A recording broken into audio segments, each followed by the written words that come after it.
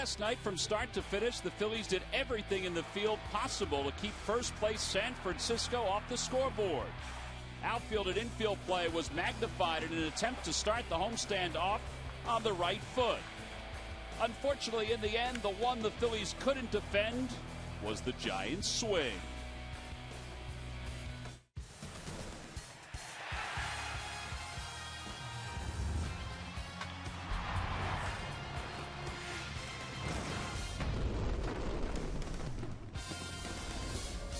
Last night's ball game was one that Bruce Bochy called a strange game because of all the singles that both teams hit collectively. Well, tonight, it's game 2 between the Giants and the Phils here at Citizens Bank Park.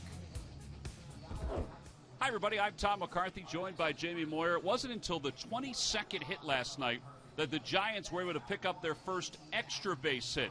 Now, they have thrived on the road so far in 2014. It's surprising because they have such an electric home field advantage. They haven't been great at AT&T Park, but they've been very good on the road. 27-19, second best record in the National League, and third best overall. There's never any rhyme or reason, but I think we saw last night what they were able to do offensively on the road. And last night we saw what they're able to do, and that's move the ball around the field. 7 of their 15 hits last night were to the right of center field. The home run, slightly to the right of center field. Hunter Pence, his big triple, was in the right center field gap. But anytime they needed to move a base runner to try to keep that line moving, which we talk about a lot of the balls were hit to the right side of the infield or through the right side of the infield, and it makes it a lot more difficult to pitch to those types of hitters that can not only pull the ball but hit the ball the other way. And Hunter Pence is a guy, as you see right there, we saw that here in Philadelphia for almost a full season before he was traded to San Francisco. Well, one of the bright spots last night for the Phillies was the play defensively of Cameron Rupp behind the plate and also Cody Ashley over at third base. Yeah, Cody Ashley, since coming back from his injury, we talked about that during the course of his injury in his rehab, where he was swinging the bat very well. And early in the season, he had some struggles defensively.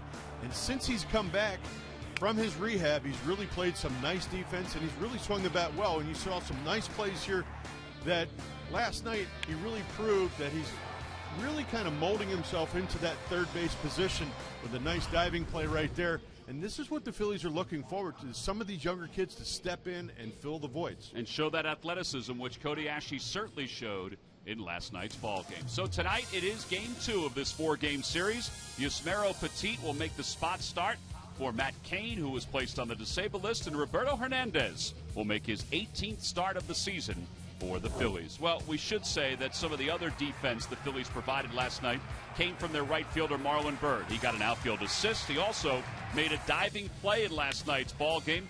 Where would the Phillies be without Marlon Byrd and his energy and his effort? We'll get to the lineups and first pitch when we return. Phillies baseball is brought to you by Xfinity, your home for the most live sports. By Toyota, where will Toyota take you? Visit buyatoyota.com to find out. Toyota, let's go places. By Citizens Bank, introducing One Deposit Checking. Keeping things simple is helping you bank better. And by Independence Blue Cross, the most preferred health plan in the region. Independence Blue Cross. Live fearless.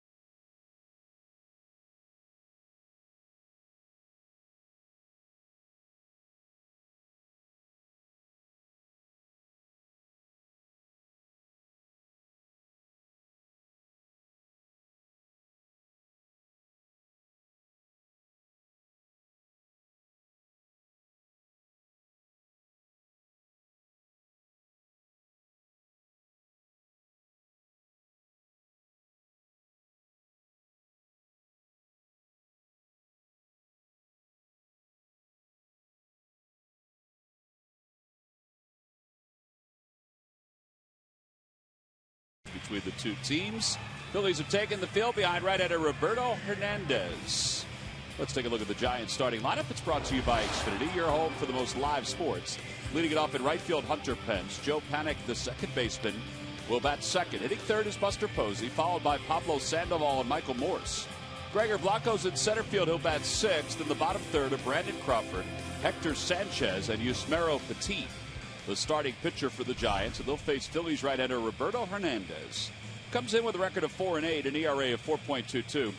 Jamie, it's been a while since he made his last start, but his last start was a wonderful outing. In fact, it was probably his best outing of the year when he went 8 innings. It was a phenomenal outing, Tom, and he got a lot of ground balls. 12, if I'm not mistaken, 3 strikeouts, 9 flyouts, and out of 29 hitters, he had 21 at bats of 3 pitches or less. So again, that's vintage Roberto Hernandez, and that's really what a sinker ball pitcher should be doing. Now, whether he can continue to do it here tonight, well, that's the big question. Let's take a look at our Nissan keys to tonight's ball game. All right, I haven't seen these yet, so lay them on us, Jamie. Okay, the first key is get to the Giants' bullpen early. We've got a spot starter. Be nice to get to their bullpen early, and their bullpen has been very good this season, so beat it up a little bit, use them a little bit, and hopefully you can get to the bullpen throughout the remainder of this series.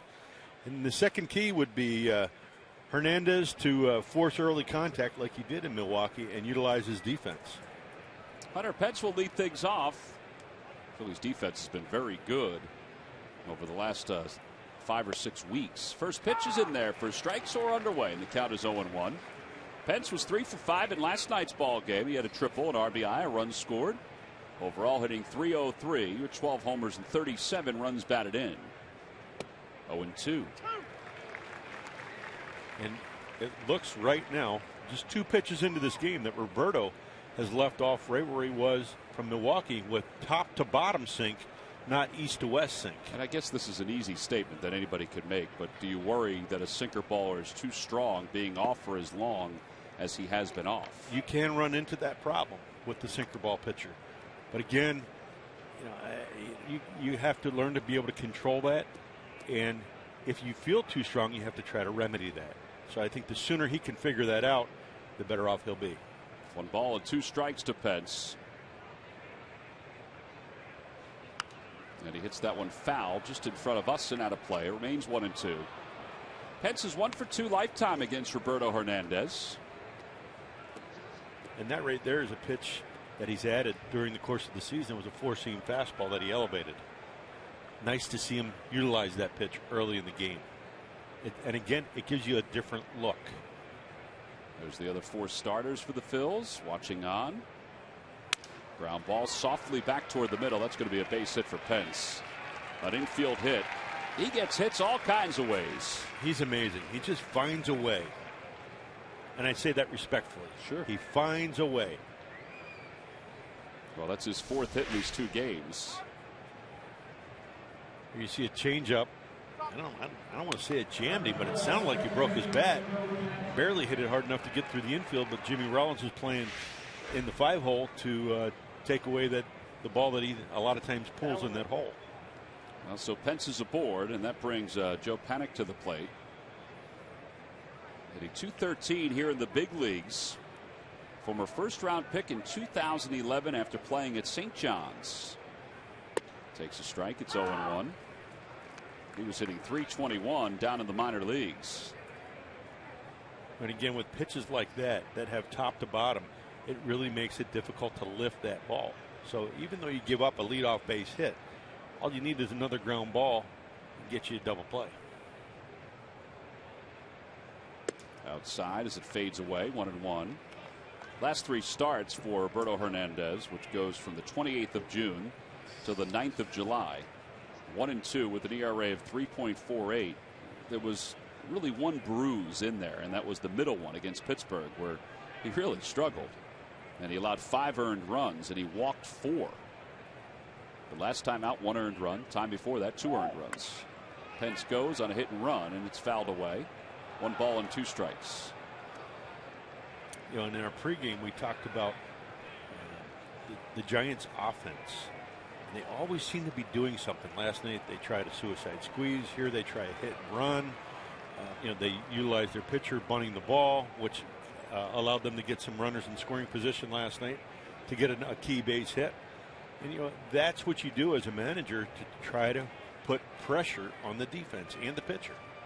In the dirt, 2-2. Well, Bruce Bochy has been quoted as saying, "Our margin of error is not there anymore. We've got to play good baseball all the time." Basically said his team is not the same one that won the World Championship.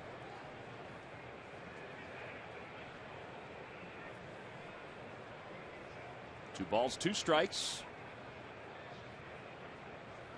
Outside, 3-2.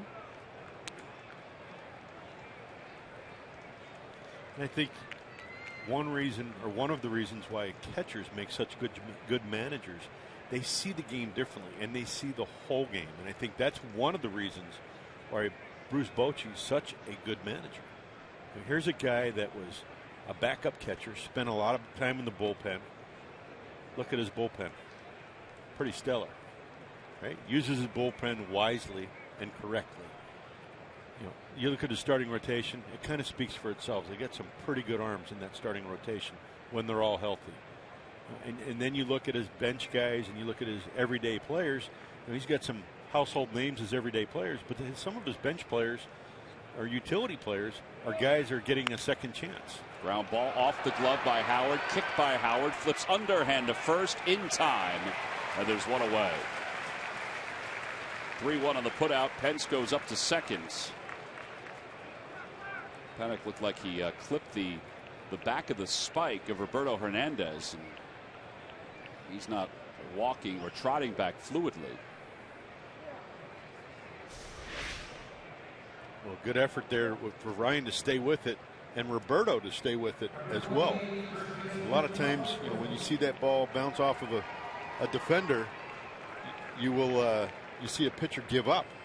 And, well, Roberto really, ouch. You see where he rolled his ankle right there. Roberto really didn't give him much of the bag. He didn't give him any of the bag. You're right. Actually, Roberto's lucky he didn't run up the back of his leg on that play. Well, that's what I thought. Maybe he hit the spike of Roberto Hernandez. He didn't. He hit the side of the bag. So they get one. And now a runner in scoring position for Buster Posey, who's playing first base tonight. It's his 17th game this year at first base. See his career numbers against the Phillies. He just always seems to enjoy hitting, not only here, but overall against the Phils. And he takes inside, 1 ball and no strikes. Oh, maybe he got a piece of a spike, but it was more the bag than anything. The back of it, or side of it. He's really lucky. Very lucky.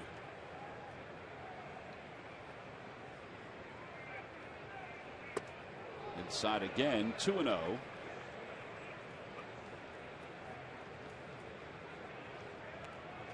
I mean, Buster Posey is a very good hitter for me.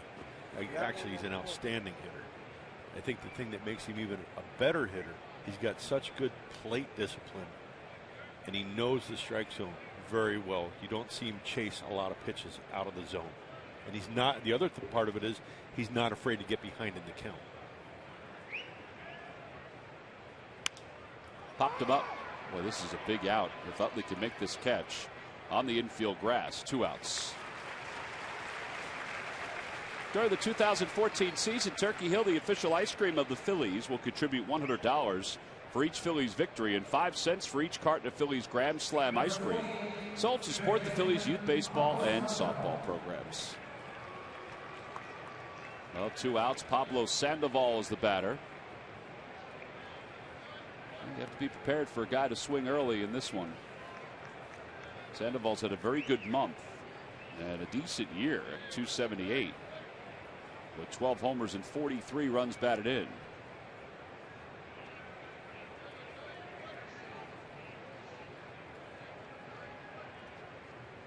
And he takes low, 1 ball and no strikes. That was a slider, it looked like, from Roberto Hernandez, or a changeup. 87 miles an hour. A hard changeup. Again, Tom, you talked about being a little overamped, a little strong. That might be a sign right there. 93 with that sinker, or four-seamer, really. But it's 1 ball, 1 strike. I would assume that's his four-seamer, right? 93. You know, that had a little run to it, but that had a little east to west run rather than the good sink that we saw to the first couple hitters.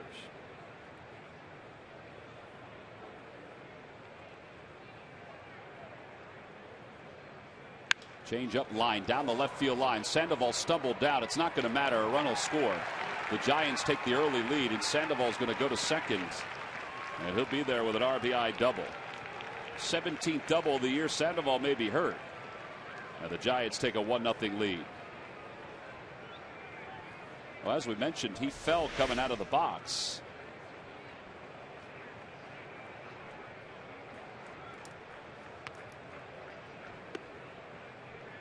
Not sure what he tripped over. I think he just tripped over his own feet.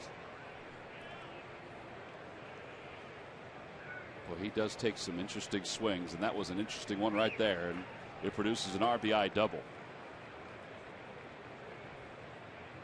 So 44 RBIs now in the year for Pablo Sandoval, and the Giants take the lead as Pence scores his league-leading 72nd run. And now Michael Morse. 2 for 4 last night. He gets on base a lot. Inside 1-0.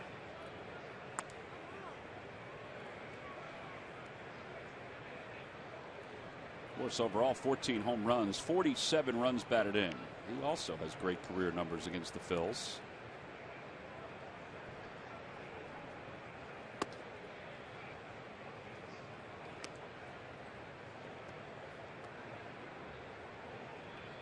This is where the sinker's going east-west instead of north-south, at least since the Posey at bat.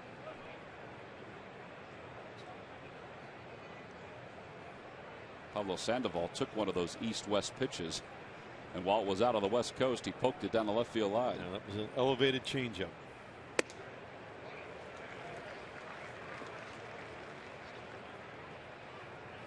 Well, plate umpire is Chad Fairchild tonight. Vic Carapaz's over at first. Marcus Patillo, is at second. And Bill Miller, the crew chief, around at third.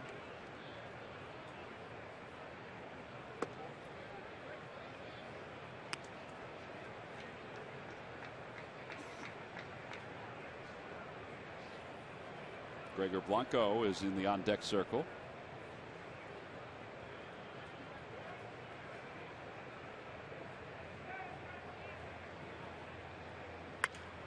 Hit over to shortstop. Rollins has got it. He has time. Morse doesn't run all that well, and the side is retired. However, the Giants take the lead. They get an RBI double by Pablo Sandoval. That brought home Hunter Pence, and we'll go to the bottom of the first with the Giants up 1-0.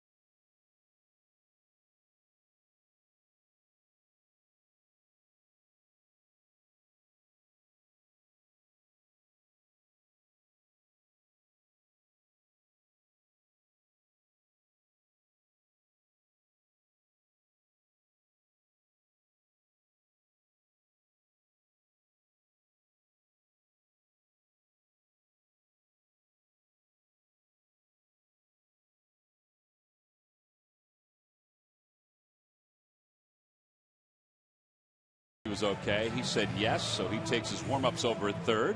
Let's take a look at the starting lineup for the Phils. It's brought to you by Xfinity. Your home for the most live sports. Leading it off in center field, Ben Revere. Jimmy Rollins bats second. Chase Utley will hit third, followed by Ryan Howard and Marlon Byrd. Grady Sizemore's in left field. He'll bat sixth. In the bottom third of Ashe, Rupp, and Roberto Hernandez. And they will face 29-year-old right-hander Yusmeiro Petit. who is 3-3 this year in 5 starts, 26 games overall, at an ERA of 3.86.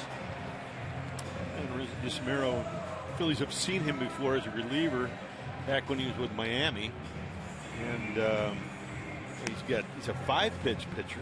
He's got a fastball at 89, a curveball around 77, a slider at 84, a cutter at 86, and a changeup at 82. So he's got 3 pitches at that medium 82 to 86 mile an hour speed. Well, something may be wrong with them because the athletic trainer's coming out to talk to Yusmeiro Petit. Actually, it may be that he needs to take something off. I think we might be cutting a sleeve of some sort or cutting something off his wrist. He just said that's fine, whatever it was. So it's a couple of bracelets that he has to take off.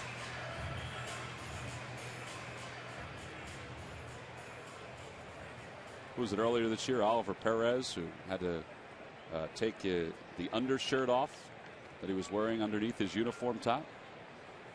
I think that's happened to him a few times in his career. Actually, you might be right. I remember when he was with the Mets and we were playing him. I think that was an issue at one point. You see, there's the wristband that he had to take off, but there was something else that he took off before the wristband. There must have been something on the other arm. All right, so we're ready to go. Everybody looks meticulous. Ben Revere will lead it off. Revere was 0 for 1 as a pinch hitter last night, getting the start tonight. And he takes inside. And it's no balls. He takes inside corner. It's no balls and 1 strike.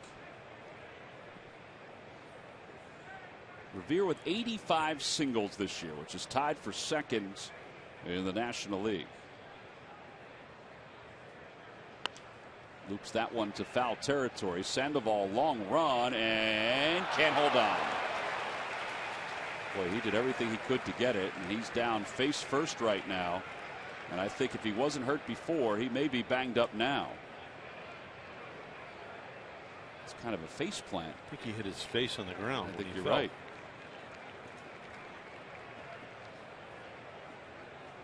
Nice soft grass here, though, at Citizens Bank Park.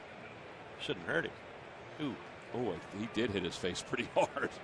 Wow. Right there. He might have hit it on his arm. I think he may have.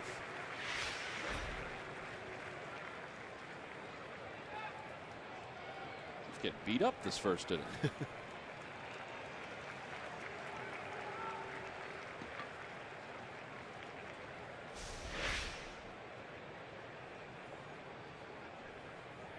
The other thing that Petit cut off was the part of the string to the left there.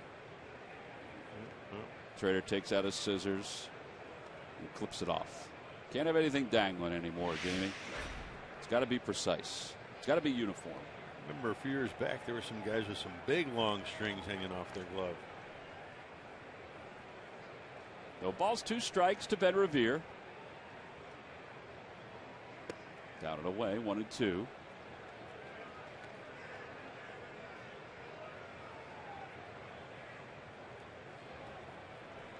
Sandoval's got himself a dirty uniform after the first top of the first and part of this bottom of the first.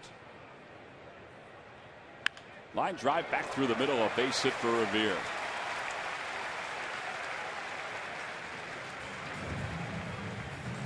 Lucky McDonald's Phillies home run jackpot contestant is Bob Beaton of Vineland. Phillies hit a home run in today's ball game, then Bob will win $200.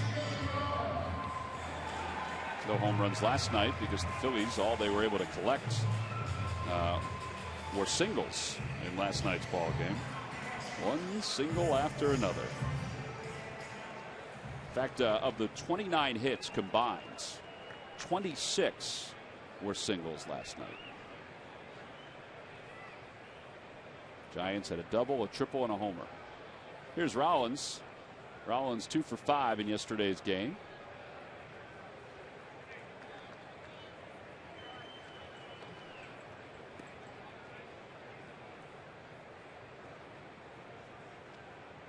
Rollins hitting .243, 12 homers, 43 runs batted in.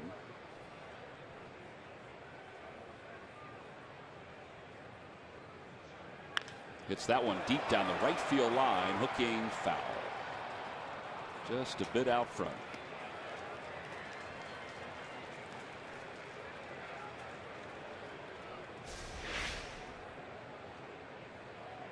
see a fastball. Jimmy's on top of the plate. You see a fastball that's elevated. And Jimmy was sitting on that fastball, hoping he was going to get a first pitch fastball, looking to do something big with it. Rollins has already eclipsed his home run total from a year ago. He has 12. He has 28 extra base hits. There goes Revere. The pitch is taken inside. The throw to second is high, and Revere is safe at second. 27 stolen bases for Ben Revere. Boy, he got a great jump. Hector Sanchez is the catcher tonight, with Posey over at first. He did get a great jump, but Sanchez did have a good ball to throw, a high fastball, but you can tell how good of a jump Ben got because it really wasn't a play until he almost slid off the bag there. He's able to keep the edge of his spike on that base. Outside, 2-1.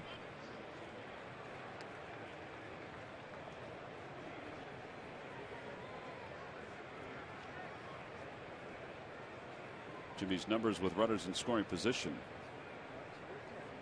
Just .213 this year.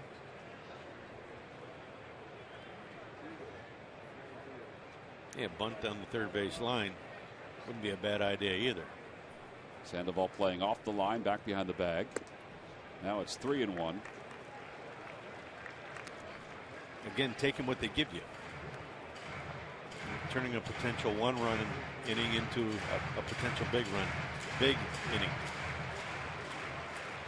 Anytime you can put a crooked number up, especially after a team has scored one run, I think it's important, and especially with the inconsistency of the Phillies this year and the way they've scored their runs.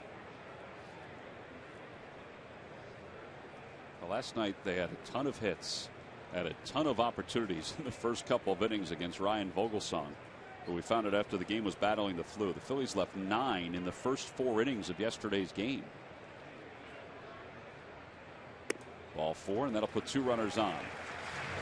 Chase Utley's coming up. Boy, Chase Utley, Murphy's had himself a pretty busy day.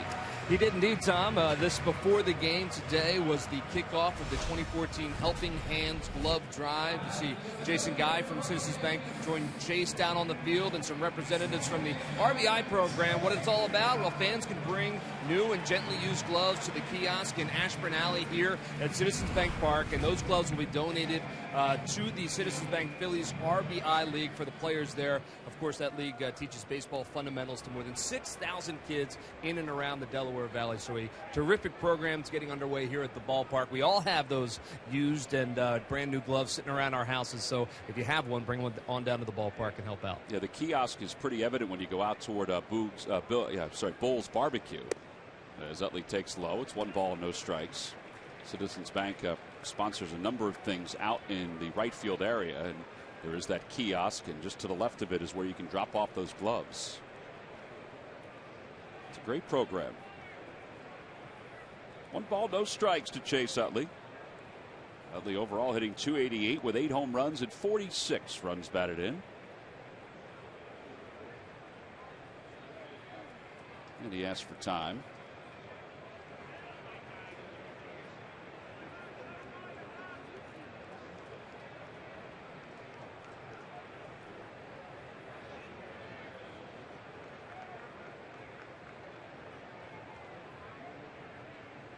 Chopper right side, and that'll go foul.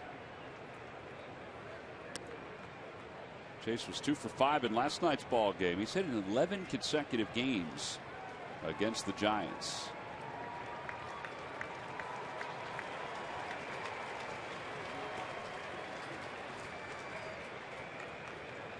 Boy, it seemed like they had base runners and more than one in every inning last night, didn't it? It did.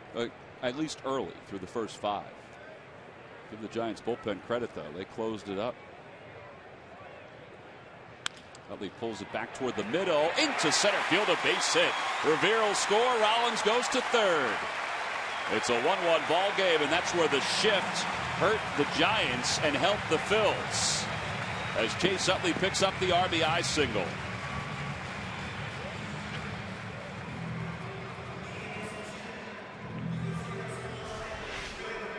Here you can see where they've got Chase shifted there, here, and even here at third base. And he ends up hitting the ball here through the shift. And allows Jimmy Rollins to get to third base, Ben Revere to score. And hopefully this is the start of a big inning right here in the first inning for the Phillies. Right spot. So Bruce Bochy's team using the numbers that they've put together to align the defense, just as they're doing here with Ryan Howard up. Crawford, the shortstop, shaded toward the middle. Howard takes low, 1 ball, no strikes. Yusmeiro Petit is playing, or is pitching tonight, and the spot vacated by the injured Matt Cain. Cain has had elbow inflammation and was supposed to start here because this was the last start in the 5-man rotation since the All-Star break. They thought maybe that inflammation would subside, but it didn't. So that's why they made the adjustment and put him on the DL. He's been dealing with bone spurs and bone chips in that elbow. Those aren't fun. When you get those bone chips or bone spurs, especially the chips, and if they're moving around and they happen to get lodged in a joint, and you go to move and it gets locked in that joint area, it's very, very painful. Breaking ball, that's in there. It's 1-2. I would think it's somewhat temperamental too, because they do float around. They do, but sometimes they get lodged in in an area where it's not very comfortable. And I still think I have some in there. And when they would get, I usually felt them after I pitched, the day after. And sometimes playing catch, I'd have trouble getting through playing catch. And for me, it was odd because this was in the mid-90s when I was in Baltimore. And some days it would bother me, some days it wouldn't. And I would actually just kind of lift my arm up over my head and shake my arm. And sometimes they would fall out of the place where they were lodged, and I'd be fine. I'd be ready to go. Fortunately, it never happened during a game. But if we ever saw you shaking your arm, that was the time that there was an issue. Ryan Howard is down swinging, so 1 out here in the first. And that'll bring Marlon Byrd to the plate. Well, Darren Ruff was added to the Phillies roster today. John Mayberry was put on the disabled list with inflammation to his left wrist. Seemed like it was an ongoing thing for John. He was wearing a brace in the clubhouse today, so Darren was summoned from Lehigh Valley. Good to see Darren back in the big leagues. He's had kind of an injury-plagued season. Bad knee, sore wrist. There's John.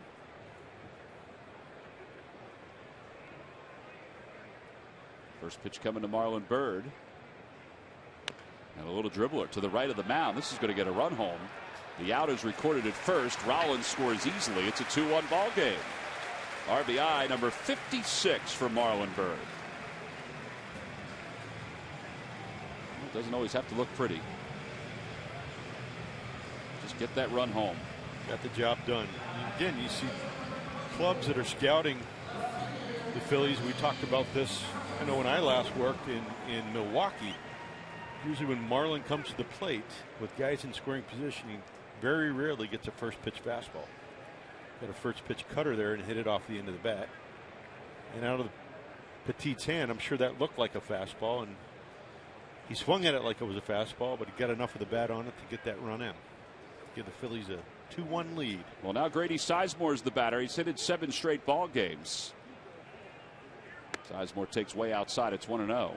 Sizemore has batted 6th one other time in a Phil's uniform. Ryan Sandberg said to us even yesterday, and he said this during the series in Atlanta, that he feels like he can bounce him from the leadoff spot to this area in the order, because he feels like he will produce RBIs from a spot like this. And he does like Ben Revere's speed when he's in the lineup at the top of the order. Ben's already stolen a base tonight and scored a run. Outside, 2-0. Sizemore's on the doorstep of a milestone. He has 999 career hits. So if he can extend his hitting streak to 8 straight, he'll reach 1,000.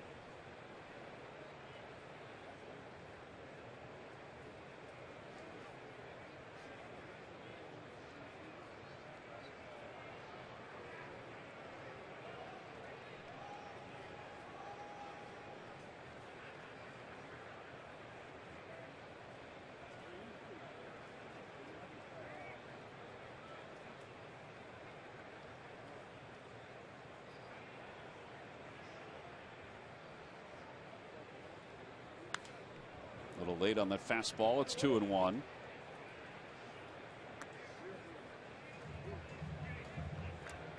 Five starts this year for Petit. He's 1-2 with an earned run average of 5.81. He's been a better relief pitcher than starter. Sometimes, though, when you're not consistently in a starting role, you have a tough time putting up those consistent numbers. And he's pitched in 21 games as a reliever. He has a 2.45 ERA.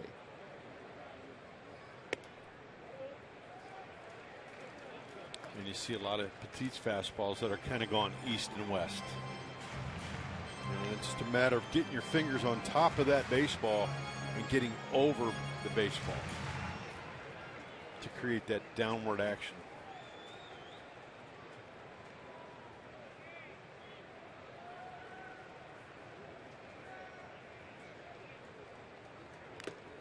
And a foul ball. It's 3-2. That ball got a piece of Sanchez, the catcher. Another nice night for baseball, huh, Tom? It's warmed up a little bit here today.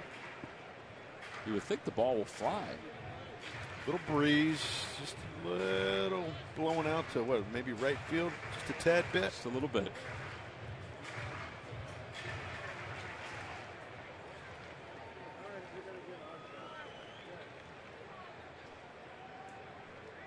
Phillies used to thrive on nights like this when it was hot and the ball would fly. Swing and a miss out front of an off-speed pitch, and the side is retired. But the Phillies do get 2 runs to take the lead here at the bottom of the first inning. Chase Utley's little roller up the middle got the scoring started. That brought home Ben Revere. Later on, Jimmy Rollins scored. It's 2-1 Phillies.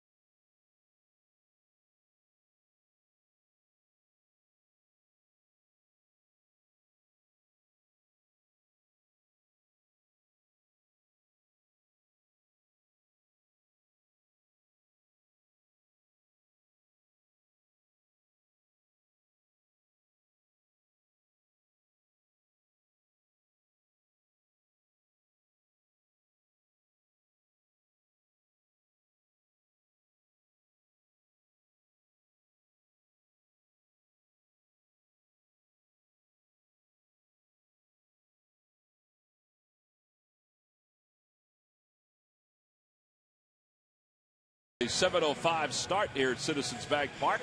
And then Thursday, good pitching matchup. Cole Hamels against Tim Hudson. Tickets are still available for the Citizens Bank Business Person Special and also tomorrow night's game by going to Phillies.com. In between innings, they were checking Pablo Sandoval.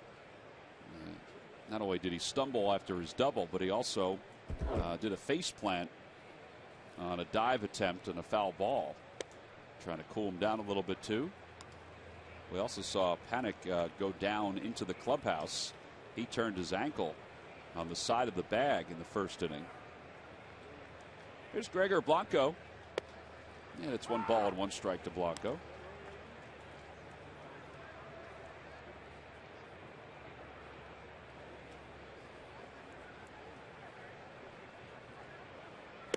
Blanco was 2 for 3 in last night's ball game with a walk and a run. He's hit in 7 of 8.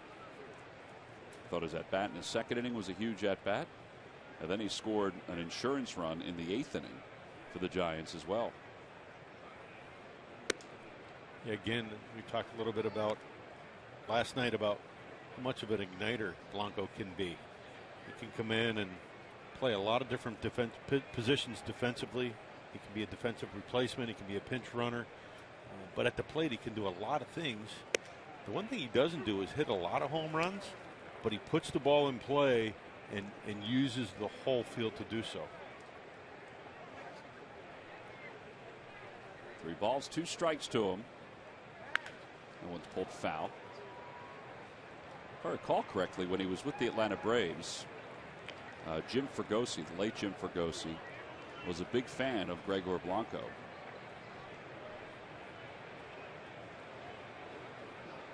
Playing center field for Angel Pagan, who the Giants said today took some swings off the tee. He's got a bad back. Inside, ball 4, and there's a walk. First walk of the evening for Roberto Hernandez.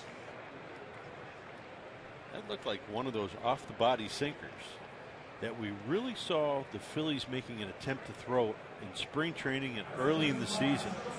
And probably, I want to say, since April, we really haven't seen the Philly pitchers utilize that pitch. A lot of them have gone to the 4-seam fastball and the sinker away, but they, Kyle Kendrick used to survive with that pitch. I haven't really seen Kyle use that pitch as much, or minimally.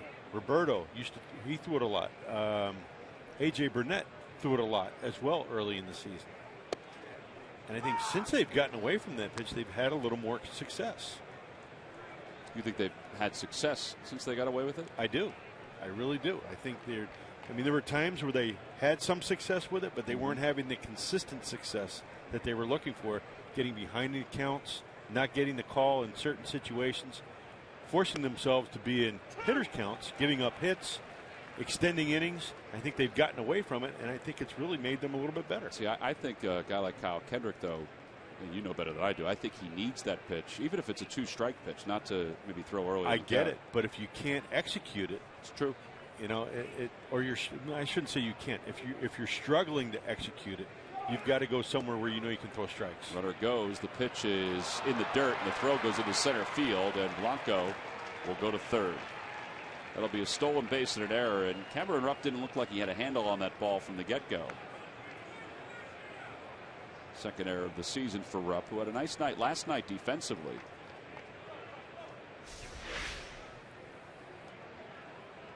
Blanco looks like he gets a pretty good jump there. That's a tough ball to handle, a short hopper, and trying to catch that ball cleanly and then make the transfer.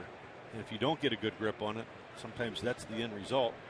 Again, we talked about Blanco, the value that he has. Here's a stolen base, and he ends up on third base. Well, that's 18 steals and 20 attempts for base runners against Roberto Hernandez. So the Phillies have played the infield in a little bit on the left side as Crawford takes a 1-2 pitch inside. It's 2-2. So Rollins and Ashe are in on the left side. Utley and Howard are back on the right side.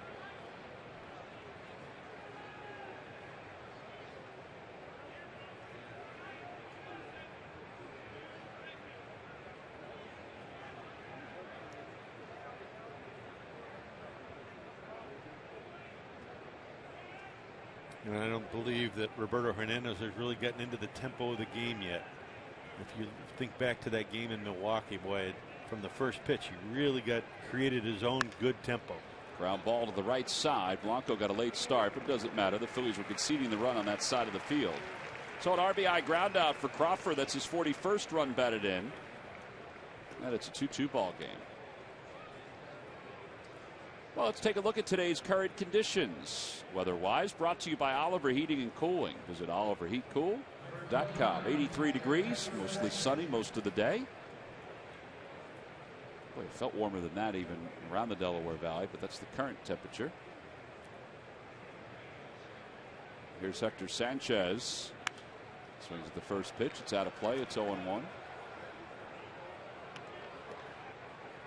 And again, Tom, we talked pregame about how good this Giants offense is on the road. And we don't have that magic crystal ball to know exactly what it is, but when you watch these guys, they get on base, they steal, they hit and run, they squeeze, they hit behind runners, and right there it was a stolen base with an error, ground ball to the right side, and it's now tied 2-2. There's a fly ball out to right center. It's not deep, playable for Revere.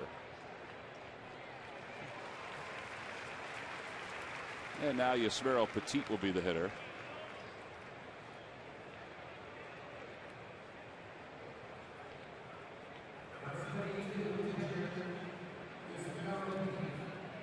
Petit is hitless this year. He is 0 for 11.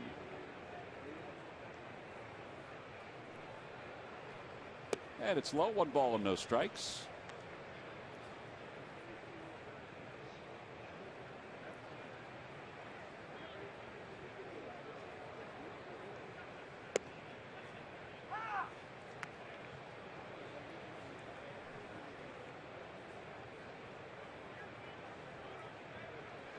Last time out, Roberto Hernandez threw 84 pitches. 57 of those pitches were strikes.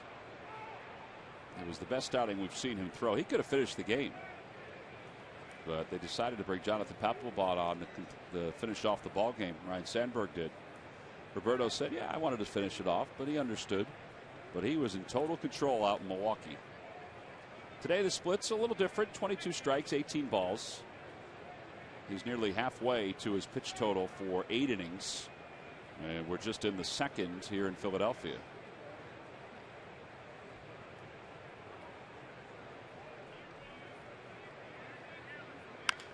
Over to third. Nashi will back up on it. We'll have plenty of time. And he throws Petit outside. Is retired. A run does score on a ground out by Crawford. So we're tied at 2 as we move to the bottom of the second here in Philadelphia.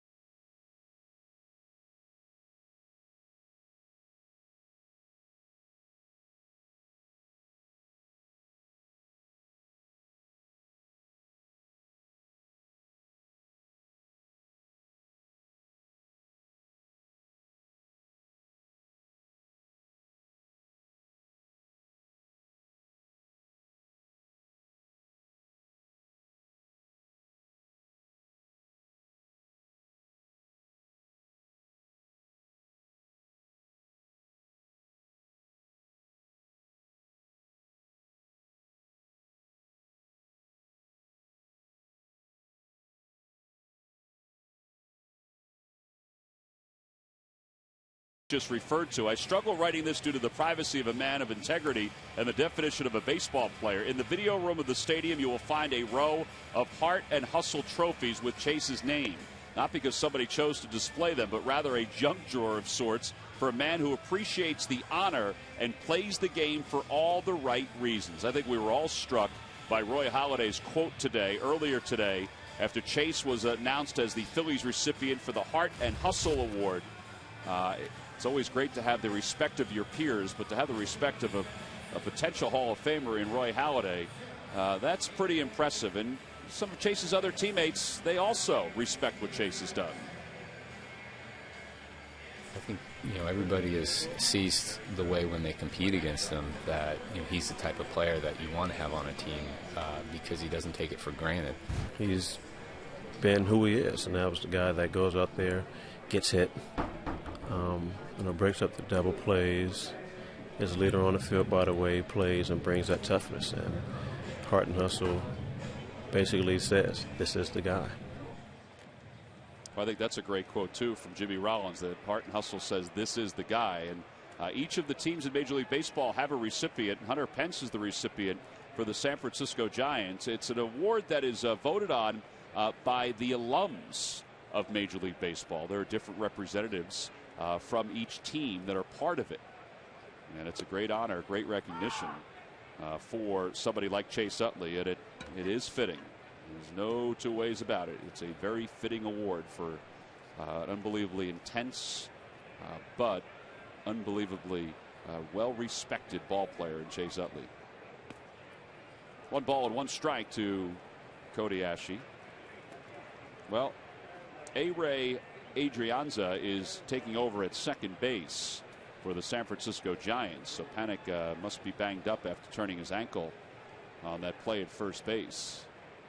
So he'll bat second for the Giants. 2 balls and 1 strike to Asche. We'll try to get you an update. Boy, a lot of teams just going through a lot of injuries at this point in the year. Yeah, and there's really not an answer. I mean, guys are playing hard. I think they're getting worn down a little bit.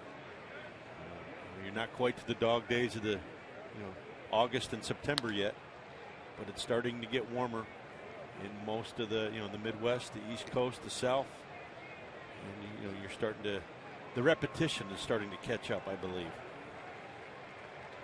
And this game is all about repetition, and it's those that can do things repetitively and repeat. Good mechanics in hitting, good mechanics in pitching, catching the ball, throwing the ball, fielding the ball, all the little things that we're taught when we're in Little League. Down the left field line, out of play, remains 2-2 to Cody Asche. And how fitting were Roy's words today. I mean, that was really, really genuine and heartfelt, and I think very, very respectful. I think Roy was showing his respect towards Chase. I actually was on my way into the office when I first saw it. I had pulled over to get some gas on the way, and I just sat there and read. And it wasn't just, it's obviously 144 characters. There's more to the quote than what we provided. Mm-hmm. But I would think, and obviously you played the game well for so many years, to have somebody like that point out what you are. That ball's hit well out to center field. On the run is Blanco. He's got room for it, though. He's under it, makes the catch, 1 away. And we all respected Roy Halladay for who he was and what he did. One of the things that set him aside, I thought, was his preparation. And I think that's one of the things that sets Chase Utley aside. And it's every day. It's not 3 days a week. It's not 5 days a week. It's 7 days a week. And that's what you see as a teammate, that's what you see during the season. You don't really see what's going into it in the offseason. And I'm sure it's the same way. Here's Cameron Rupp with 1 man down. Rupp 2 for 4 in last night's ball game. Check swing. 1-3 on the putout. There are 2 outs. Well, Roy Halladay will be here at Citizens Bank Park on Friday, August 8th as part of a Toyota Alumni Weekend. It's because all fans coming to the ballpark that night will receive the Roy Halladay Bobble figurine. It's compliments to the folks at Toyota. It's going to be a great weekend here at Citizens Bank Park. Charlie Emanuel's going into the Phillies Wall of Fame on that Saturday. You can get tickets anytime by going to Phillies.com.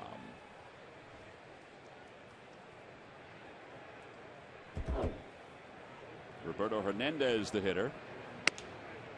No balls and 1 strike to Roberto.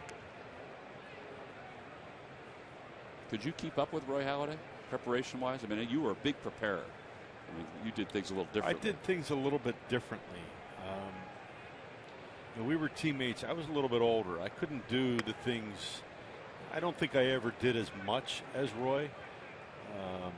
And again, I'm not trying to compare myself to him because I don't think we compare in any way. No, but you prepared. But you were a preparer. Preparation is important. And, the one comment I wanted to make is preparation.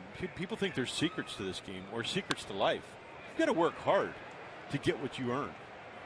And that's one thing that Roy has done. It's what Chase does. And there's, a lot of players that have played this game before us and are currently playing the game, that they're doing it the right way. There are no shortcuts. There are no easy ways. And a lot of times you have to learn by mistakes. And I'm sure if you'd asked Chase, if you got him in a moment, and you asked him, have you made some mistakes? I'm sure he would admit to it. I know Roy would admit to it. I definitely could admit to it. But those are things that make you better. Roberto Hernandez is down on strikes. That's the third strikeout for Petit. 1-2-3 second inning. So Utley will go back to work defensively with the rest of the Phils when we return.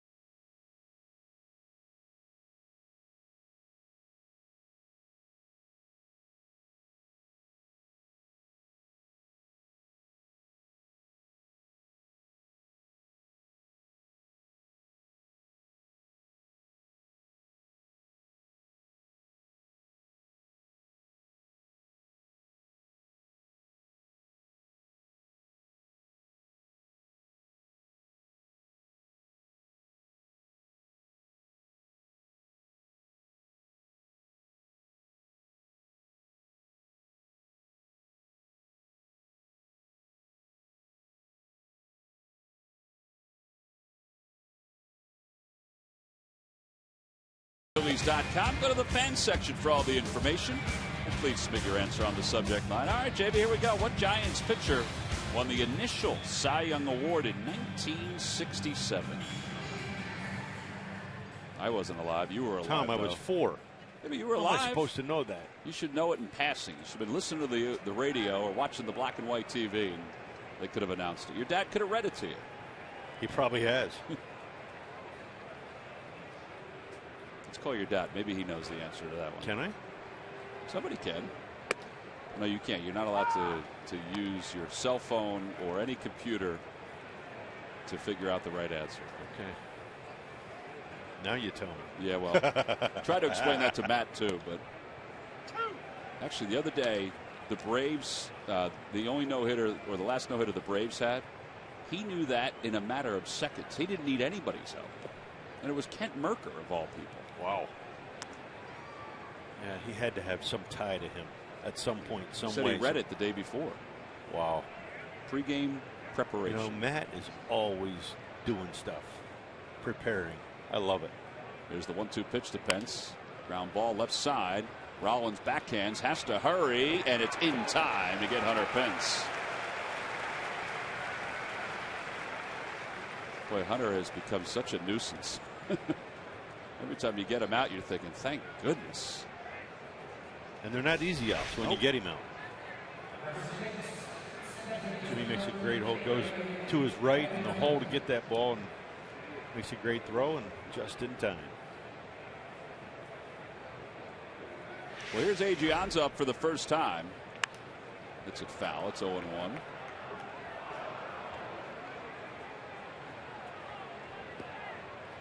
Adrianza came on for the injured Joe Panik.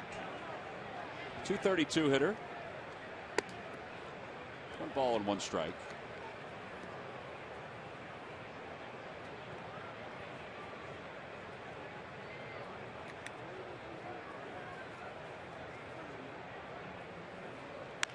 To the right side, and Howard has it. Flips to Hernandez, covering. Oh boy. Oh. You could see him closing, couldn't you? Yes, you could. 2 away. Again, we talked about it last night with Vogelsong. Didn't get over there right away. Roberto Hernandez got off the mound.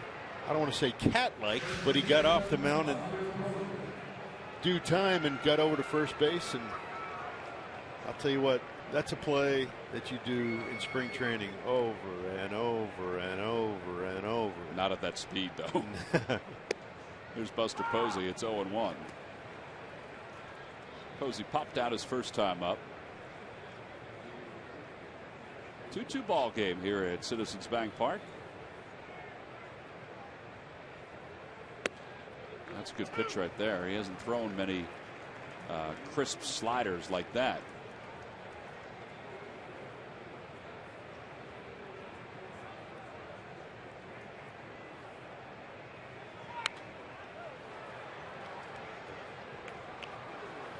Toyota Major League Scoreboard. The Marlins lead the Braves 3-1. Donovan Solano has a couple hits for the Marlins.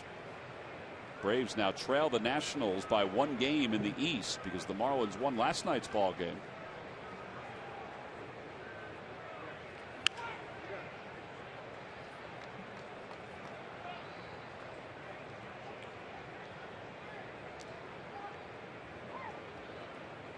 Here's where I struggle with pitching a little bit, Tom. Got an 0-2 count. They throw him a sinker. And Buster Posey gets one good, healthy hack at that pitch. Not, to me, not what you're teaching. Now, was that a better pitch? Not because he fouled it off his foot, but because it ran inside? Yeah, but, you're looking to move some feet. You're looking to, give a hitter an uncomfortable at bat. You can go back to last night's game. You really didn't see too many uncomfortable at bats. That ball kind of ran. And Buster's just got on top of it and hit it off the side of his leg, which I'm sure is quite painful. Yeah, he missed the pad that he has, the shin guard on the inside of his leg. But, you watch baseball games throughout both leagues. You just don't see uncomfortable at bats anymore. And that's part of pitching. You want both sides of the plate as a pitcher. You have to work to get that. Inside 1-2. I think it's something that's hugely overlooked in the game.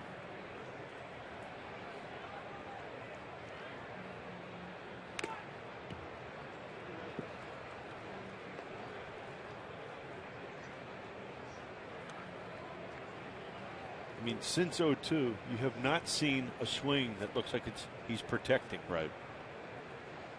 Yeah, he's kind of swinging right now like it's 2-0 or 3-0 or 3-1. And he's in a pitcher's count.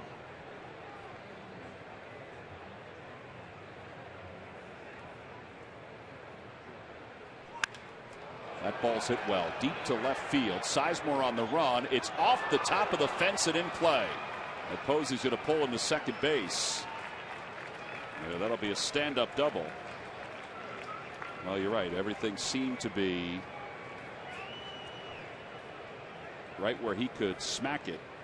And that's his 17th double of the year.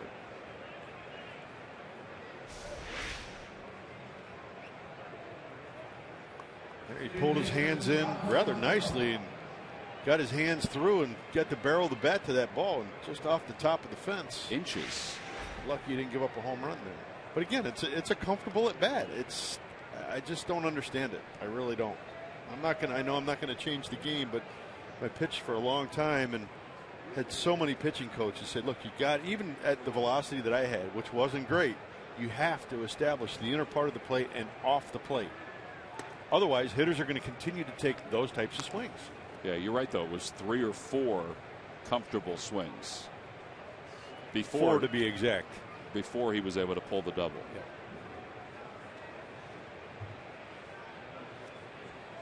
Yeah. People that have watched baseball over a couple of generations, think back to the 70s, the 60s. And there were some big arms back then too. Guys got 0-2. You use a term in baseball, they got undressed by a pitch. You don't really see that anymore. 1 ball, 1 strike to Sandoval. Had an RBI double his last time up. And hitters knew it. They knew it was coming.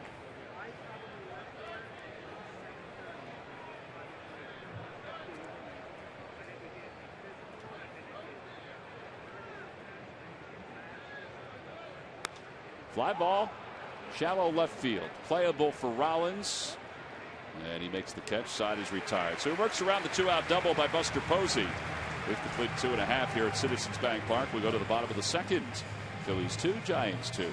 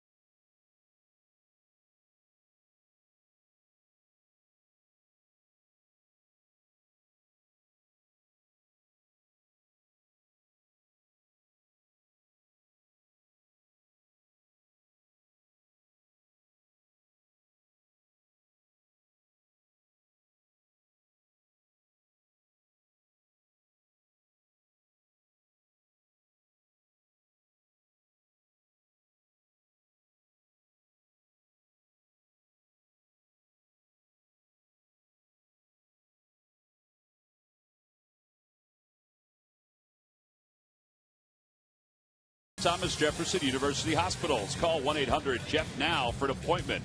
By W.B. Mason. You can't go wrong when you buy right.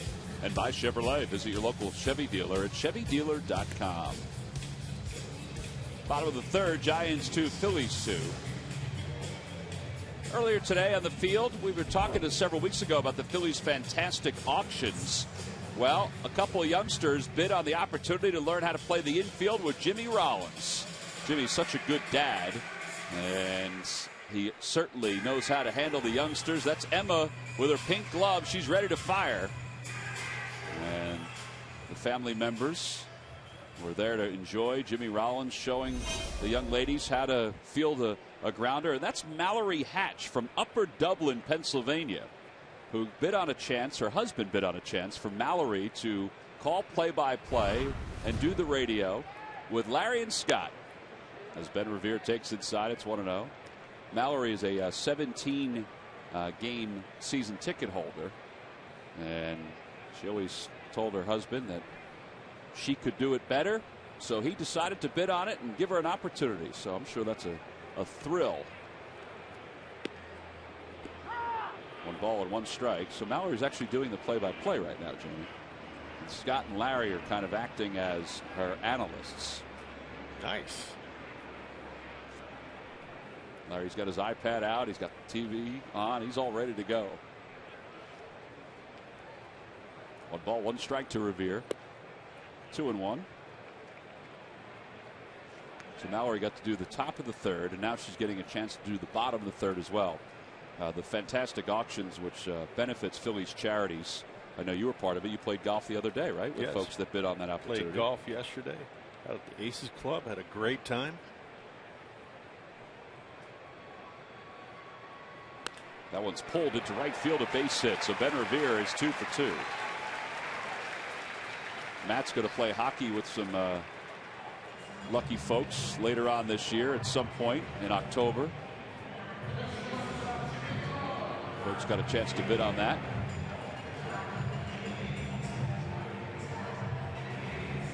So Revere is aboard. Jimmy Rollins, who walked his last time up, will get a chance to bat here.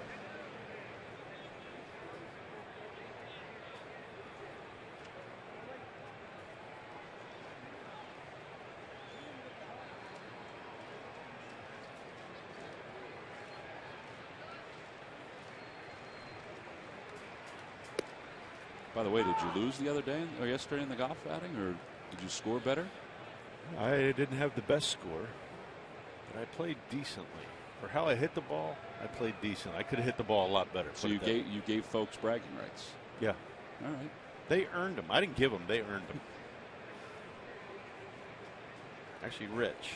Rich earned him. Rich earned him? Yep. Rich was a good golfer?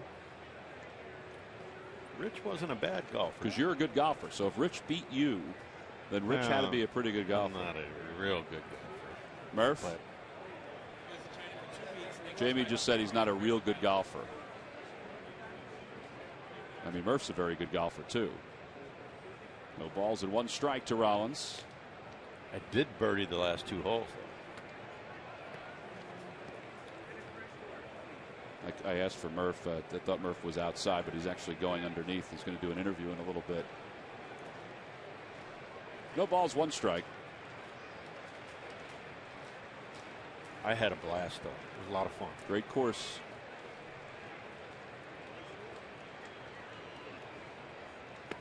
Low, ball 1.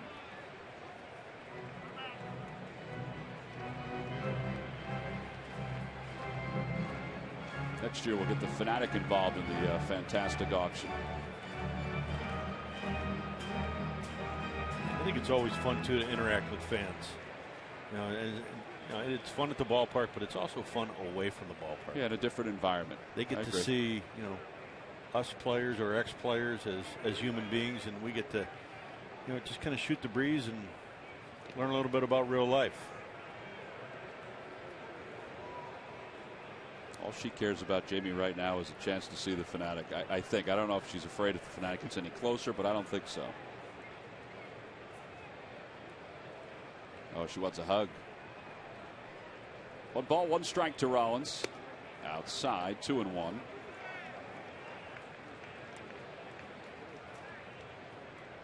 I do believe that Jimmy Rollins is seeing Petit well. The way he's tracking these pitches. If I recall, he swung the bat pretty well against him when he was in Miami as a reliever as well. Yeah, Jimmy is 3 for 7 with a home run against him.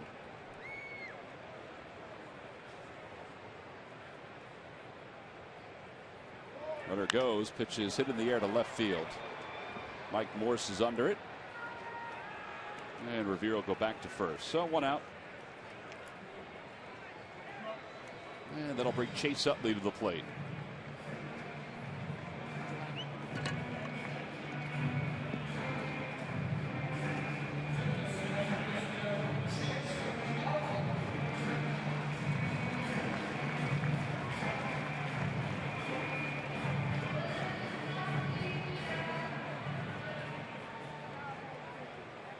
Utley had an RBI single his last time up.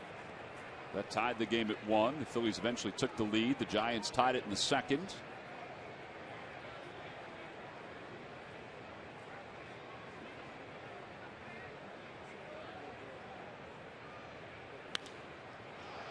That one's popped up into foul territory. Sandoval, long run. He's going to have room, and he makes the catch. And he's able to get away from Hector Sanchez as he makes that grab. And there are 2 outs here in the 3rd.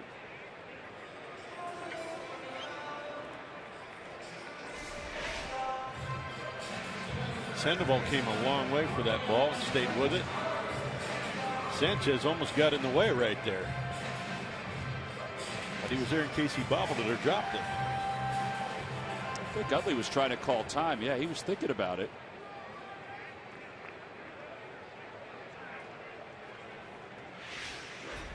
At least I think he was trying to call time. I don't think he was adjusting his hands. Yeah, I think he was trying to. He probably wishes he could take that swing back.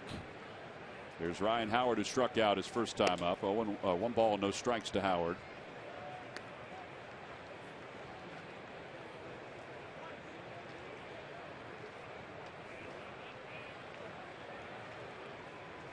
Howard with 60 RBIs. He's tied for 6th in the National League in RBIs.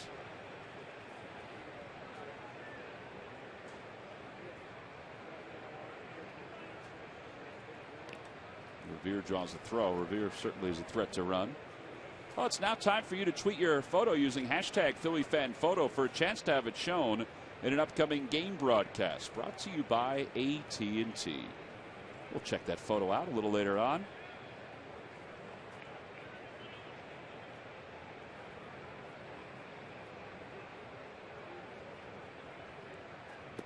Change up away, 2-0.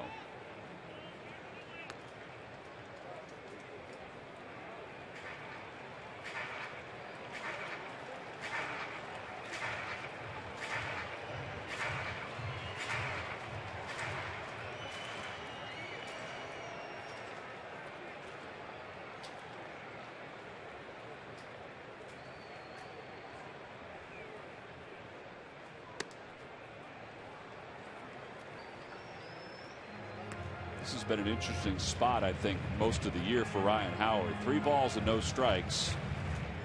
He's always had the green light, always, since the first time he stepped onto the field. This year he hasn't had the same success with the count 3-0. Let's see what he does here and see how Petit pitches him. Revere goes. Pitches, take it for a strike. The throw to second is not in time. In fact, Crawford dropped the ball. That is the 28th stolen base of the season for Ben Revere. Well, if Ben is trying to increase his playing time, he's having himself a good night. Again, he gets a great jump. And Sanchez actually threw that ball from his knees.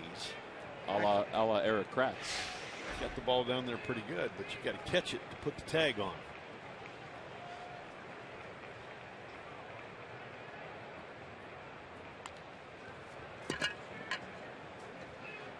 Three balls and 2 strikes now to Howard. Marlon Byrd waits on deck. This will be the 50th pitch of the night for Petit.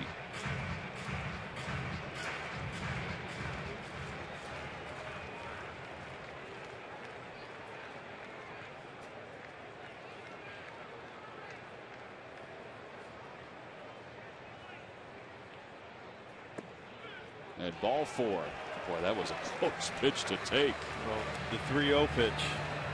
It's almost the same pitch as the 3-0 pitch.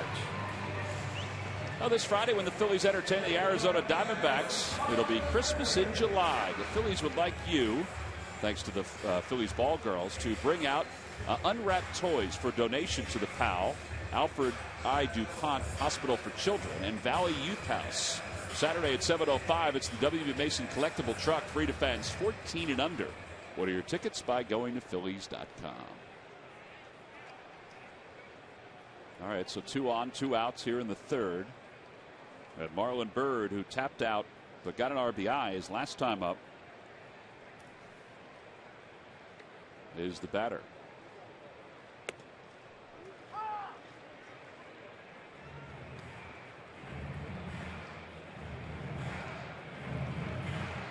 Again, Marlon doesn't see a first pitch fastball with the guy in scoring position at second base.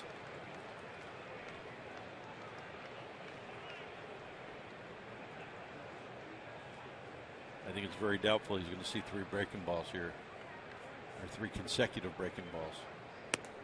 Oh, there's a that's a pitcher's pitch right there. A fastball on the outside part of the plate. It's 0-2.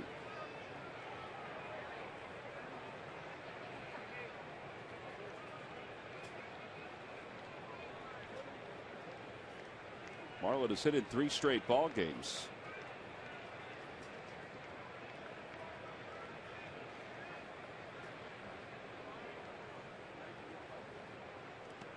In the dirt, Sanchez keeps it right around the plate. Marlon with 56 runs batted in. That's second behind Ryan Howard. Mentioned last night that he's 1 home run away from reaching 20 for the 3rd time in his career.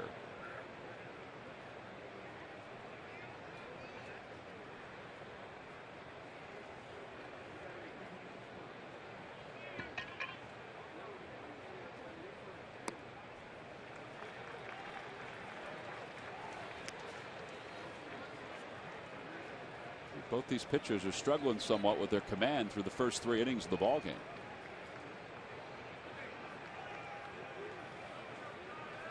They are, and we've seen in Roberto's case, we've seen that somewhat inconsistently throughout the course of the first half of the season. With Petit, you might expect that, with this only being his 7th start of the season. Swing and a miss, and he gets Marlon Byrd on a high pitch. And the side is retired. 4 strikeouts for Petit. The Phillies leave a couple. We'll go to the 4th. It's a 2-2 game.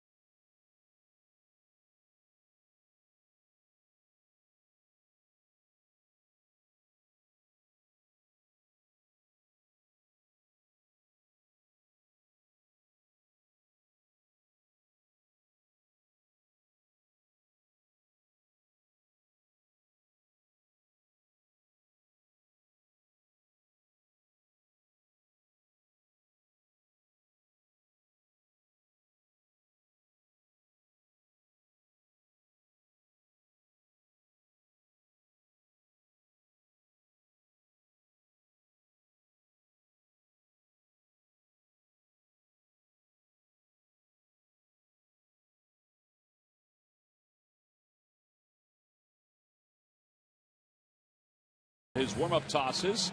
Well, before the ball game, that's Handles Franklin, who's a member of the Harlem Globetrotters, who was out on the field getting a chance to spin and then throw out the ceremonial first pitch. And he has the honor now of joining Greg Murphy. Murph? Yeah, you don't always get to see a first pitch quite like that, and Handles joins us now. It's good to see you, and seeing that uniform never gets old, the Harlem Globetrotters. But the best thing for you, you get a chance to throw out the first pitch here in Philadelphia, and you're a lifelong Phillies fan, so that had to be a thrill. Oh, man, I love Philadelphia. I love the Phillies. Oh, man, ever since Tug McGraw, Mike Schmidt, Pete Rose, Gary Maddox, oh, man, Larry Bowa. So for me, just throwing out that pitch out there was an honor. We should tell folks that Handles grew up in Harrisburg, and really, for you, a lifelong dream to wear this uniform of the Harlem Globetrotters. Yeah, I wanted to be a Harlem Globetrotter since I was 6 years old. I saw him on Scooby-Doo, so I knew I either wanted to solve mysteries or play for the Globetrotters. So I'm living a dream. You know, we got to see a little bit of your ball handling skills, and that's what you're all about. With a nickname like Handles, I guess that's exactly what it has to be, right? You like to handle the ball. Oh, yeah, I'm one of the best in the world at dribbling the basketball. So anytime I can be in front of fans and dribbling the ball, I'm actually happy. All right, so a cool event, guys, is happening in Wildwood again for the fourth consecutive year, August 6th through the 9th. You guys are playing 4 games. The only time the Globetrotters play in the United States during the summer is down in Wildwood, and folks have a chance to come and see you guys. Yes, we play over 250 games a year. Actually, I fly out to China tomorrow morning, but we'll be back to come to Wildwood. It's the only game that we play in the summer in the States, and it's been a tradition. It's great. We love the fans in Wildwood. Everyone can come out and create memories that last a lifetime. You know, guys like me, my age, at age 42, we remember the Harlem Globetrotters, and it really hasn't changed a whole lot. I mean, you guys still deliver a couple hours of really great family fun, do you not? Oh, yes. You know, high-flying slam dunks, amazing ball handling. You see the confetti, the water, the string ball. You see all kinds of things, but also that new Globetrotter flair that we bring in this day and age. Well, Handles, it's good to have you here at the ballpark. Congratulations on all your success. August 6th through the 9th in Wildwood. You can go to HarlemGlobetrotters.com, where you can pick them up at the convention center down in Wildwood, your tickets, and go see these guys play some hoops. Go ahead, give us a little as we say goodbye. He's headed to China on his road trip. Guys, we only have to go to New York on our next one. That's not too bad. No, it's not too bad at all.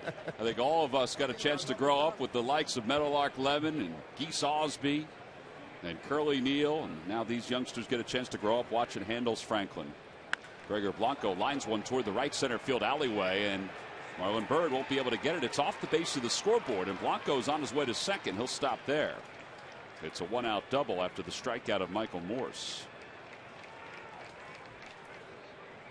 Well, the Globetrotters obviously have a connection to the city of Philadelphia, and one big connection, Red Klotz, who was the longtime player coach of the Washington Generals, born in Philadelphia, passed away on the 12th of July at the age of 93. And he is the only non-Globetrotter to win that Legends Award.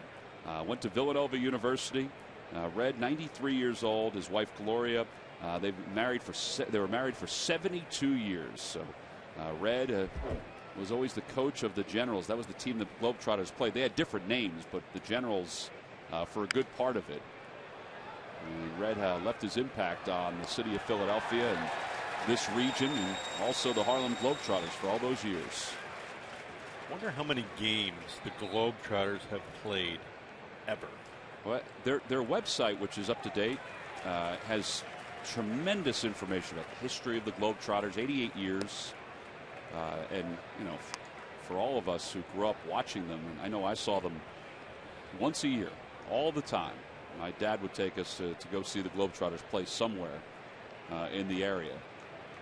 I mean, 250 games a year, that's a lot of basketball. A lot of basketball. And travel. 0-2 to Crawford. Inside and low, 1 ball, 2 strikes.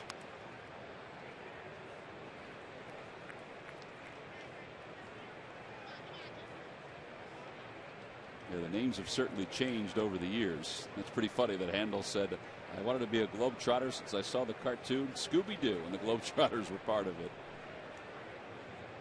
Handels went to Lock Haven University.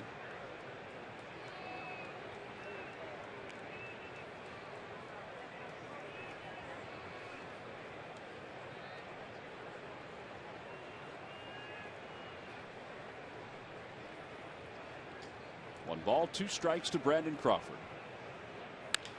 To the right side, Utley is there. Blanco goes to third, 2 outs.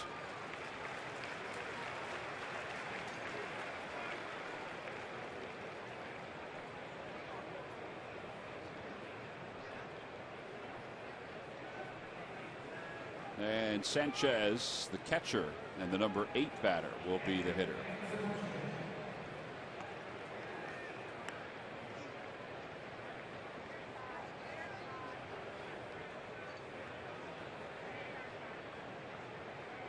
You got to be careful here if you're Hernandez. You got a guy in the on-deck circle that's 0 for 12 this year. They're just going to walk him intentionally.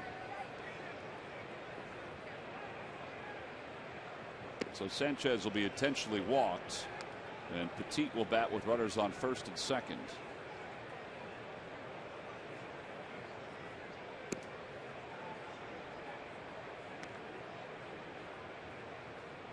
Cameron Rupp, it looked like he had told Hernandez, to be careful.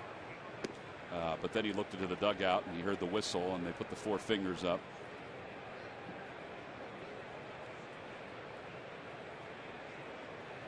And there's ball 4, so first and third.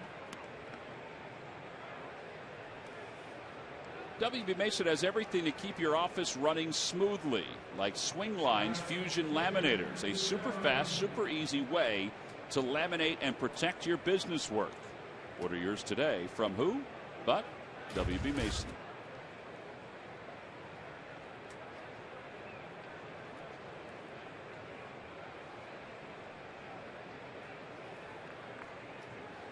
Petit grounded out to third his first time up, so he's 0 for 1.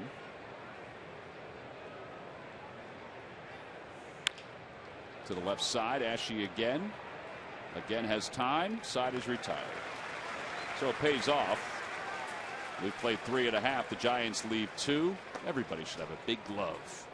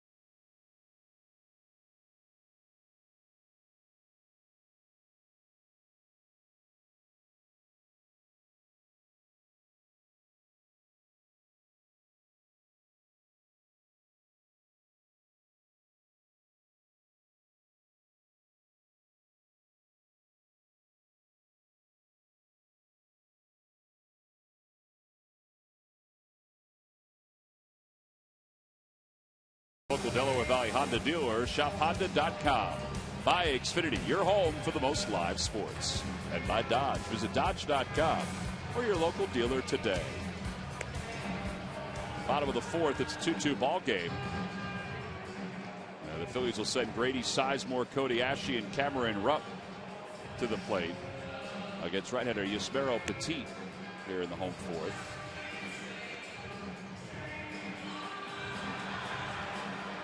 Phillies have managed 3 hits. The Giants have managed 4.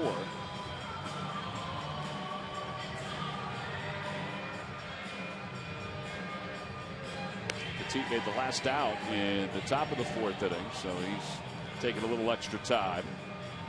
He was originally signed as a free agent by the New York Mets in 2001. He's from Maracaibo, Venezuela.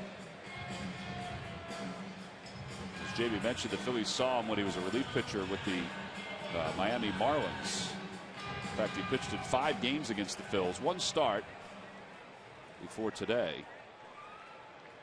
And so far, he has surrendered 2 runs on 3 hits. The Phillies have left 3. Sizemore struck out his first time up. And he'll bat for the second time.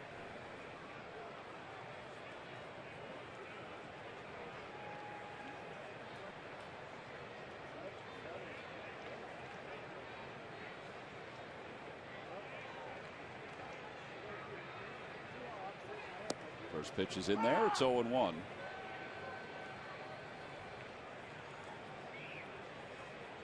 Here again, we've seen the Phillies score early tonight, put up a 2-spot in the first inning, and then all of a sudden, everything just kind of goes flat. I mean, you're trying to build off of that energy, and I guess you have to give Petit a little bit of credit for putting up some zeros there. But again, if the Phillies have a soft spot on the offensive side, they're just not able to continue to add on. He's pitching a lot like Vogelsong did last night. Now, Vogelsong did give up runs and only lasted 3+, but you know, I don't want to say he's pitching as backwards as Vogelsong, but it's similar. Very similar. Fastball's in the same range velocity-wise. Check swing. Did he go? No. This is the third base umpire, so it's 1-2 to Sizemore.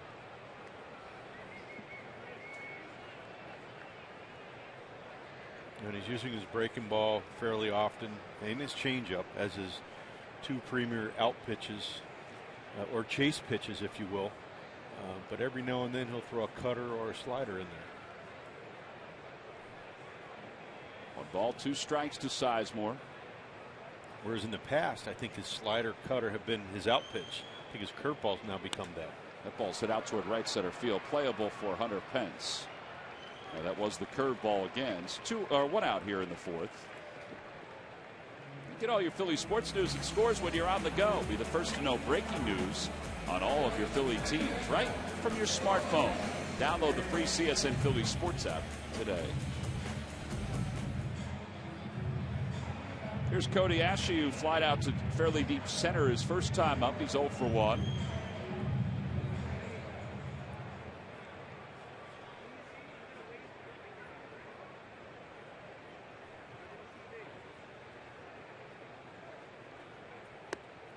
Inside and low, 1 ball and no strikes.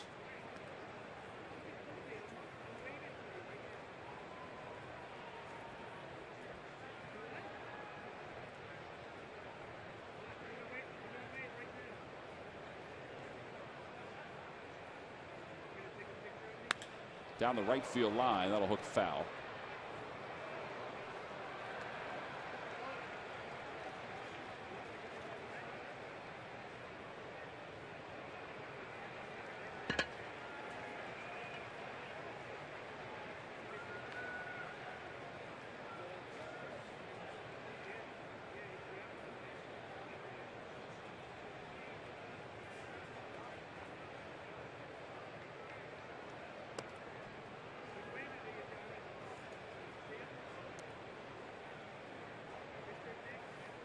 I would think a guy like Petit is difficult to be patient with if you're a hitter, because you're thinking, all right, this is the best pitch I'm going to get, even if it's not a perfect strike, and you kind of go after it and maybe get yourself out instead of forcing him to make that perfect pitch. Yeah, he's not real consistent with the quality of his pitches down in the zone. Right there, you saw 2 breaking balls.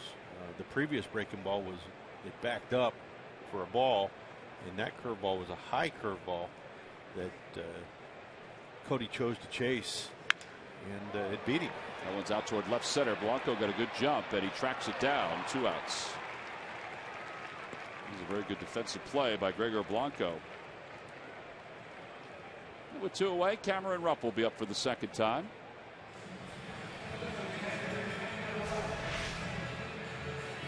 Here you see where Gregor Blanco was playing, and he actually went a pretty good ways to get to this ball.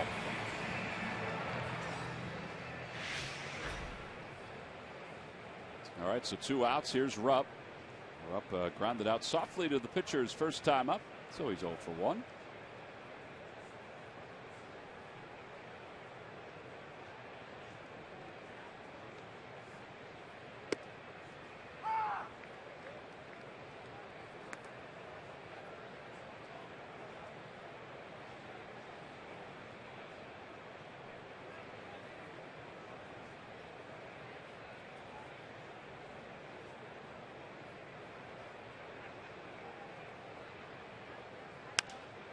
Off the end of the bat, shallow right field. Pence coming in. He'll make the call.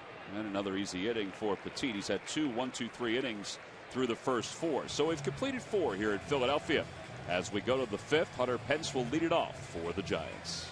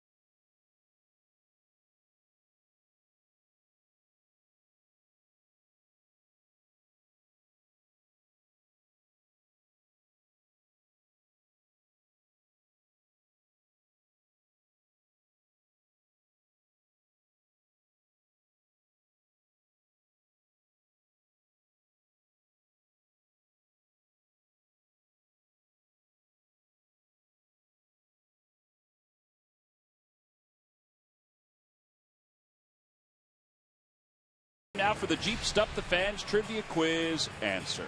All right, Jamie, the question: what Giants pitcher won the initial National League Cy Young Award in 1967? I'm going to take a shot in the dark. Oh, here we go. Shot in the dark. And say Mike McCormick. Did you know Mike McCormick and who he was before tonight? You are correct, by the way. I've heard of the name. Do I know him? No, I don't personally know him. You know how many wins he had during his career?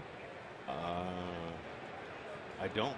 You know, he was a better than 500 pitcher. He won 134 games during his big league career. He was originally a member of the New York Giants. And in 1967, he won 22 games. Also went to the Baltimore Orioles. Was in Washington before he went back to the Giants. You know what? That's where I think I might have heard the name. When you were 2 or 3? When he was with the Orioles. Well, you could have. You could have seen a picture of him in the clubhouse when you were or in the hallway, Camden Yards. Log back on to Phillies.com to find out if you're the winner of a Phillies prize pack. 1 ball, 2 strikes to Hunter Pence as we begin the 5th. Off the end of the bat, foul.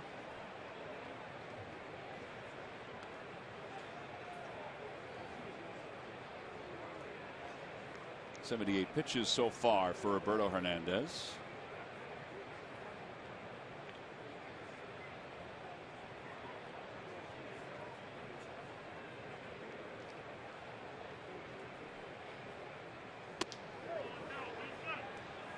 No swing, says Vic Carapazza.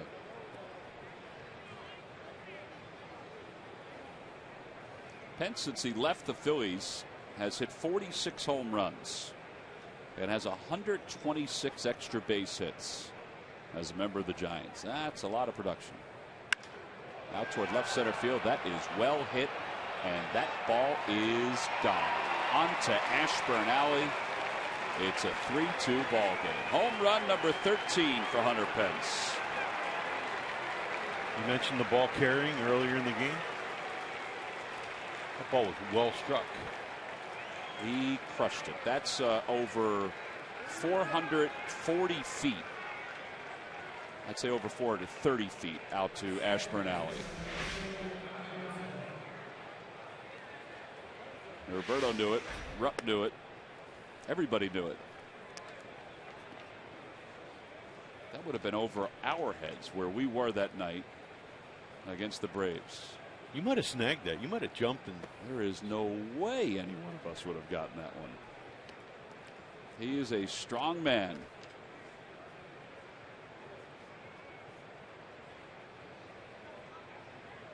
Two balls, no strikes to Adrianza. To the right side. Chopper to Utley.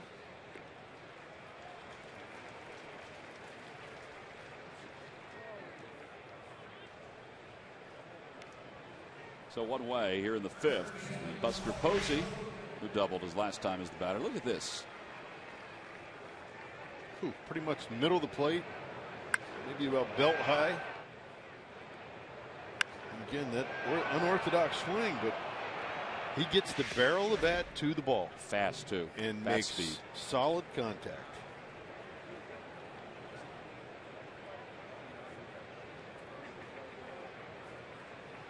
More times than not. Well, I mentioned the Giants haven't hit many home runs here in July. That's the 8th home run they've hit. But the one they hit last night, the 2-run home run, gave them the lead, and the solo shot gives them the lead here. Chopper foul. 1 ball, 1 strike.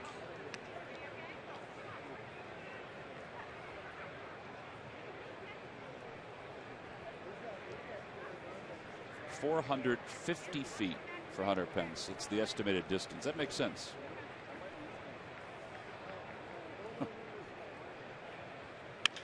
Over toward the hole. Diving stop. Ashe to his feet in time. He's making a habit of that over there at third. 2 outs.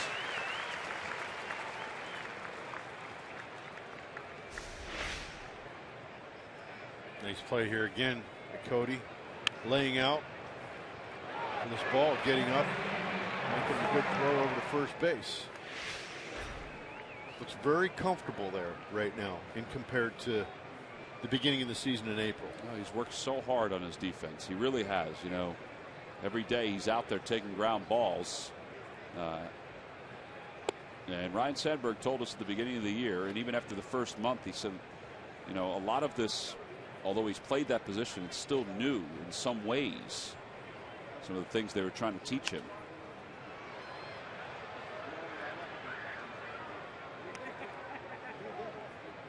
One ball, 1 strike to Pablo Sandoval. Cody's acclimated himself very quickly. Line drive caught by Jimmy Rollins, and the side is retired. But the Giants do take the lead. Hunter Pence will take an extra beat before he heads out to right field. And he'll think about this long home run. The estimated distance 450 feet onto Ashburn Alley. And the Giants lead the Phils 3-2.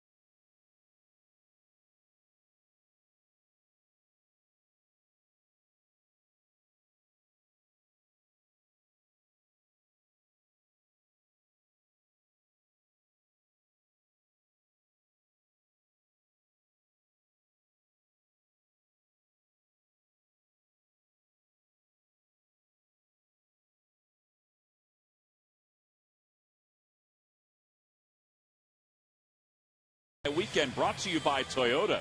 All fans coming to the Friday, August 8th ball game receive the Roy Halladay Bobble figurine. Again, that's compliments of Toyota. Tickets for all 4 games against the Mets can be purchased by going to Phillies.com. Of course, Saturday the 9th, Charlie Manuel will be inducted into the to the Phillies Wall of Fame. That, of course, is brought to you by Toyota as well. Again, to get your tickets, go to Phillies.com. Hunter Pence has given the Giants the lead. We'll go to the bottom of the 5th. And Roberto Hernandez will lead it off for the Phils. Roberto struck out his only time up. He's trying to bring the infield in, Jamie. He was showing bun on that one. I'll tell you what, he's got a lot more confidence at the plate than he did in April and May. He's closer to the plate, too, doesn't he? Isn't he? Looks like he's hanging over it a little bit.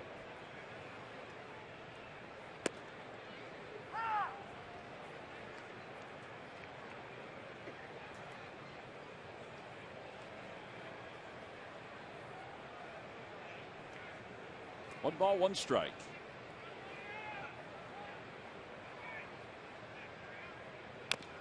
Fouls it at the plate, 1-2.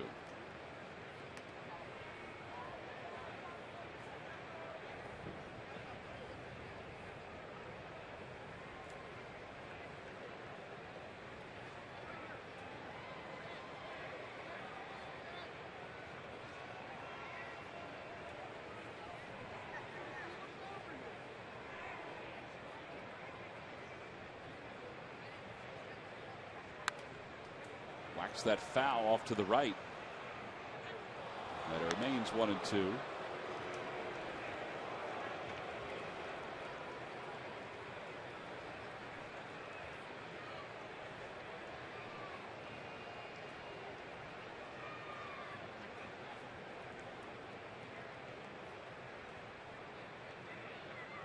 Swing and a miss. He gets him with a breaking ball. So Petit gets Hernandez for the second time. One out. We'll go back to the top of the order for Ben Revere. Let's check in with Murph. Murph? All right, thanks, Tom. It's time for a Coors Banquet timeless moment. We'll take you back to a simpler time. It was this date, 1966, when Clay Dalrymple broke up a no-hitter by Giants pitcher Gaylord Perry with an 8th-inning single. That was the second time in his career that he broke up a no-no in the 8th inning at Candlestick Park. He also had the only hit in Juan Marichal's debut in 1960. How about that? How about that? I actually thought that Gaylord Perry was going to be Jamie's answer for the Jeep Stump the Fans trivia quiz tonight. But he got the right answer instead. He did get the right answer. Did you help him with that, Murph? I did not help him. Did not know the answer to that one. You weren't born either at that point, but Jamie was 4, so he went back to his memory bank and remembered it. 1 ball, no strikes to Ben Revere. Revere is 2 for 2 with a run scored, couple stolen bases.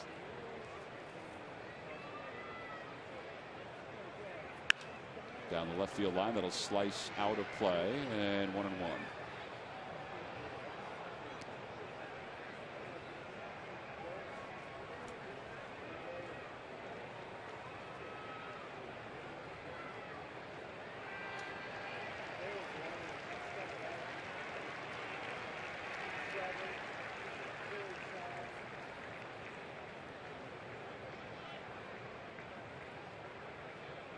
Back toward the middle, another base hit for Ben Revere. He's 3 for 3. All right, so 3 singles. He has 2 stolen bases tonight. He's the tying run. He's over at first. It's the 10th 3-hit game of the season for Revere. He now has 88 singles. He does a great job of staying on that curveball. Really not trying to pull it. Just stay through it and hit it back through the middle. Well, Rollins walked his first time up, scored a run, fly to left his last time. 0 for 1. Ben's 3 hits tonight. He's brought his batting average up close to 300. It's at 299. Well, it's really interesting too. 2 of his singles tonight have been on off-speed pitches, and he's hit both of those back through the middle. And the other hit was on a fastball that he pulled. I would think it would be vice versa. You usually pull that breaking ball or off-speed pitch, and the fastball you might get tied up a little bit on and hit it back through the middle. Rollins isn't tied up on this one. It's hit deep to right field. It is gone! A 2-run home run! And the Phillies take the lead here in the bottom of the 5th inning. It's a 4-3 ball game.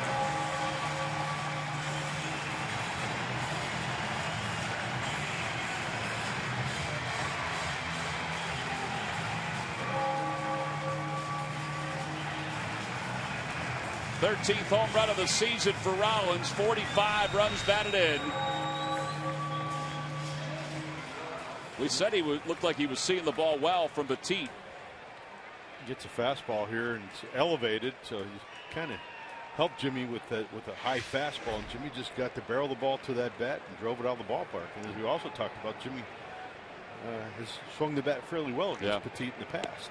Yeah, that is his 2nd home run against Petit. By the way, that home run wins $200 for Bob Beaton of Vineland in our McDonald's home run jackpot.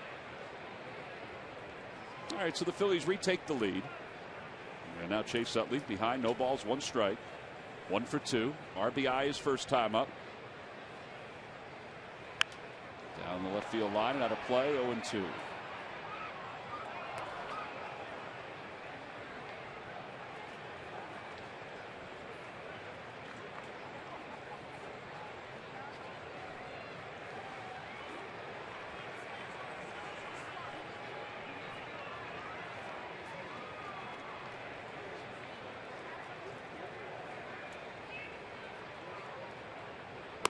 Up and away, 1-2 to Chase.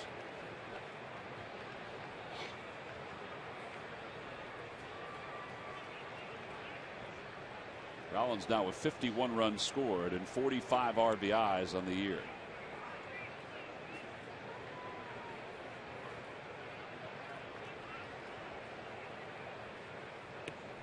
Down and away, and it's even now, 2-2 to Chase.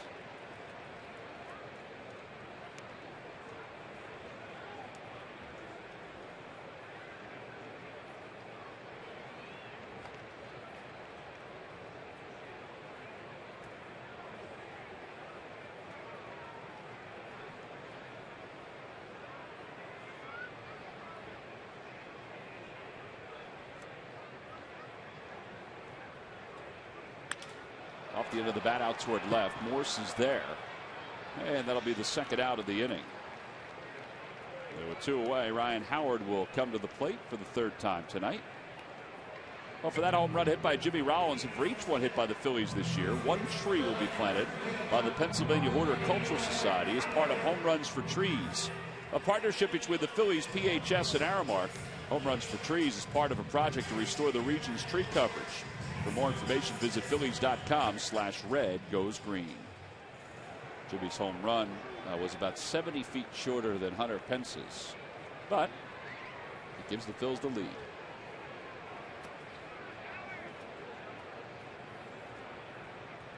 Howard lines one into center field, a base hit. That's his 3rd hit of the series.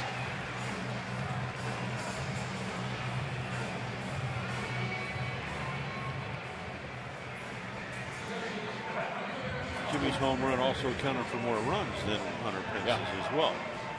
So I'd say it was a little more important. It's a good swing, though. You could tell even in his first at bat when he walked against Petit that he had his timing down. That he was, that one that he hit down the right field line that he was just a bit out front of that went foul. I try to go back to spring training and use the gauge of spring training with Jimmy. Remember, Jimmy went through a spell in spring training where he couldn't buy a hit. And it looked like he was pressing a little bit and trying to find himself. And again, that's what spring training's about. But I can recall those swings versus that swing right there. And I think it's far more relaxed. There's just a sense of confidence in that swing versus that spring training swing. And you say, well, how do you lose it? Well, really, you go into an off season and you don't hit for a while and you don't see live pitching. You got to regain that confidence. And it's not a confidence that I can't hit. It's the confidence in the swing and putting the bat to the ball. Balls and 2 strikes to Marlon Byrd, who's 0 for 2 with an RBI tonight.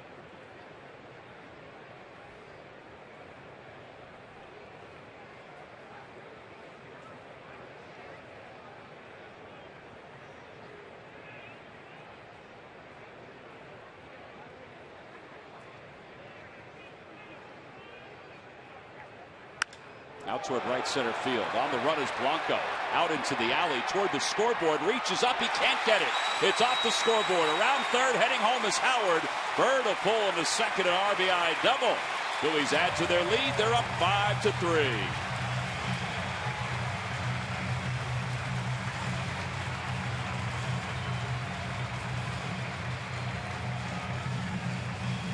Same approach by Petit. Marlin, though, looked like he made a little bit of an adjustment on a pitch that was left out over the plate. Well, Marlin, he can get to that ball that's thigh high, up and away. It's kind of right into his swing, and gets to barrel the bat to it, and really puts a charge into that ball and hits it. Gregor Blanco gave it a great effort, but just out of his reach, off the base of the wall, and Ryan Howard scores fairly easy from first base. Mark Gardner, who is acting as pitching coach right now with Dave Righetti back home in San Francisco, comes out to chat with Petit. Righetti, we mentioned last night, came down with vertigo as the team was heading toward Miami. After the All-Star break, they had to make an abrupt stop in Las Vegas to let Righetti, who was battling some kind of virus, let him off the plane, and then he drove home back to San Francisco. So Gardner is the pitching coach right now, and will be through this road trip. Here's Grady Sizemore with the runner at second. Sizemore takes low, 1 ball, no strikes. Juan Gutierrez is the right-hander loosening up in the pen.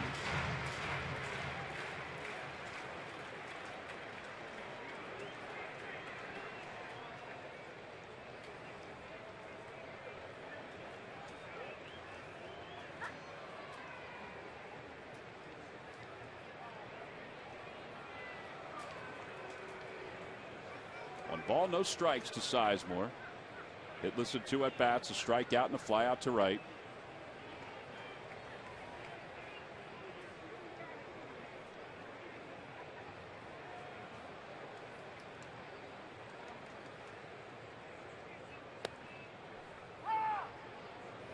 Well, Ryan Sandberg said over the weekend in Atlanta that Grady Sizemore would play probably 5 times a week.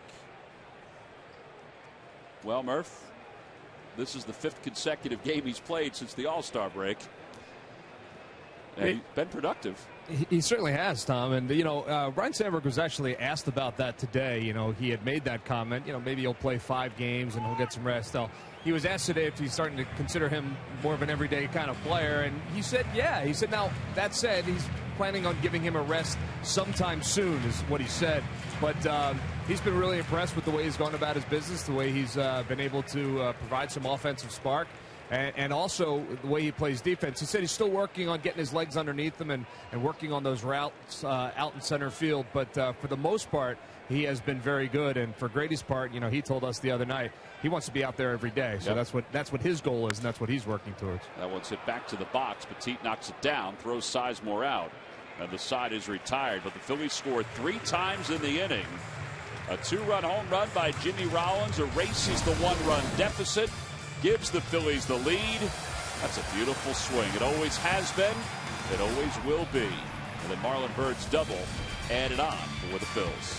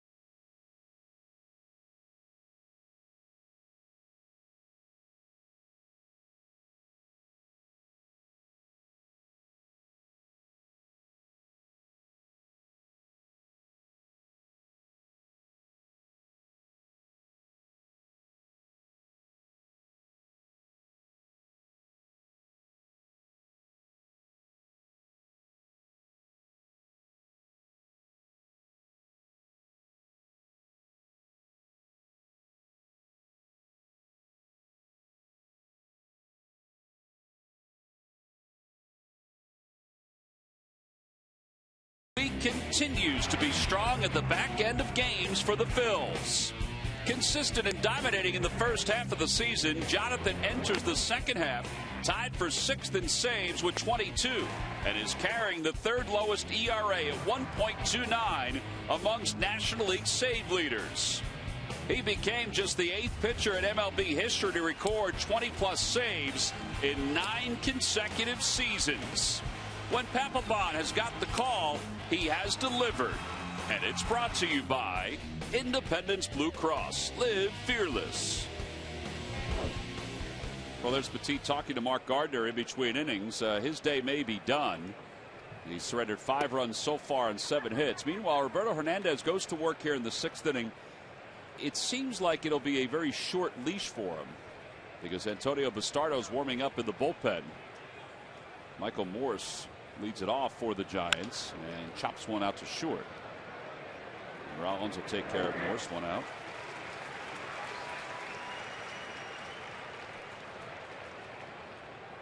Here's Bastardo. Bastardo got hit with a line drive in yesterday's ball game. Had a wrap on that arm. His pitching arm. Said it was a little sore, but he was okay. And I guess he's fine.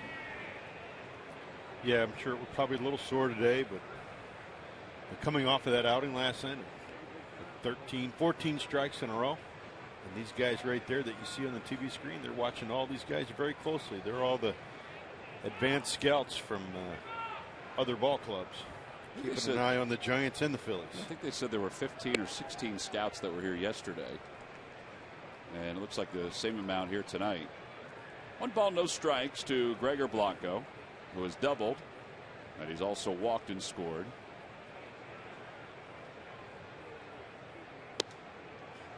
One and one.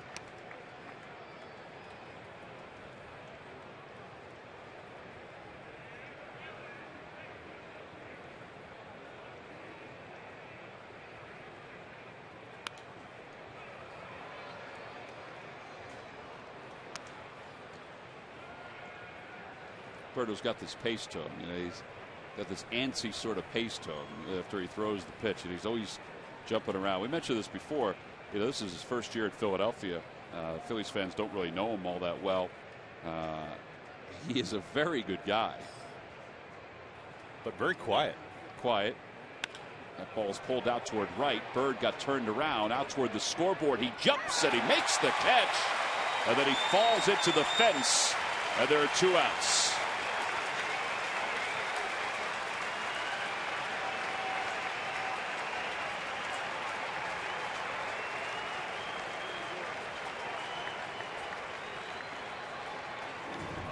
Our Hyundai defensive play of the game, you just saw it. He got spun around, but then reacted well to finish this play off. Nice play for Marlin just to stay with that ball. Went a good ways to get to that ball.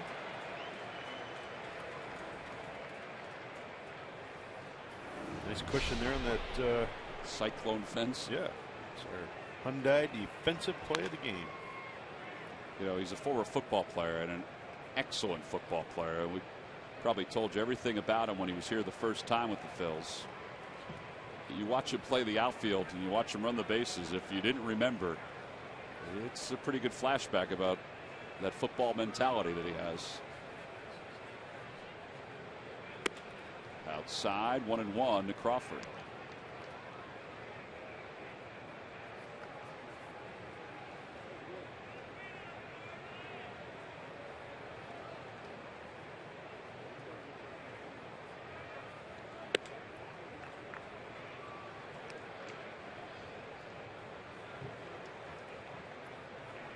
Well, and you see Roberto isn't quite as sharp as he was tonight, or isn't quite as sharp tonight as he was in Milwaukee.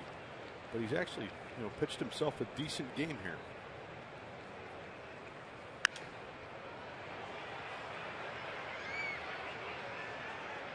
And when you don't have your best stuff, you have to compete.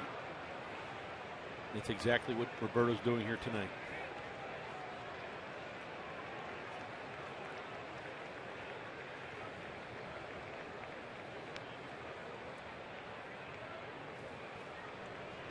See the pitches by inning, 22 in the first. He allowed a run. It was the 16th run he's allowed this year in the first inning. And as Jamie said, not too shabby since, scattered 5 hits, 3 runs. Trying to get through the 6th inning. He's right at 100 pitches. He's due to bat third.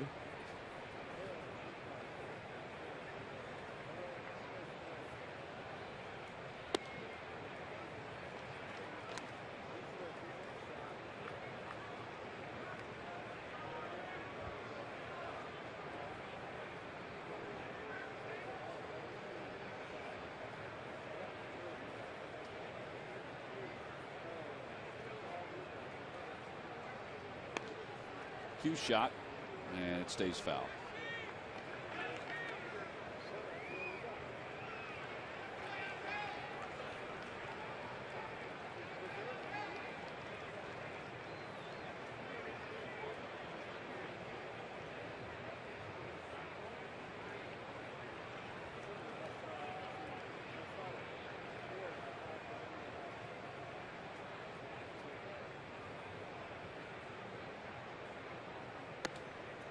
And there's ball 4. So he has an intentional walk tonight and 2 conventional walks. 3 overall. Sanchez will be the hitter. And Cameron Rupp out to the mound to chat with the Phillies right-hander.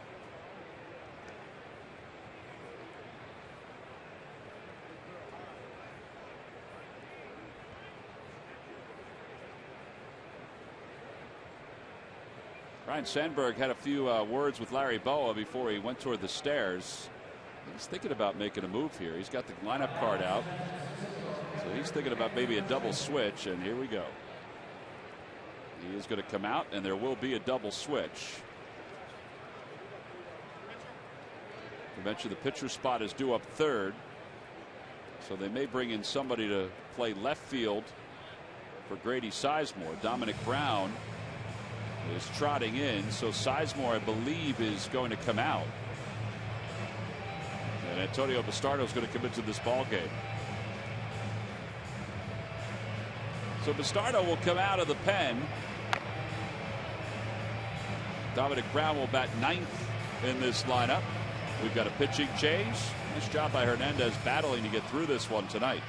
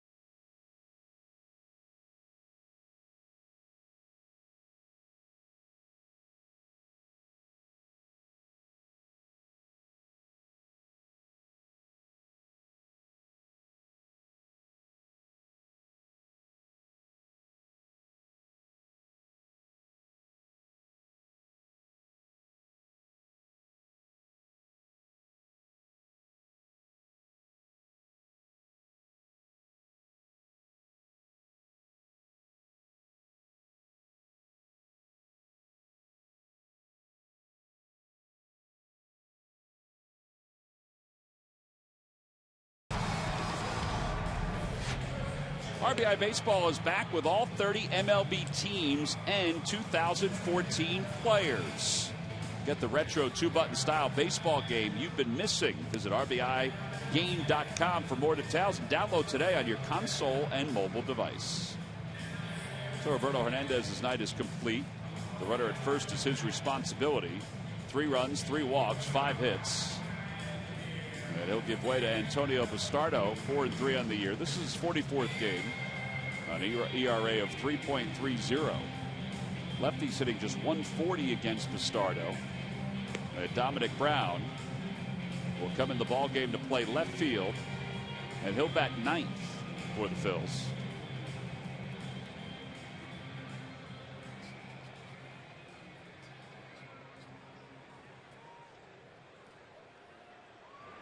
Brandon Crawford's over at first. Sanchez, a switch hitter. He'll now bat right-handed. Be careful right here with him swinging first pitch.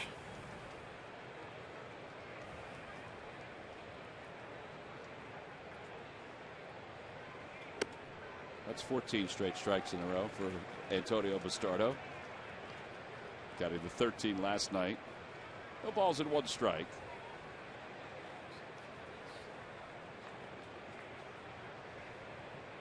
See what Sanchez's numbers were against lefties. 213, much better than against righties. But it's quickly 0-2. Tell you what, he's swinging as soon as it's leaving Bastardo's hands. He sure is. Very aggressive. To me here, he doesn't see another strike. Everything's a chase pitch.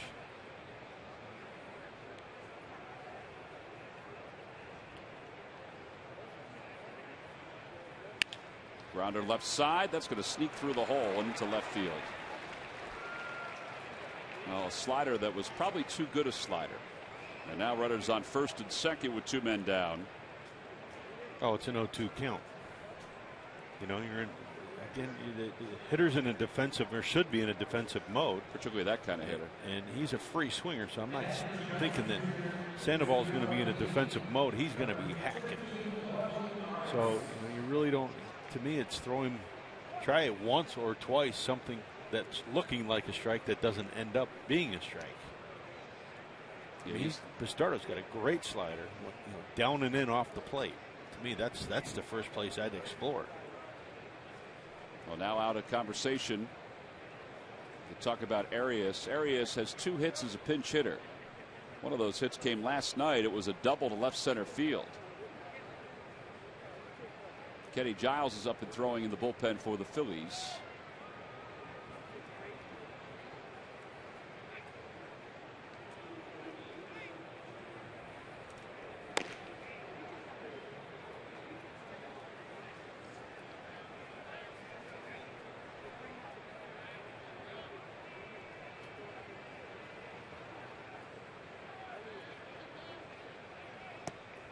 Down low, 1 ball, no strikes.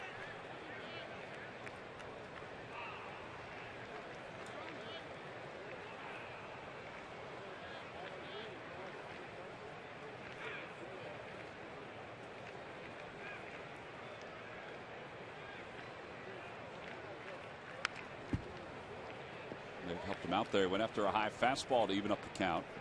Tell you what, these guys don't get cheated in their swings, do they? They do not. Wow. They do not.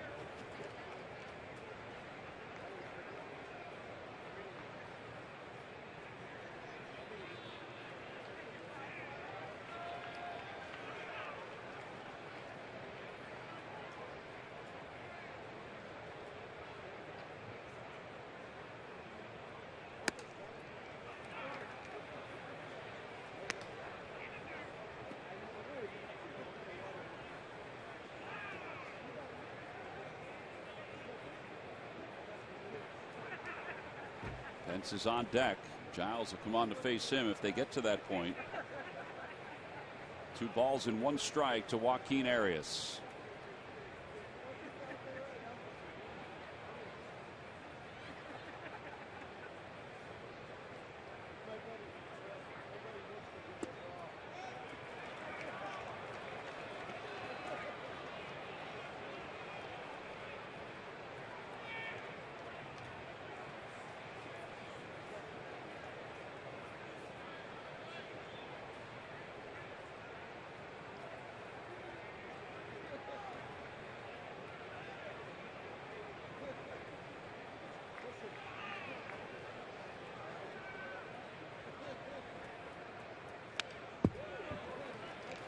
The count 3-2. The runners will be off on this next pitch. 2-run lead by the Phils here in the top of the 6th inning.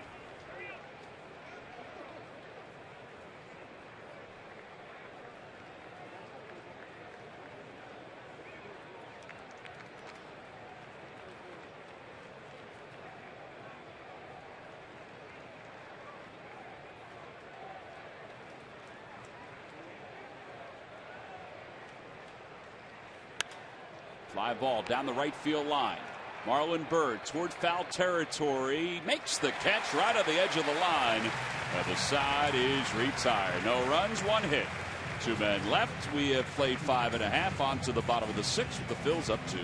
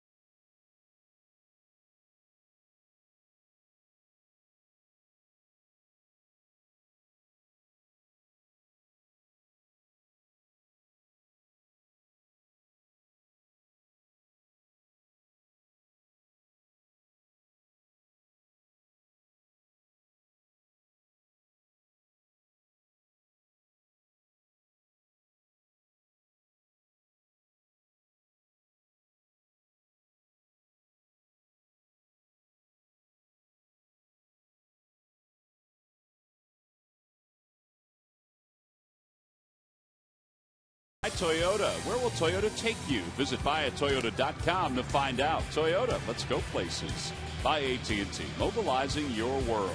And by McDonald's, any size hot or iced coffee is just $1. McDonald's, I'm loving it. Hello, Jamie Moyer and Greg Murphy. I'm Tom McCarthy. Bottom of the 6th inning. Phillies up 5-3. They get into the Giants bullpen. Now, that didn't help them last night getting into the Giants bullpen. Well, they'll see a different Giant tonight. Juan Gutierrez will take over. He's been pretty good for them, though. 41 games, an earned run average of 3.02.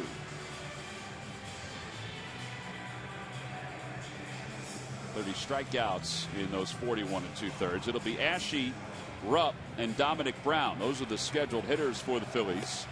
They're at the bottom of the 6th inning. Mentioned the Giants are tied with the Dodgers for the top spot in the National League West. Dodgers are tied with the Pirates right now at Pittsburgh at 4. Giants on the 5th of June were 9.5 games up in the National League West. At that point, they played the most road games in the National League, and they were about to play a lot of home games. They thought, well, this is going to be good. Well, they went 5-12 in their next 22 games. Brought the Dodgers back within reach, and now they're tied with Los Angeles for the top spot in the West. They got a big series coming up this weekend against Los Angeles in San Francisco. And potentially a great matchup that first game. Zach Greinke against Tim Lincecum. But first, tonight's game and 2 more against the Phillies.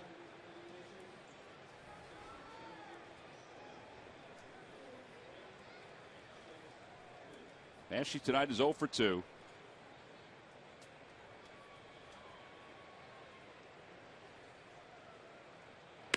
One ball and no strikes. And probably neither team has any slight advantage in that series because they're both on the East Coast. On the West Coast. Oh, they're both on the East Coast now, yeah. Correct.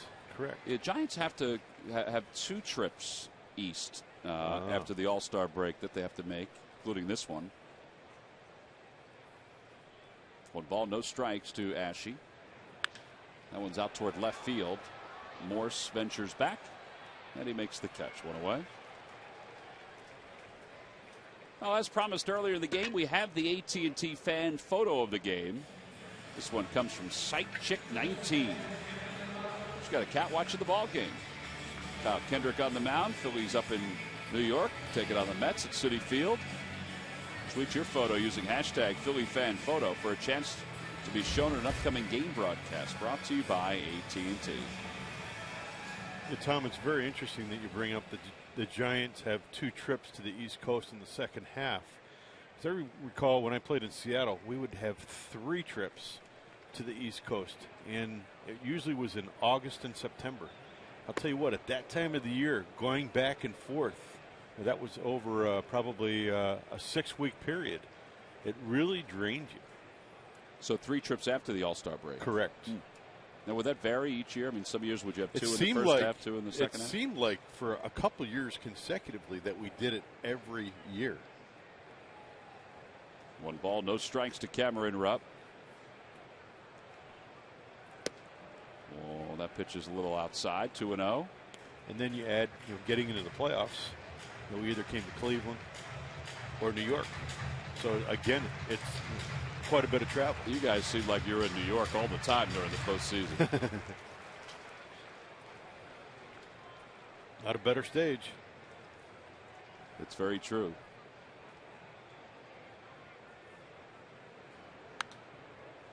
That one's just in front of us. Oh, nice play by a gentleman who played it off the juggle. I made the catch.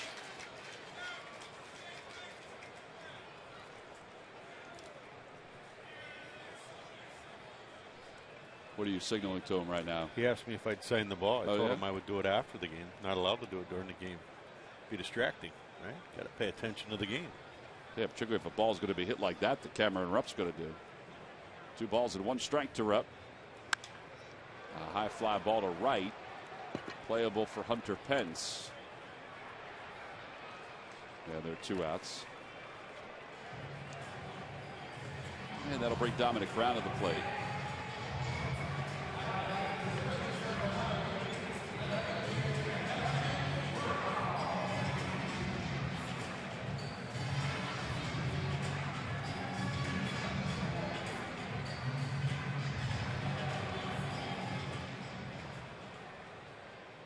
Dominic on the year, 227 hitter, 6 home runs, 46 runs batted in. Just came on as a double switch.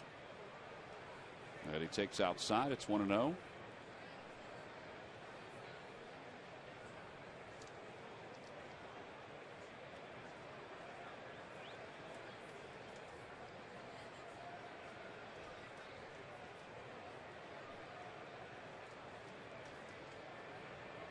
That one's pulled into right field, a base hit. Dominic stayed with that one. A 2-out single. That'll bring Ben Revere to the plate.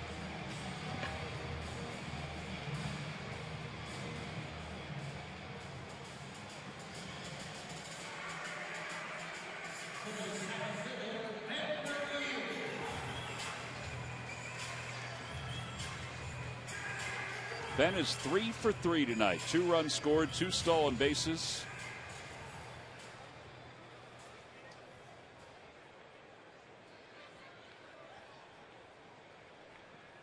Trying to get aboard for a 4th time.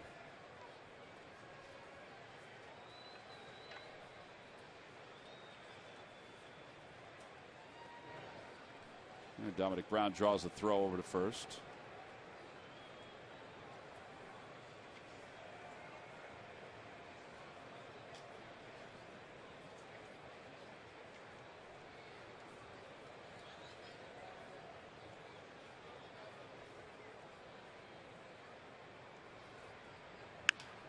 Down the left field line, and that'll be out of play. It's 0-1.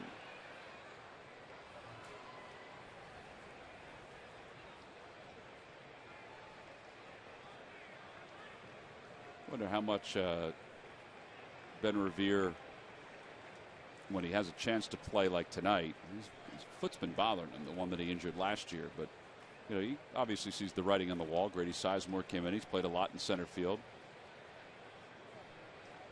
Wonder how much that drives Ben. He's got 3 hits tonight, a couple runs scored. I know one night doesn't make a competition, But he's probably thinking, all right, I got to start picking it up even more. He wasn't hitting badly, hitting a lot of singles, but wasn't hitting badly. Well, I'm to the belief that you should have that drive every night, whether somebody's pushing you or not. I think he does, too. I mean, he's a pretty competitive kid. We all know that just from the short time that we've known him over the last year and a half. It's human nature, though. You see another guy come in, he's pretty much splitting time with 3 outfielders between Dominic Brown, Grady Sizemore, and Ben Revere. There goes Brown. The pitch is slapped to the left side, scooped up by Sandoval, and the side is retired. 5-3 on the putout. No runs, 1 hit, and 1 man left. Gutierrez will go to the 7th. It's 5-3. Phillies on top.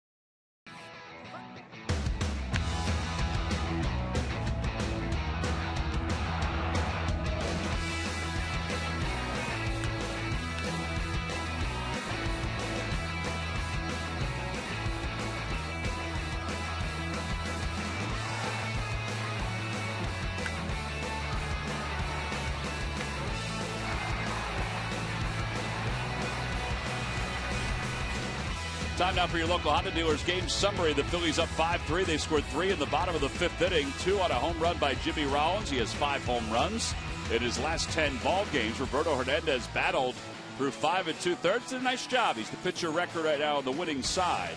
Yusmeiro Petit, well, he's the pitcher of record on the losing side after going 5 innings. Kenny Giles will take over for Antonio Bastardo as we move to the top of the 7th. By the way, Jimmy Rollins 5 home runs over his last 10 games. That's since the 9th of July because of the All-Star break. He didn't have any home runs in his previous 29 games. Sometimes they do come in bunches. Last year, he played 160 games. He had 6 home runs. This year, 96 games, 13 home runs.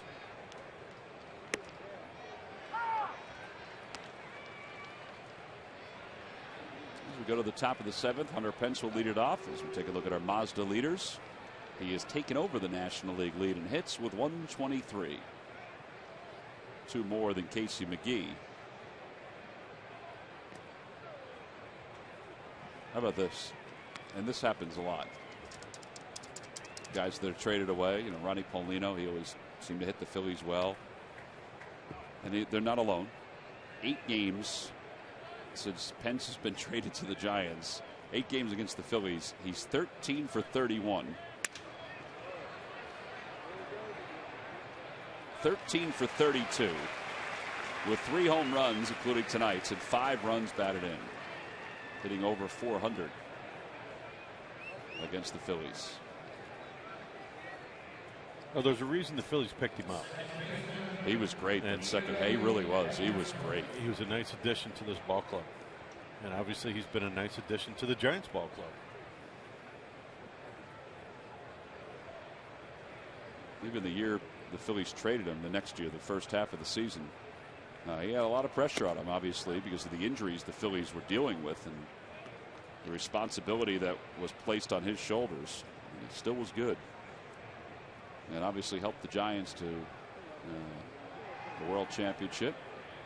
It always helps to have a supporting cast around you. Absolutely. One ball and one strike. And with the Giants, he has that cast.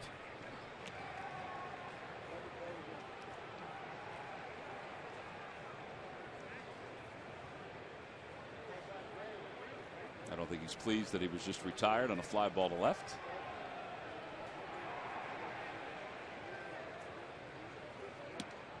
Inside to Blanca, or excuse me, to Adrianza. Came on after the starting second baseman Panic left with an ankle sprain.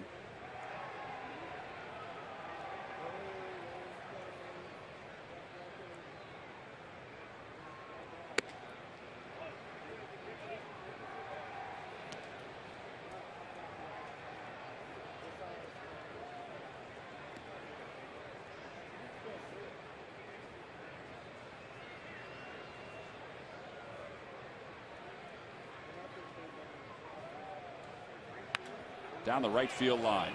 Over toward the pole. It is off the Stroman sign. And Adrianza will pull into second with his 6th double of the year. That's his first hit of the night. Now tonight, Citizens 7. These lucky fans will receive a prize pack courtesy of Citizens Bank. Good banking is simple, clear, and personal, and that's helping you bank better. Citizens Bank, good banking is good citizenship.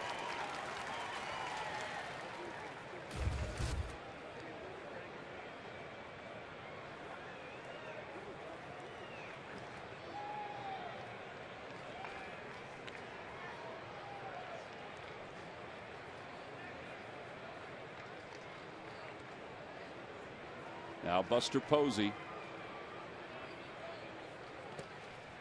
Slider in the dirt, 1-0. Just talking to Cameron Rupp, that play right there just sort of struck my memory. Talking to him about last night, that suicide squeeze that the Giants tried.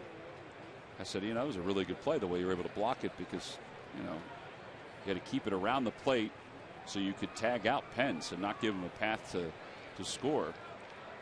He said he was surprised. He said it totally took him off guard that they would try a suicide squeeze at that point. I believe Giles just crossed him up. We're also talking to him about that play at the plate. And he said he was trying very hard to keep his foot on the chalk of the baseline, because he knew that he had to give Morse a path to slide in. He said, I was trying to keep my foot on the chalk. I know the throw could have taken me into the line, but I wasn't sure how far in. And he said, then I had no idea where Morse was after I was able to corral it.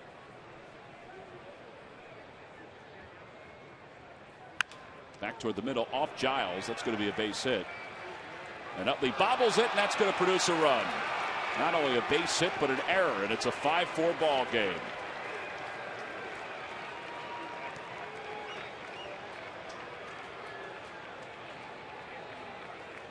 No RBI for Posey. The error is the 7th of the year for Chase.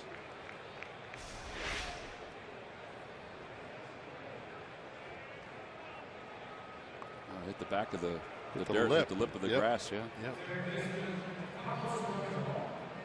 He took his eye off it. Yep. Very uncharacteristic of Chase. But he was heads up. He was trying to check that runner to see where he was.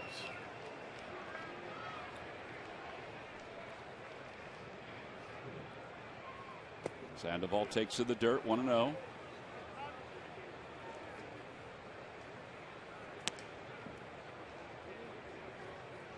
He's 1 for 3.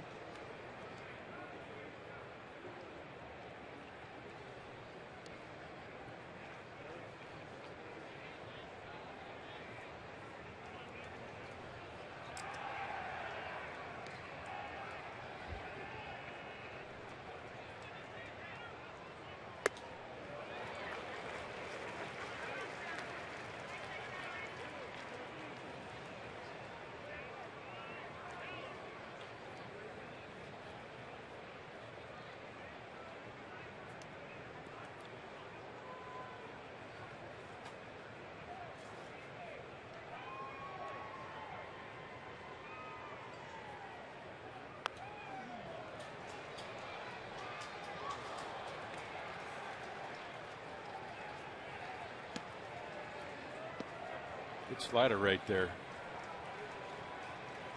Toyota Major League Scoreboard, DJ LeMahieu has a triple and an RBI. The Rockies lead the Nationals 1-0.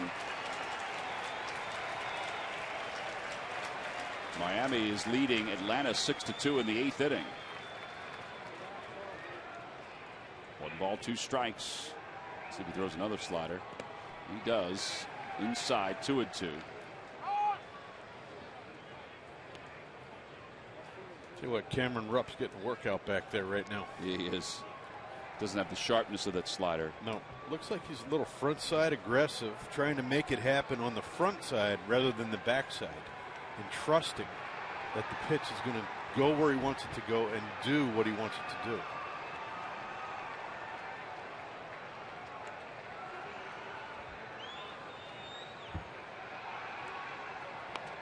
There's a slider hit back in front of us. Oh, nice catch.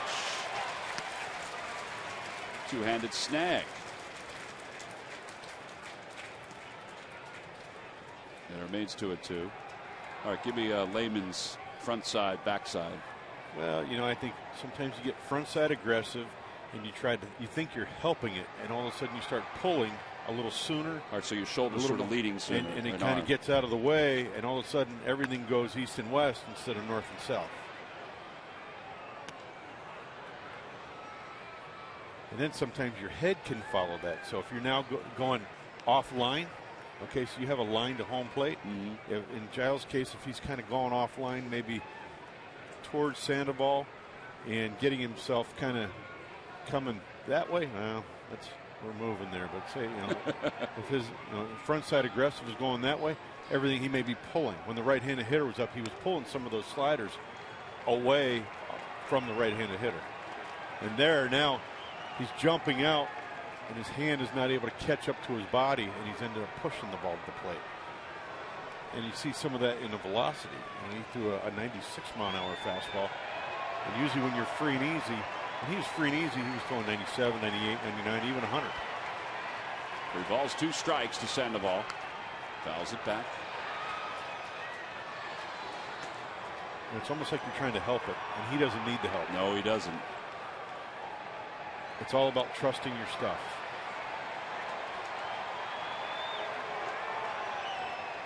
This will be the 20th pitch of the inning for Kenny Giles.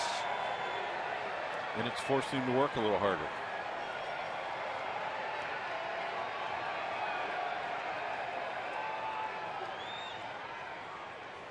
Runner goes, pitch is fouled away again.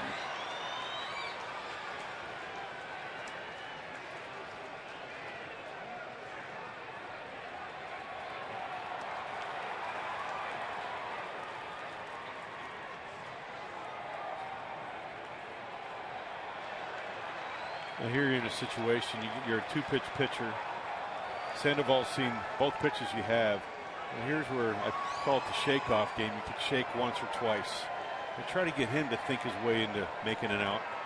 And try to guessing for a pitch. And just really try to focus on the task, and that's make a good quality pitch here. Off the hands, that'll bloop into left, a base hit. Posey stops at second.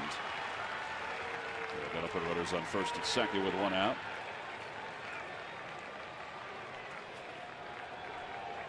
Michael Morse will be the hitter. Bob McClure's coming out to talk to Kenny Giles. Nobody else warming up in the bullpen.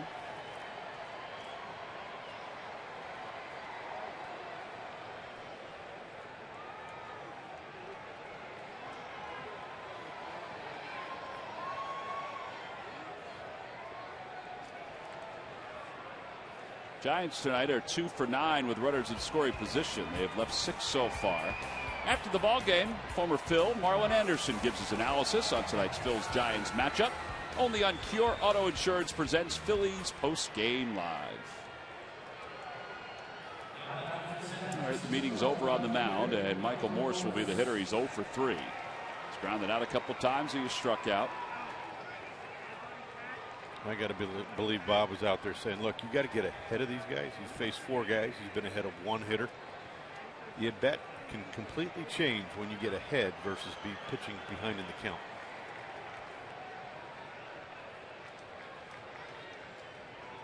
Swing and a miss, a high fastball, 97 on that one. It's 0-1.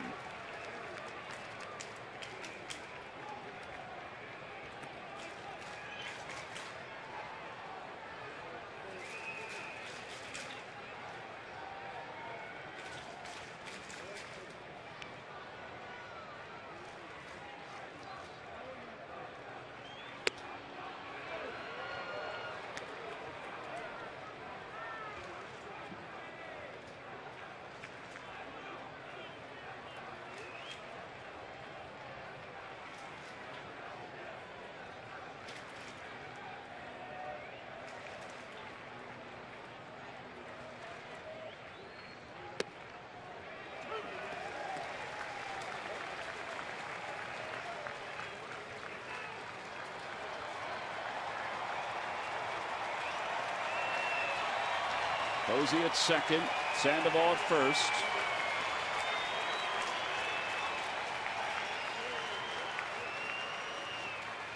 One ball, 2 strikes to Morse. Another slider, and he hits it foul off to the right. And it remains 1-2. Blanco is on deck, a left-handed batter. The Phillies do have Jake Diekman warming up in the pen.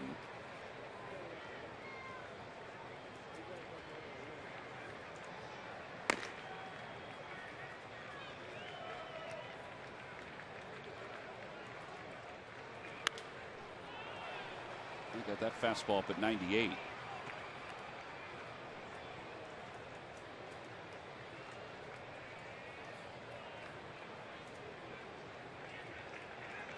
And Morse was late on it. You're really not looking to throw, if you're throwing a slider here, you're really not looking for it to be in the zone. You're looking for it to look like a strike and be out of the zone when it's at the plate.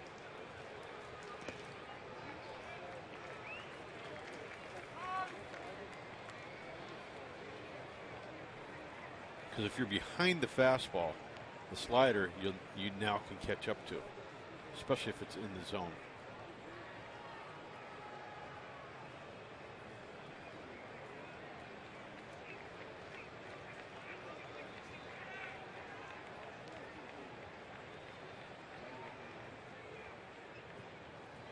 Swing and a miss, he got it. Threw him a fastball at 97. 2 outs here in the 7th inning. And here comes Blanco.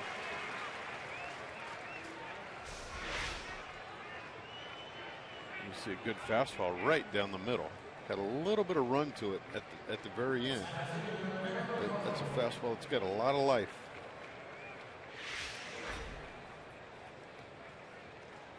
So now Blanco. Blanco's had a good series so far. 3 hits in 5 at-bats. He's walked a couple times, scored a couple runs. 1 for 2 tonight. This guy's very aggressive early in the count. Well, there you go.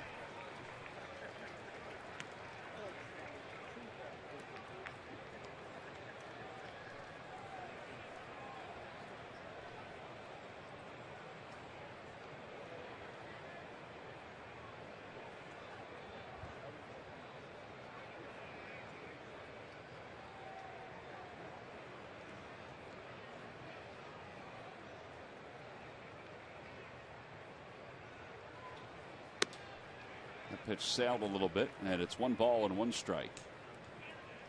Again, it looks like he's running away from his slider.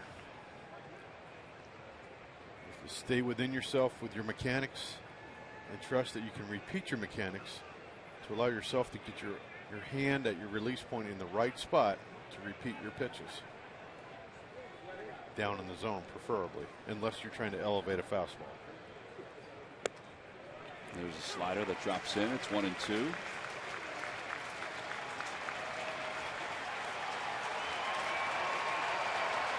This is what I like to hear, the fans getting into it. Haven't heard this a whole lot lately. He's the kind of guy that can bring that life to the crowd.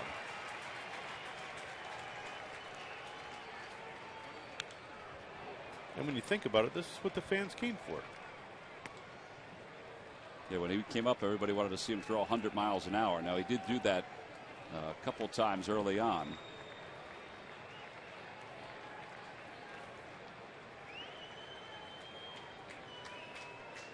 He still is 97, 98, 99, little there's 95 tonight. 100 mile an hour in there somewhere? There could be. In this day and age, there could be. 1 ball, 2 strikes. Swing and a miss. He got him on the slider. Rupp will just fire to first in time, and the side is retired. Back-to-back strikeouts for Giles. A run does score. The Giants pick up 3 hits. They leave a couple. Middle of the 7th. Time to stretch here at Citizens Bank Park. Phillies on top 5-4. So Giles picked up back-to-back strikeouts. This was a big one on a nasty slider to Gregor Blanco.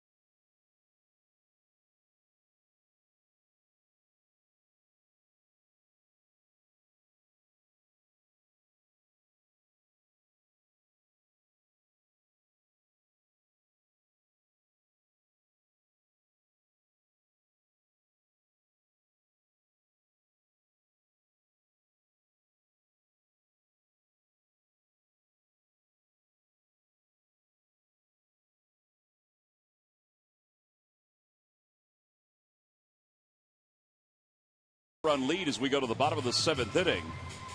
They will send Jimmy Rollins, Chase Utley, and Ryan Howard to the plate here in the home 7th. Phillies Fitness is presented by NovaCare Rehabilitation. It's for summer camps to enroll, even though we're in the middle of July. You can go to Phillies.com/fitness, PHITNESS, for more information. Jimmy Rollins, who has homered tonight. He homered his last time up, walked his first time up, facing Gutierrez for the first time. And it's no balls and 1 strike. Rollins has scored 2 runs, driven in the 2 runs.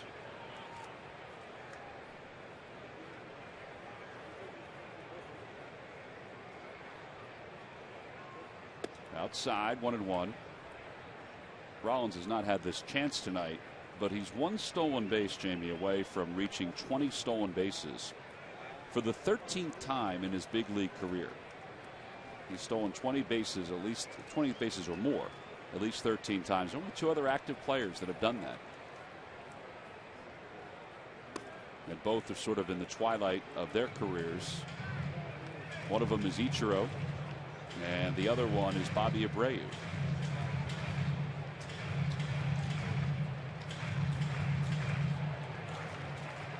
But his stolen bases this year, I think, have been somewhat sneaky. You know, the fact that he's creeping up on 20. 2-1 pitch to Rollins. Change up, and it's 2-2. Well, he's got a lot of experience at the stolen base. And at one point in his career was tutored by one of the great ones, Davey Lopes. And I think Jimmy has learned the technique of stealing a base as well as when to steal bases. Chopper toward first. That's a foul ball.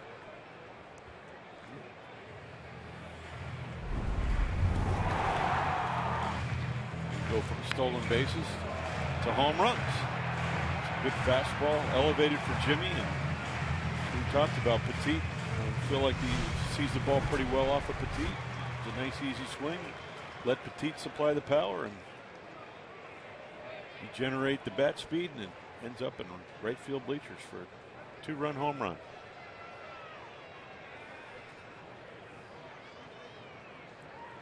Outside, 3-2. 3 balls, 2 strikes. Utley's on deck.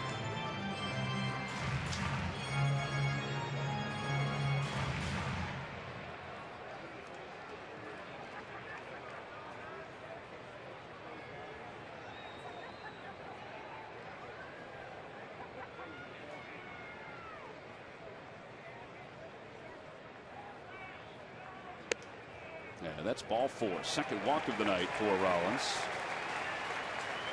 Chase Utley is going to be the batter. Utley is 1 for 3 with an RBI. It's time for the Major League Notebook. Murph.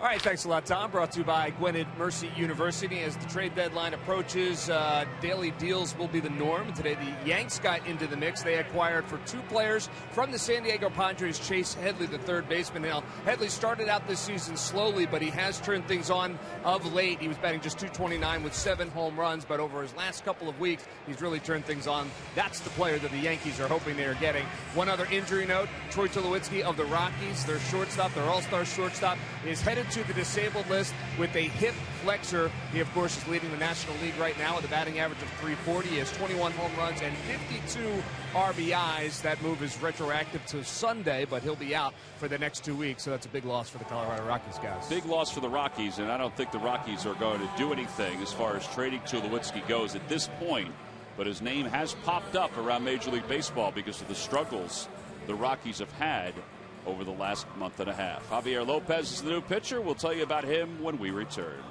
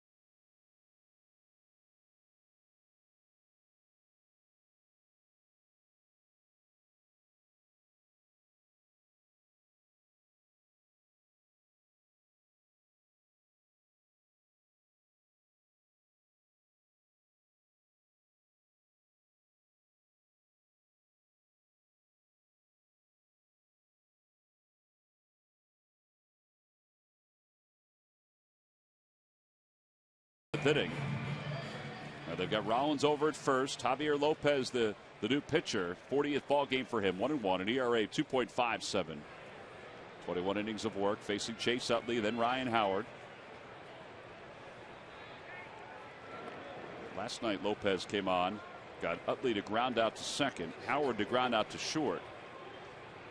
In fact, he went 1 1/3, allowed 1 hit before he gave way to the rest of the Giants bullpen. Chase is 0 for 10 against Javier Lopez.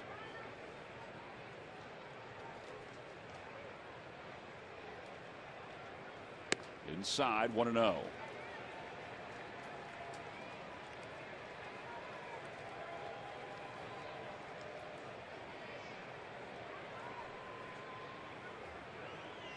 Well, they had an RBI single in the first inning.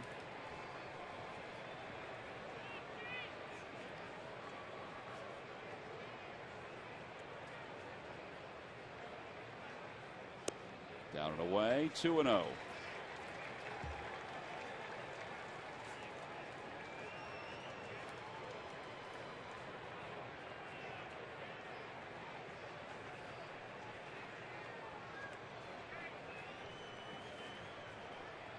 Gene Machi, who was in last night's ball game, warming up again.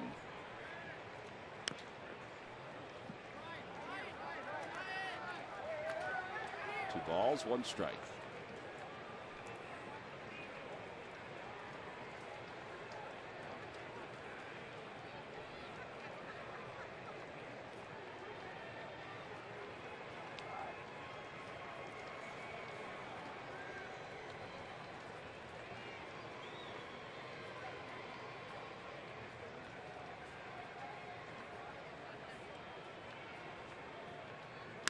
Ground ball right side. Posey's got it. Goes to second for one. Over to first. It is not in time. 3-6 on the putout at second base. One out. And Ryan Howard will bat against Lopez. I have to go back and look and see how many pitchers Chase Utley is 0 for at least 10 against. There can't be many. He's 0 for 11 against Javier Lopez. There's not many that he's hitless against with that many at-bats. It can't be more than a handful. And I got to believe it's a soft tossing lefty.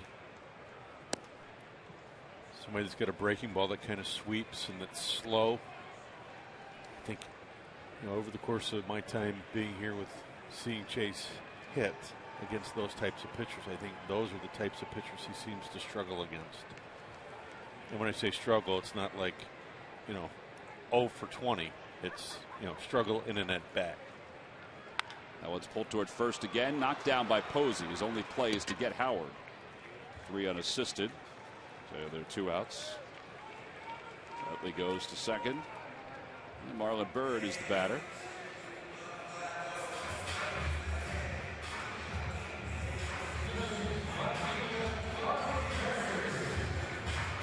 Well, Marlon had an RBI doubles last time up. He has 2 ribbies tonight. 57 on the year. And they're going to walk him intentionally. The pitcher's spot was due up next, so they're going to face Darren Ruff, who will be up for the first time. Just called back up from Lehigh Valley today.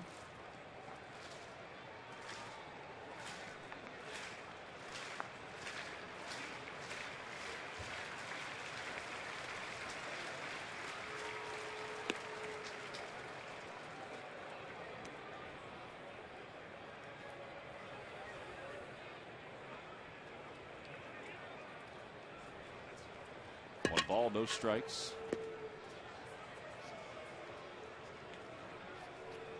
There's Machi. He's not coming in because, or he could come in to face Darren Ruff.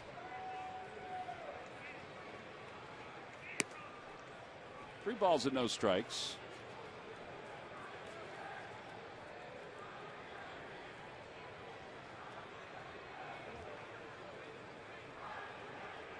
Phillies have other options if they decide to go to Machi. Here comes Bruce Bochy. He'll wait for Darren Ruff to be introduced.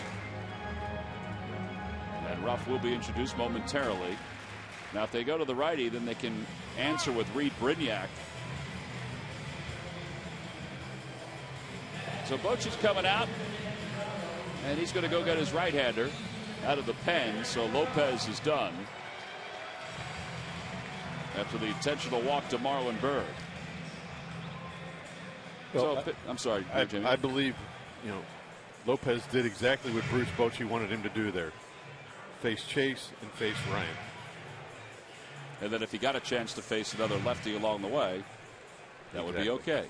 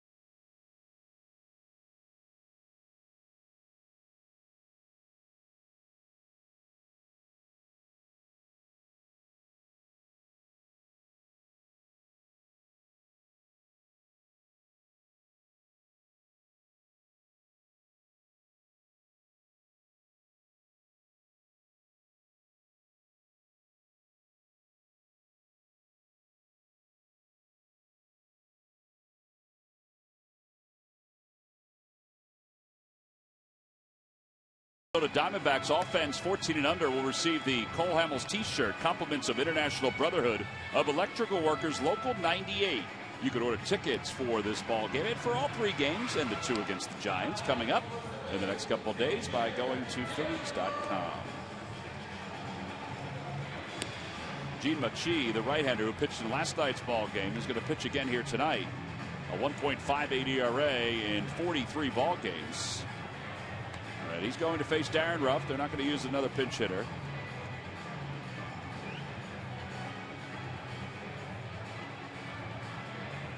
So Ruff, who's back up from AAA, he's battled a wrist injury, he's battled a knee injury.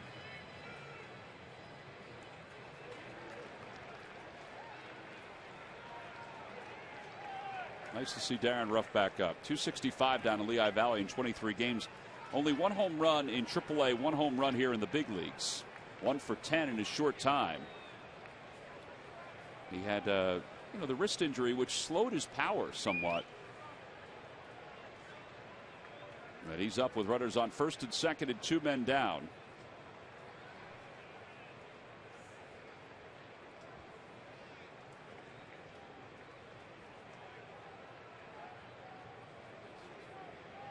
And they turn back to Chase Utley back to second. Murph, Darren, very excited about getting a chance to come back up here. It might be a few days earlier than they wanted to. They wanted to get him some more at-bats, but he's going to get a chance to perform up here in the big leagues again.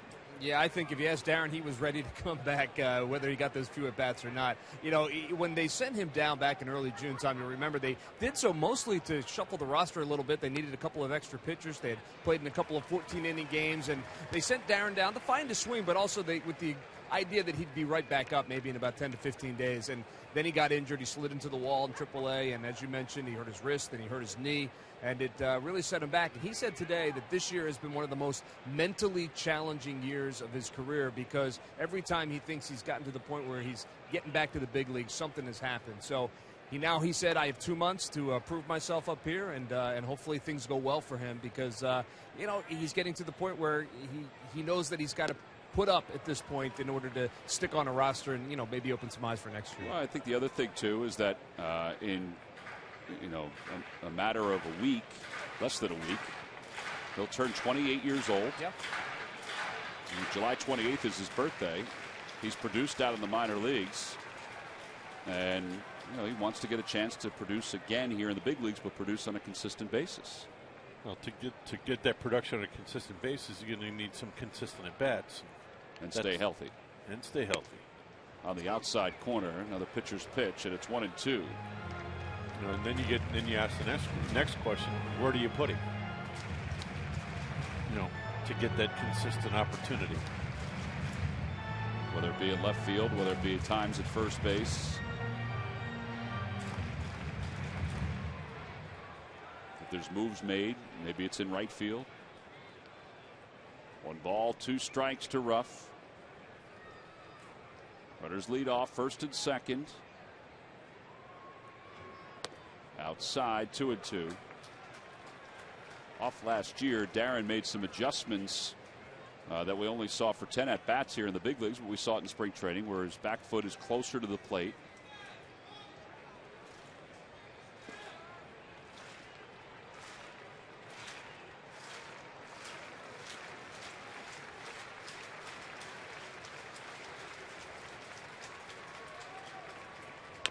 Chopper left side. Charging is Crawford. In time to get Ruff, and the side is retired. No runs, no hits, 2 men left for the Phillies. We've completed 7. As we go to the 8th, it's still a 1-run lead for the Phils as they go back into their bullpen.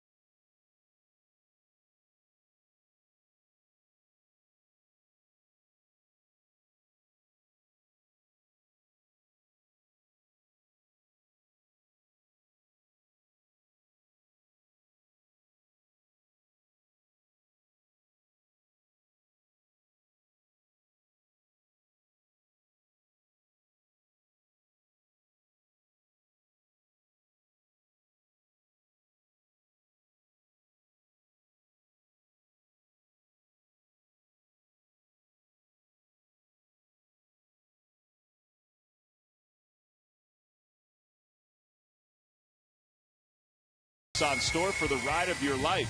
And save big today. By the Pennsylvania Lottery benefits older Pennsylvanians every day. And by the Quality Plus Sports Stores. Go further. On to the 8th inning we go. Well, we heard before that Handles Franklin likes to handle the basketball. And he showed everybody in between innings with the Fanatic. Little sweet Georgia Brown on top of the dugout. Remember Marcus Haynes, who used to be the dribbler extraordinaire for the Globetrotters? Well, Handles carrying over that legacy. Let's see the Fanatic doing that, dribbling the basketball in the dugout, spinning around like Handles. You know, I wouldn't be surprised if the Fanatic could do it. It may wind up in the dugout if he did something like that. Here's Jake Diekman, who will take over the 8th inning. Oh, look at the Fanatic, huh? Just needed a little help to get it going. By the way, Kenny Giles went 1 inning, pitched the 7th, allowed 3 hits and 1 run. It was the first earned run he allowed since the home run in his major league debut on the 12th of June. Over a month's time. So now Diekman fires high. It's 1-0.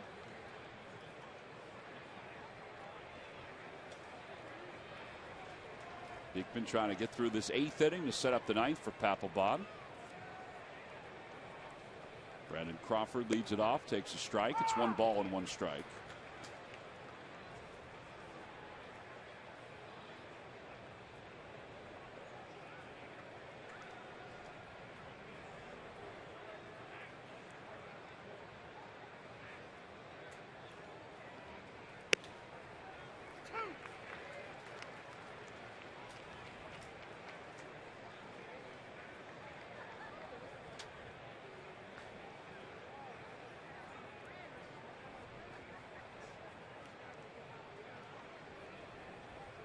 Down and away. 2 balls to 2 strikes to Brandon Crawford.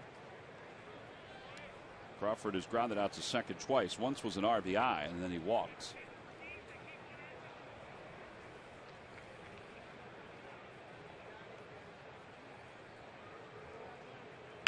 And a line drive, base hit it to left center field. Revere cuts it off, handles a tough hop at the end.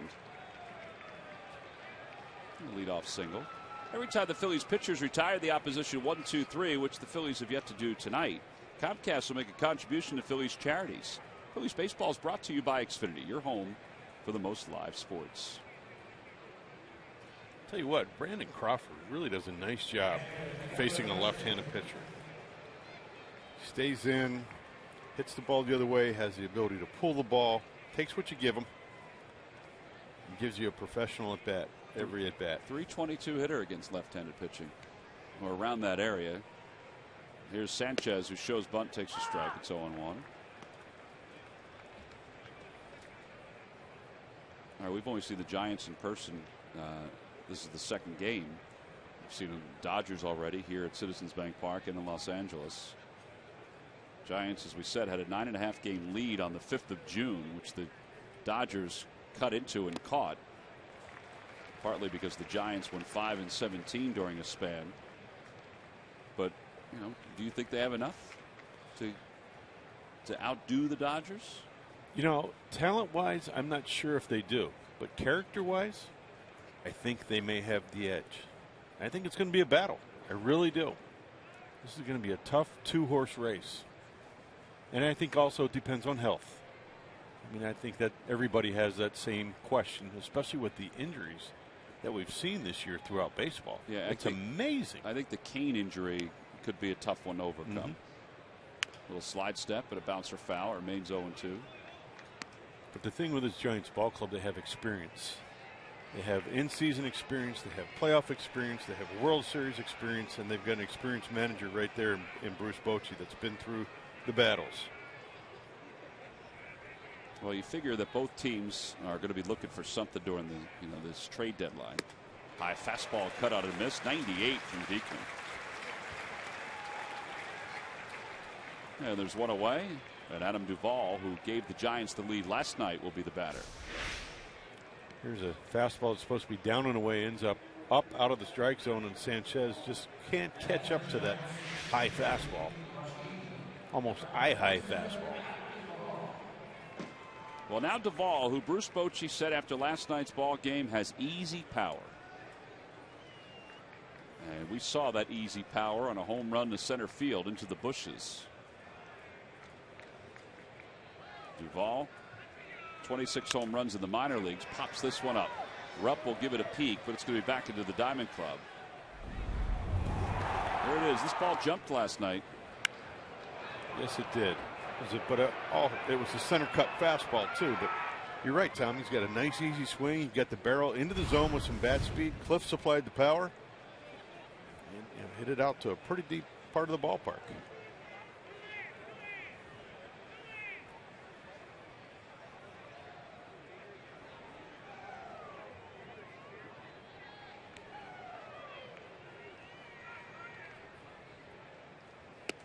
Breaking ball. It's 0-2 to Diekman.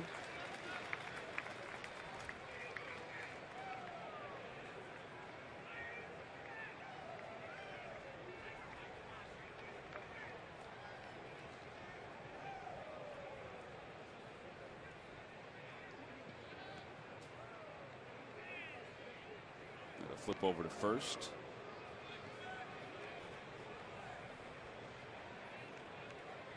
A little more theatrical than it needed to be, but still a flip over to first. 0-2 to Duvall.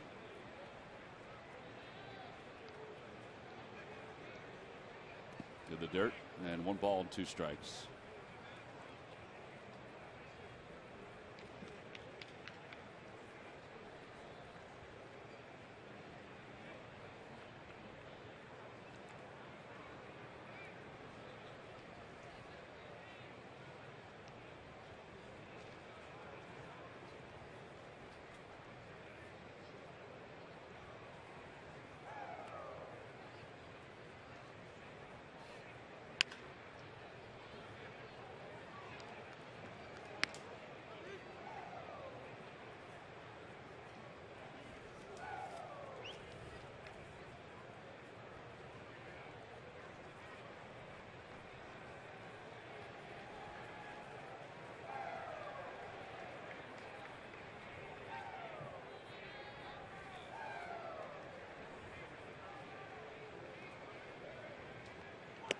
And a foul tip, 2 outs. 4 strikeouts between Giles and Diekman. 98-mile-an-hour fastball by Jake. Good fastball. You know, these guys that haven't seen these big arms of the Phillies, it's somewhat of an adjustment.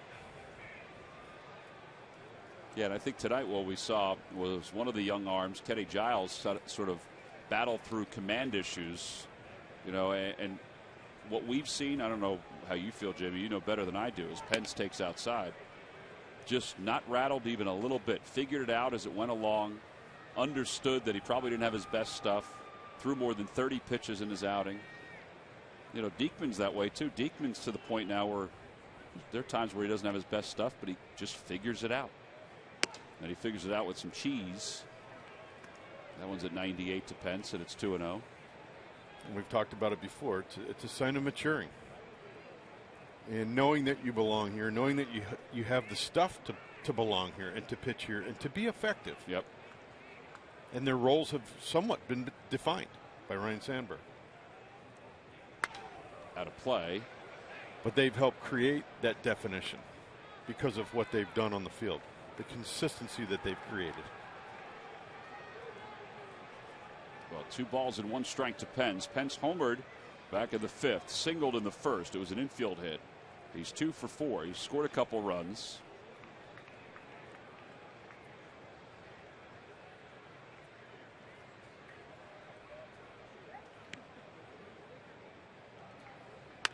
Chopper out towards second. Utley's got it, and he'll just go to the bag. Side is retired.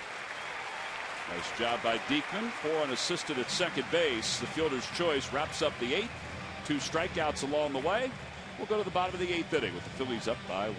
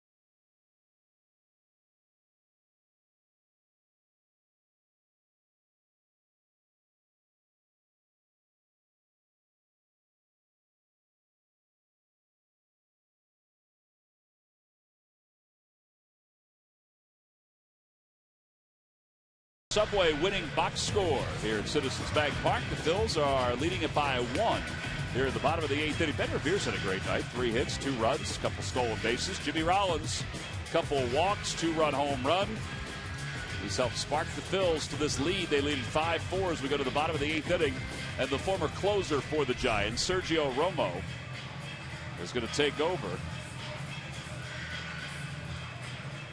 Fans are being asked to jump around. Are they obliged? Well, here's Romo, 5.26 earned run average. He's allowed a lot of runs over the last couple weeks. Part of the reason why he's lost his closer's role. He does have 22 saves. There may be a time when he goes back into that closer's role, but not right now. He'll face Cody Ashe as we begin the 8th. It'll be Ashe, Rupp, and then Dominic Brown.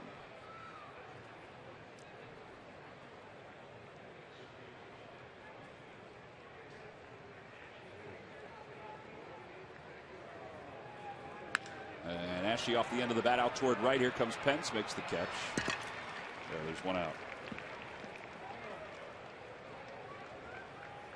Romo's fastball, which he just threw, high 80s. He's known more for the off-speed stuff than anything else. He's had a pretty good run for the Giants. This year's been a hiccup, to say the least, for him. He's weathered the storm, and he's lost a little bit of velocity, but his out pitch is his break, his slider, and when he's right with that slider, it's a tough pitch to hit. There's Rupp, and he grounds it foul. Last year, 43 saves for Romo, a 2.54 ERA.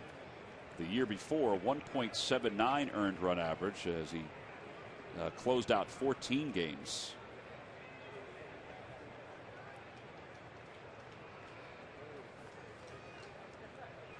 No balls, 1 strike to Rupp. 0 for 3. He's grounded out. He's flied out twice.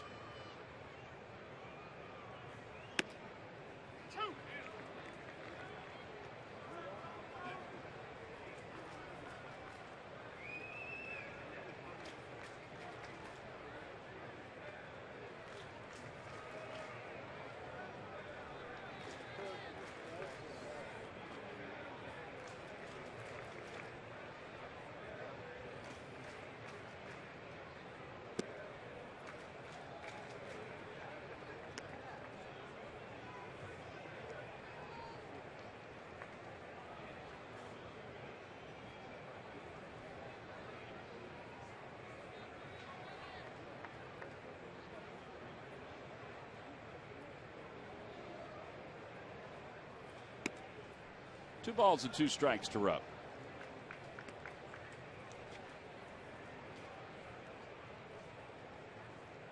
Papelbon warming up in the bullpen for the Phillies, hoping to close this one out in the 9th inning.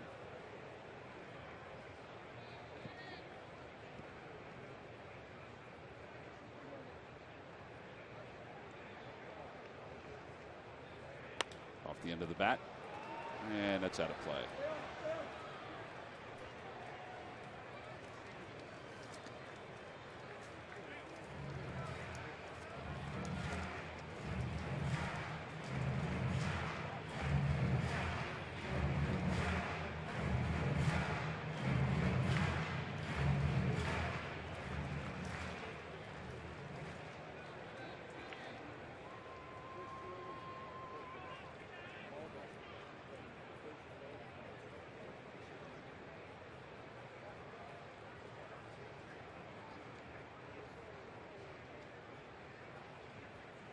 Swing and a miss. There's that breaking ball.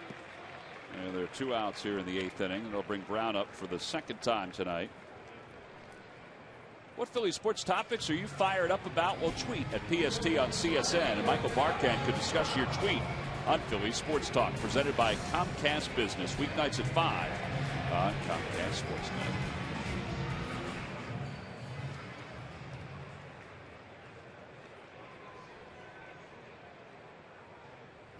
Two outs. Dominic Brown is coming up.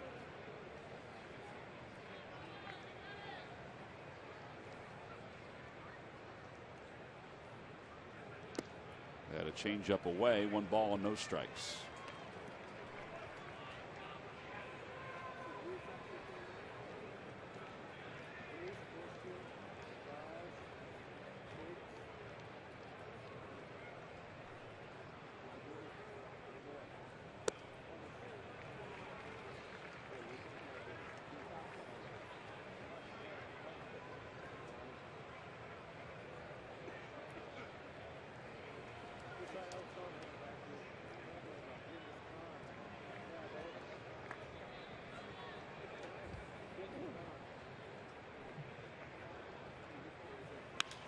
Dominic pops it up. Left side of the infield. Crawford, the shortstop, out on the outfield grass, puts it away. And the Phillies go down quietly in their half of the 8th inning. 1 hit for the Phils over the last 3 innings, but they lead it by 1. We go to the 9th inning with the Phils on top 5-4. And Papelbon coming in.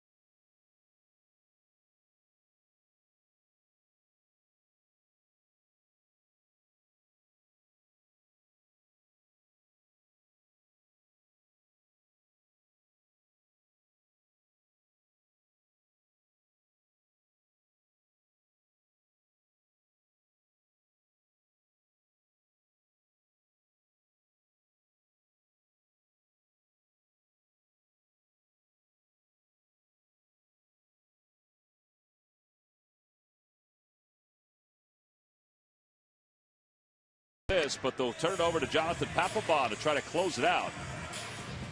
Papelbon on in relief of Jake Diekman. Roberto Hernandez started this ball game. Roberto went 5 2/3 tonight, and he left with the lead, so Papelbon can save his 24th of the season, and Roberto would get the victory.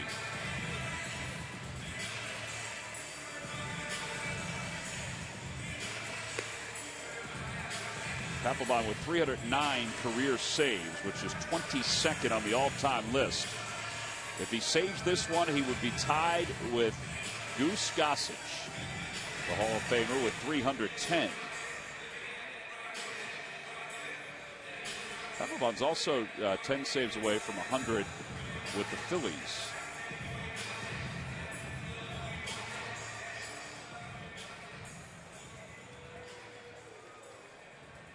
And obviously the scouts that are on hand here tonight and have been on hand for the last few ball games, they're looking at a number of players, and Jonathan Papelbon is one of those players. Closers are hard to find. Closers that are able to do their job on a nightly basis are hard to find. And Papelbon's been good for the Phillies this year. He delivers high to Adrianza. Adrianza up for the 4th time tonight.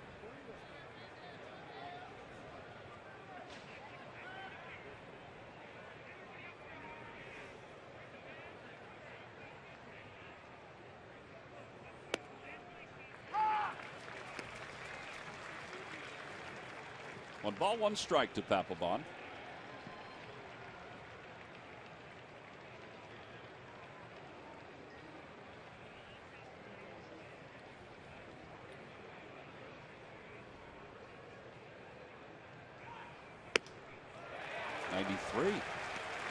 Ball jumped up a little bit. When you think about it, Jonathan's been very sharp since the first couple weeks of the season. He's thrown the ball very well, and he's been quite efficient in doing so. 1 ball, 2 strikes. In the dirt. Try to split 2-2. Quite a Major League scoreboard. Miami has defeated the Braves 6-5. 3rd straight win for Miami. And for Atlanta, they've now lost back-to-back ball games. Washington trails Colorado 4-2 in the 6th inning. They lead the Braves by 1 in the East.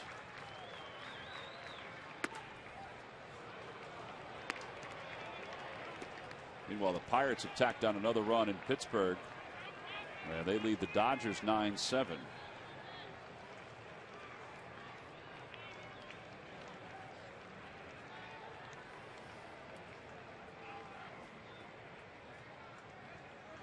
Swing and a miss. He got him. A high fastball, 1 out. Took 6 pitches, but Papelbon gets a strikeout. 1 away.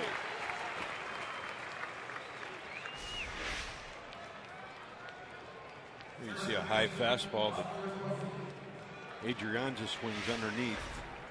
Can't climb the ladder with Jonathan.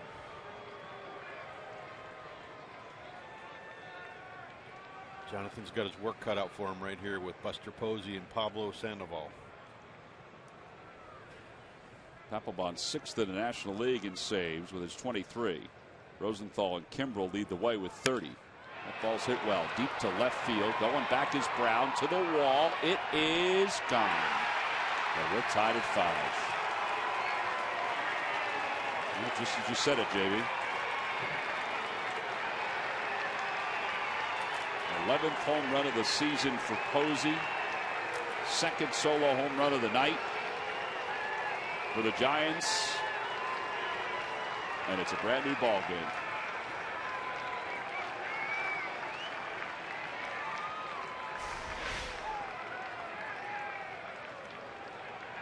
I think they're looking for a fastball in. I don't know if it was supposed to be down and in or just in. And it wasn't in enough.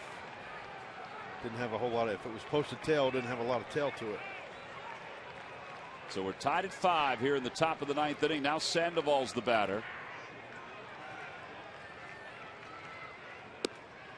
On the outside corner, it's 0-1.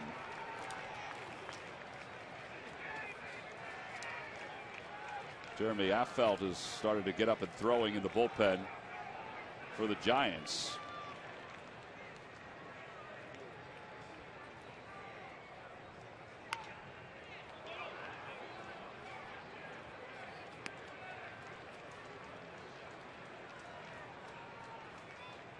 Third blown save of the season for Papelbon.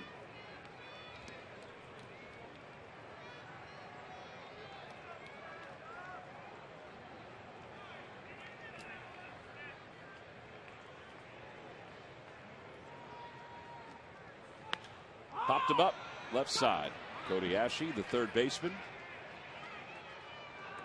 And there are 2 outs. June 16th against the Atlanta Braves. The last blown save for Jonathan Papelbon.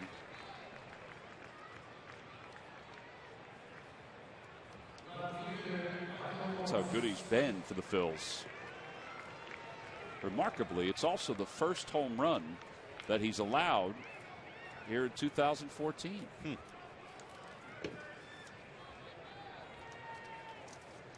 So here's Michael Morse. 0 for 4. He struck out twice.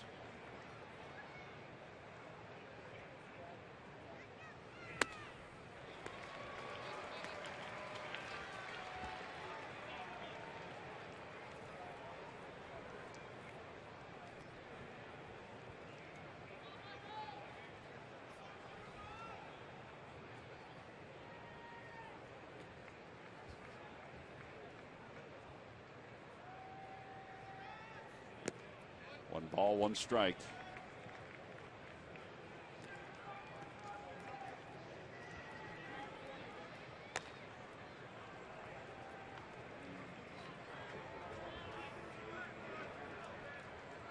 Tall and lean Jeremy Affeldt warming up in the pen for the Giants.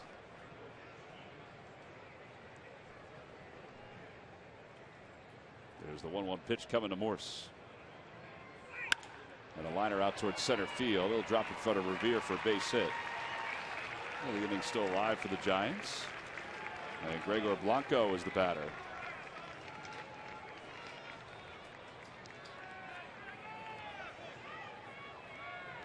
Mike Morse to me looks like he's a dead low ball hitter right now.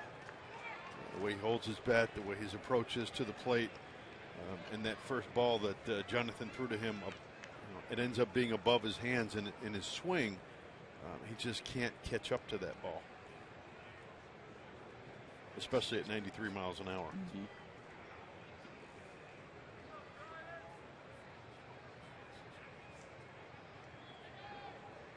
And you got to be careful here. Here's a guy that we've talked about before. First pitch aggressive. Takes this time on the inside corner. Good pitch. Because it was a pitcher's pitch. Yeah, 0-1. Located very well by Jonathan.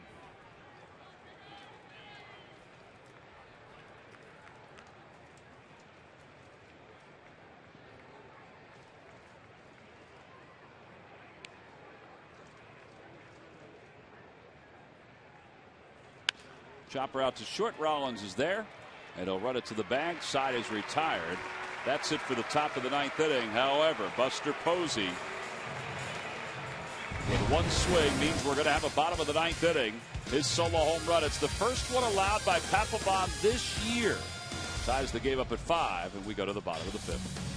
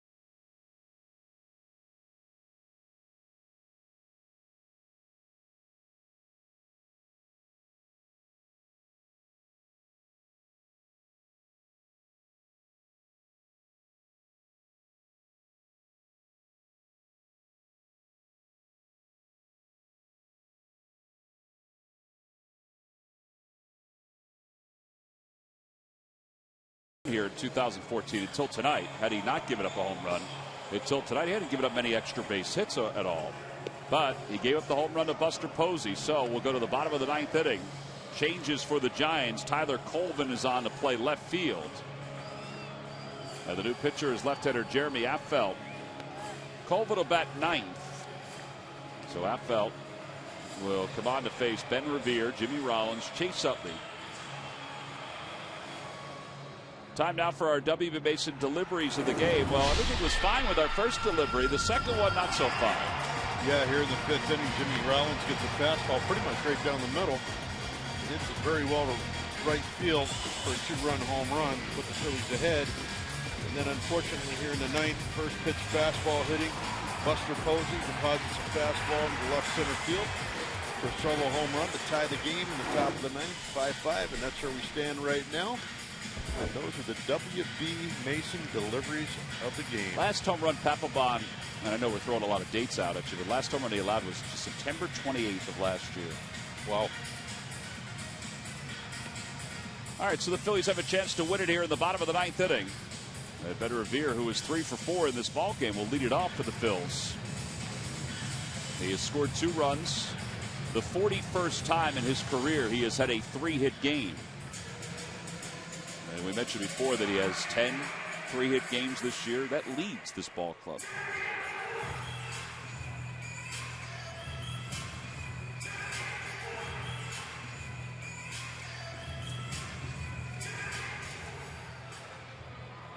Pablo Sandoval will be in on the grass at third as we begin the bottom of the 9th.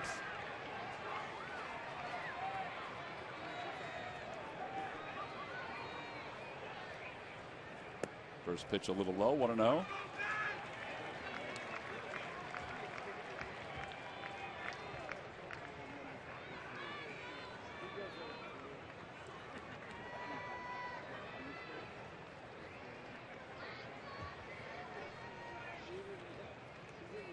2-0. This is where I know Matt talks about this often. You've talked about this. Schmidt's talked about this. We've talked about it in our office. Where if you're Revere, I mean, are you taking a couple strikes here? Or are you trying to run the count as deep as possible? Yeah, I believe so. You're trying to find any way you can to get on base, and if he's not around the plate, why swing? And you don't want to work yourself into a hole.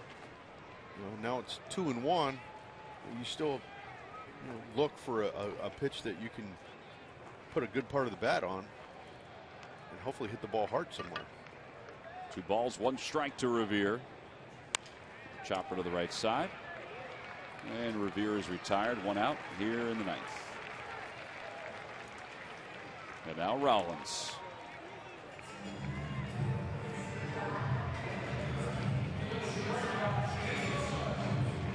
Jimmy Rollins does have 1 walk-off home run this year.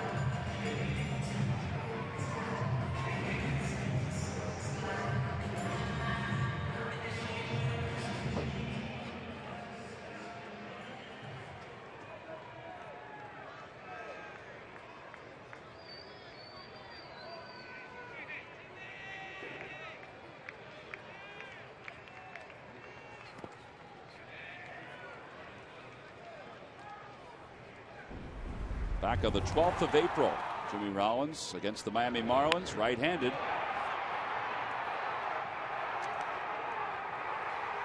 Just enough to get it into the first row.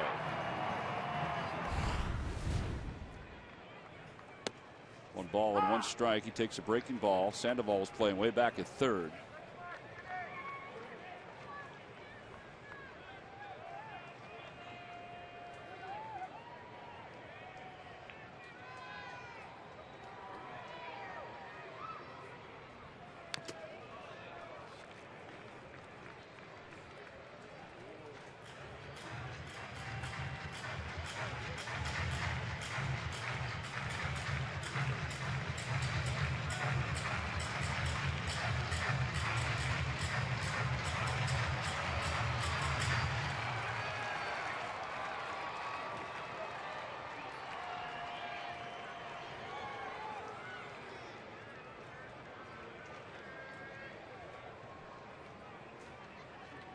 No runs in 9 1/3 for the Giants bullpen in this series.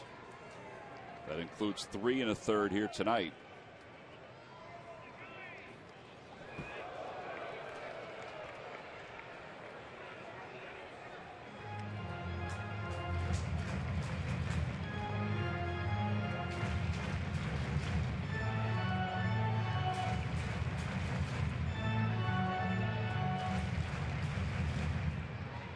Balls, 2 strikes.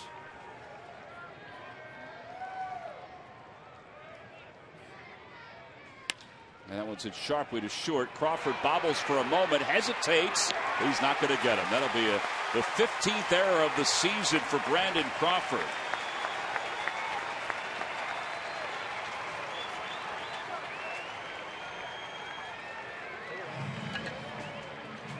Hustle by Jimmy Rollins to get down the line and put a little pressure on Crawford.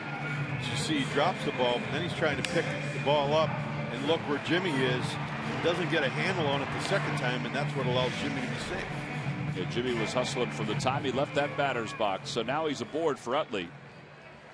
Utley tonight is an RBI and a single, his first at bat. 4 for 12 against Affeldt. On that error by Chase ends up being a costly error for the Phillies. First pitch is low. It's 1-0. The error Jamie's talking about is the one in the 7th inning. After Adrianza had reached on a double, Buster Posey hit one off Ken Giles. It went toward Chase. It eluded Chase, and Adrianza was able to score. Ground ball right side. Base hit off the glove. That's going to enable Rollins to go to third. Because Adrianza misdirected it, it slowed it up, shot it away from Pence, and enabled Rollins to go to third.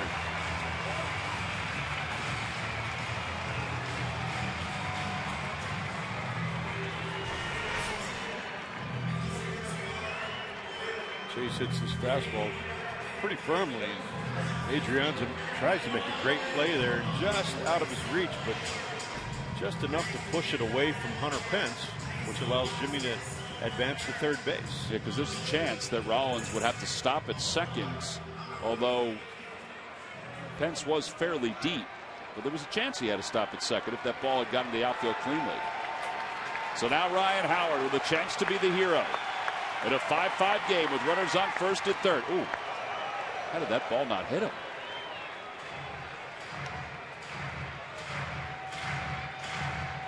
One ball, no strikes.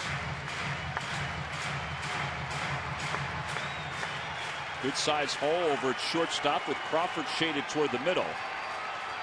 Not all the way to the middle, but shaded that way. The outfield is shallow.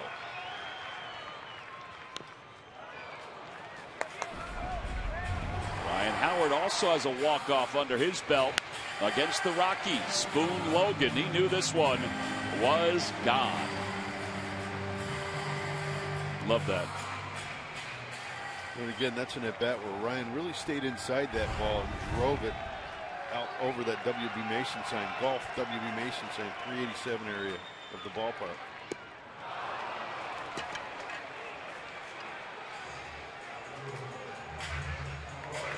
That's the tough pitch, to stay back on the slow curveball, because it looks so enticing coming to the plate.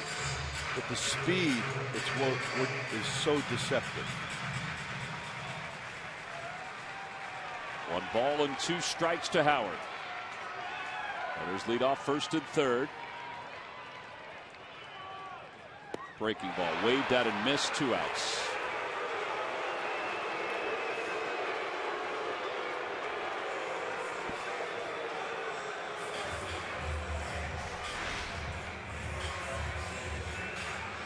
Another good curveball by Aftal. Ends up really probably not being a strike, but it's probably too close to take with 2 strikes.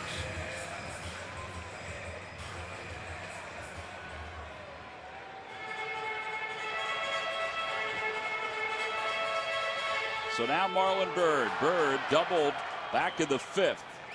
Had an RBI in the 1st on a ground out. And he's got a chance again to give the Phils a victory here to get Rollins home from third. Pitcher spot is up next. Andres Blanco's out in the on-deck circle. In the dirt. It's Hector Sanchez who's doing the catching tonight for the Giants, with Posey over at first.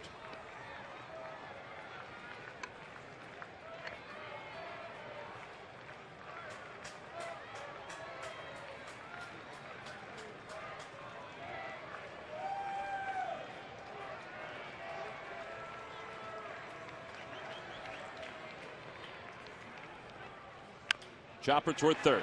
Charging is Sandoval. Has it, throws in time to get Marlon Byrd.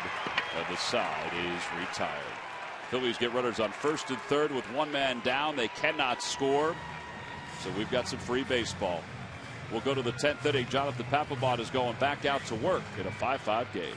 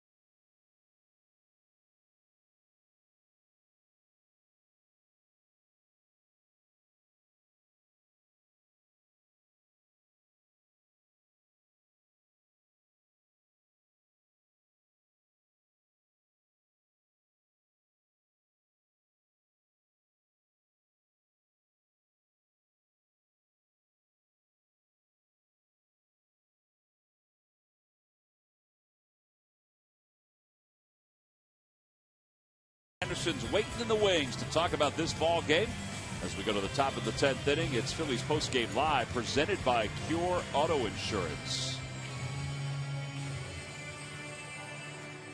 So as we go to the top of the 10th in a 5-5 ball game, Papelbon will face Brandon Crawford, Hector Sanchez, and Tyler Colvin. Colvin, who came on as part of a double switch, is the number 9 batter for the Giants now.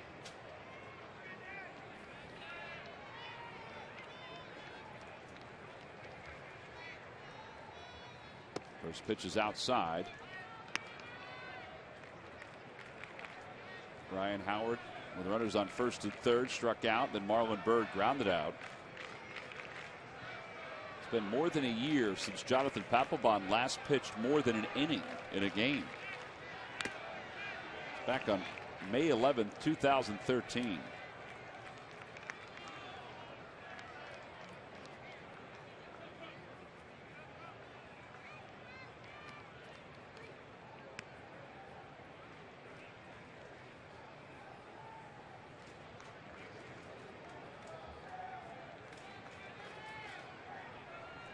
Giants have played 9 extra inning games. They're 7-2. The Phillies 6-6.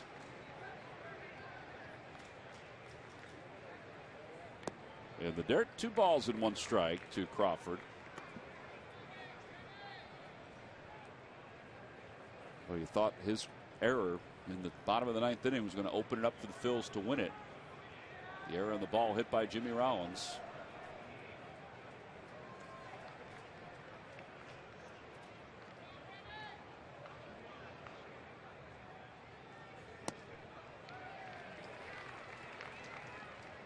Good split right there.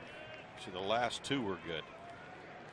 The previous one was probably a little too good for the situation, but that was a really bottom dropped out of that ball. And Crawford completely fooled.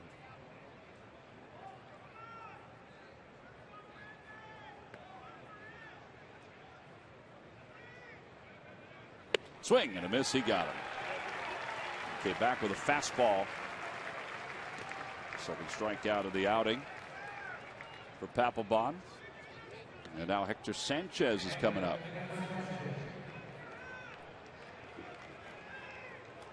Phillies bottom of the 10th inning will include a pinch hitter, depending on who's out there pitching for the Giants. If it's Affeld, it'll probably be Andres Blanco. And then Ashe and Rupp popped him up. Sanchez hitting it skyward on the left side of the infield. Rollins will take charge.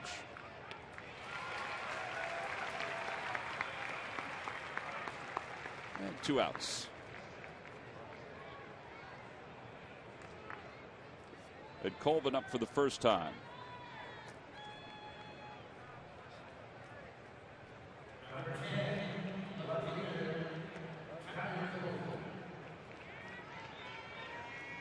Well, they've used everybody except for Marco Scutaro today. Scutaro missed a lot of time because of back injury, a bad neck earlier on this road trip.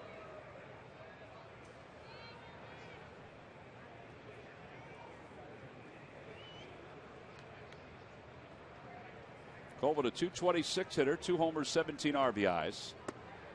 First pitch inside, 1-0. Toyota Major League Scoreboard scoreless up in Yankee Stadium. Rangers and the Yankees.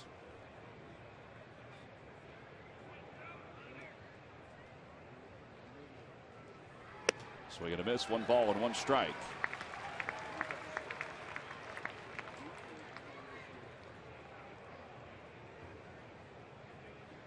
Pence on deck.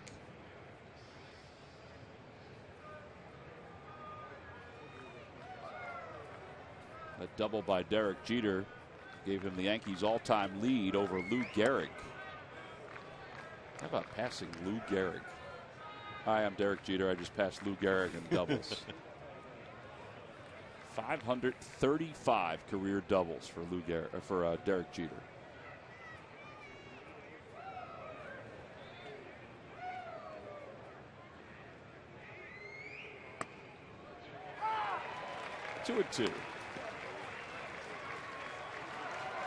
pretty phenomenal career when you really start to think about it. Really? Only Yankee to have 3,000 hits in a career.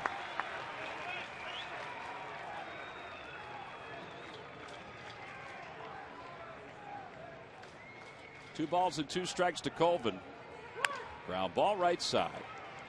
Utley backhands, flips over to first. Side is retired. Nice job by Papelbon to retire the side in order. He's done so. He's worked 2 innings with 27 pitches. Middle of the 10th, 5-5 ball game.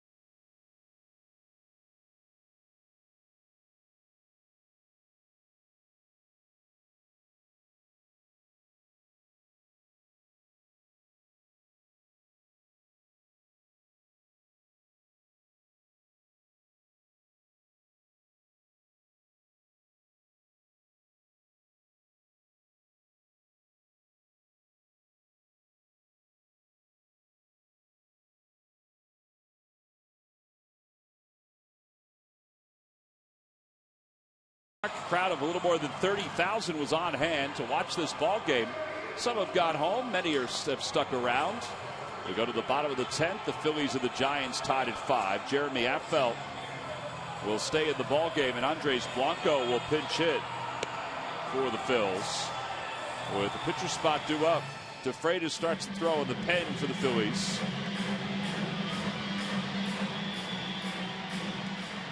All right, so the Phillies use Blanco here. That means they have Brignac and Nieves available.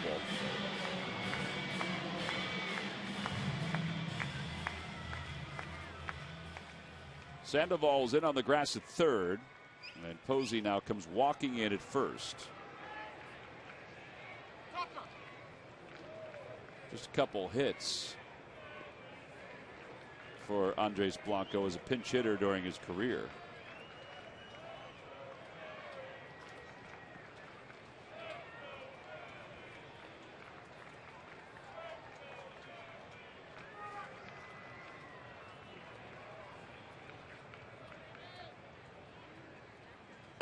Low ball 1. Looks like Affeldt's really struggling with his fastball command tonight. Again, here's a guy, a veteran guy. Looks like he's struggling with his fastball, but still has the ability to get outs using his curveball, his slider, and his split finger fastball. Blanco takes strike 1. It's 1-1.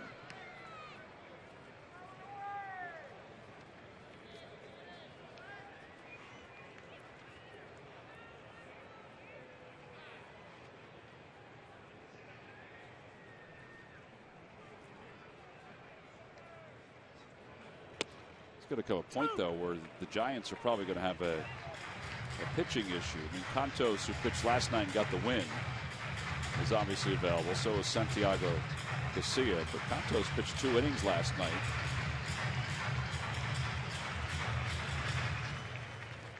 Stretching Affeldt out here because you've got the lefty Cody Ashe on deck. 2 balls, 2 strikes.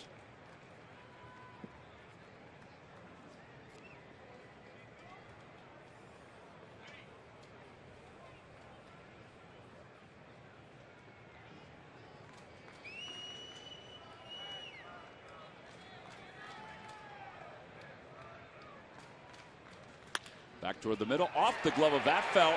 He'll pick it up and flip over to first. That's a heck of a play. There's one out.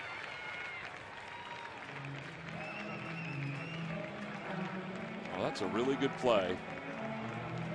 He found it, and the fact that he was able to get his body turned to put a lot on that throw. Blanco doesn't run all that well.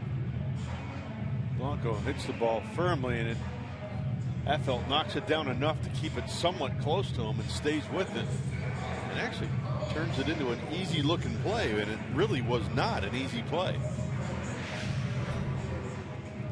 That was an excellent play. Blanco was moving as quickly as he could up the line. Here is Cody Asche. Ashe's flied out 4 times tonight, 0 for 4. And usually on a play like that, when the ball hits your glove, you don't know where it caroms to. You first have to try to find it, and sometimes it seems that that takes forever.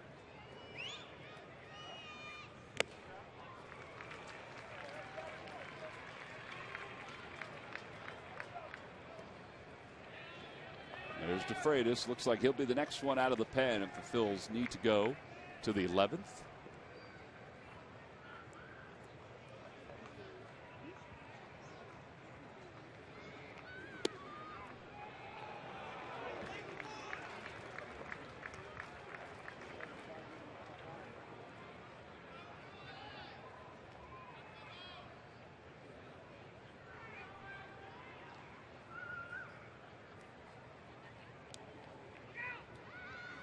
Swing and a miss. 2 outs.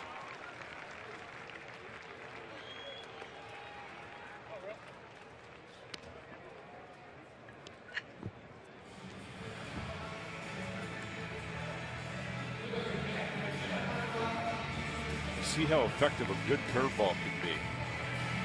You've seen Affeldt's curveballs really taking the sting out of a lot of the left-handed hitters' bats tonight.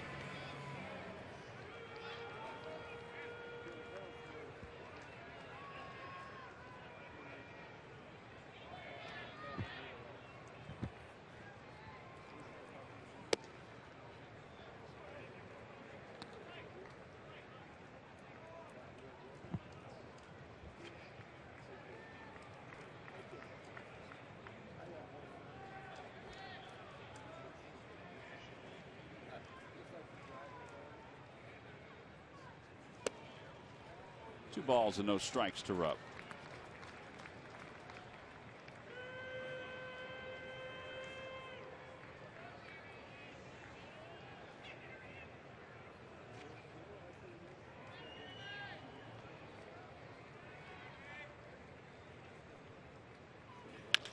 Chopper out towards shortstop. Crawford's got it from the outfield grass in time. The Phillies go down in order here in the 10th inning. So we go to the 11th here in Philadelphia. Giants with 5 runs on 12 hits. The Phils 5 runs on 9.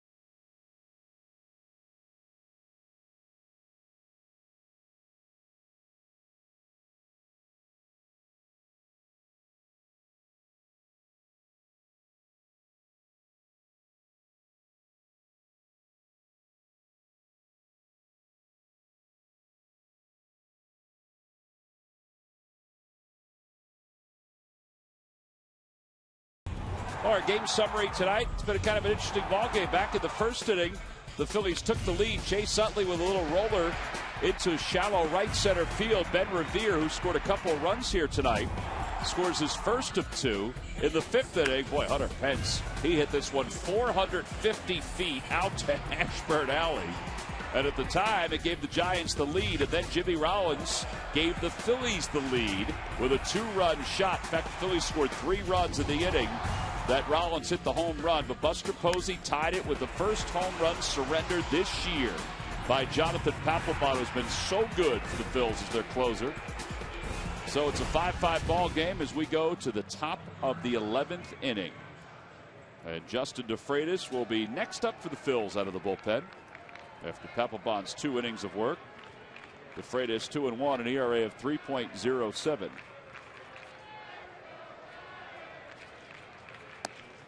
Delivers outside. It's 1 ball and no strikes.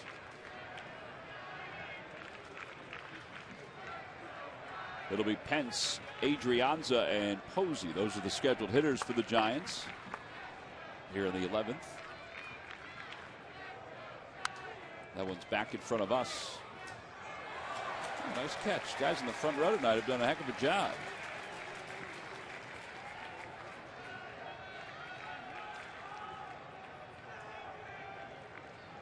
1 ball, 1 strike.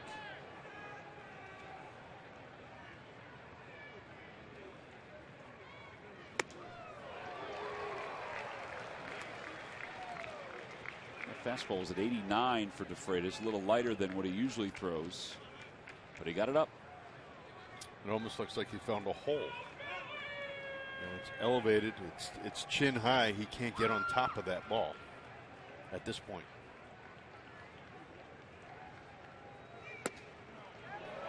Pretty good pitch right there. It sure was.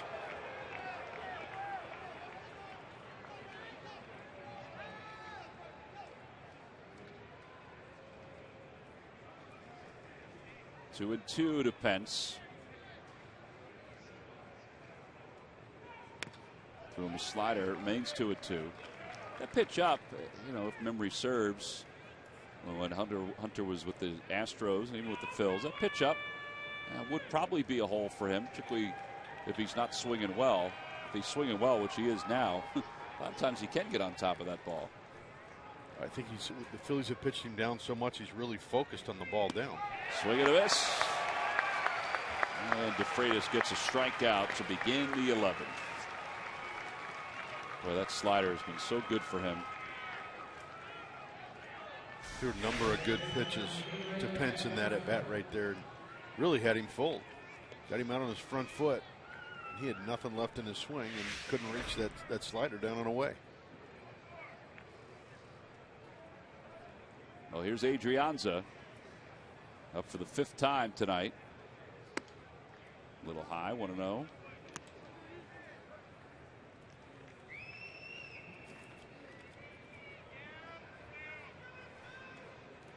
Should say.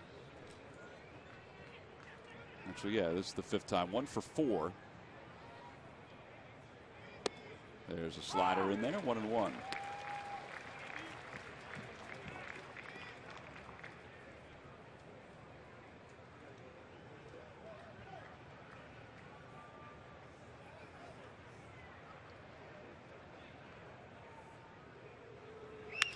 Off the end of the bat, that's going to flare into left.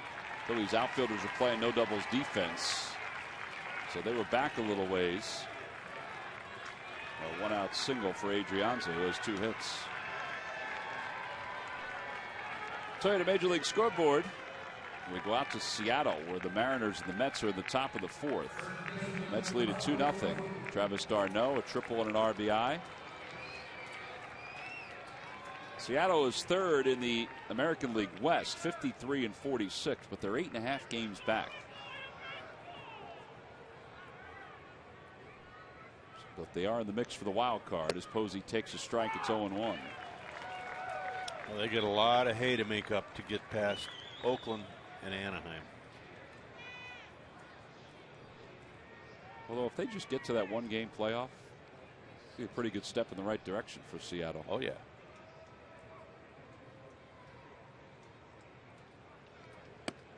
Breaking ball, 1-1. We'll actually see them here in a couple weeks.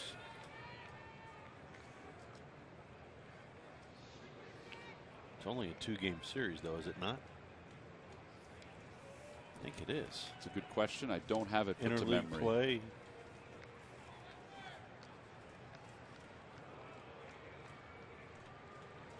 Posey check swing, slow roller to shortstop. Rollins flips to second for one. Utley over to first. Not in time. It's hit soft, but not soft enough.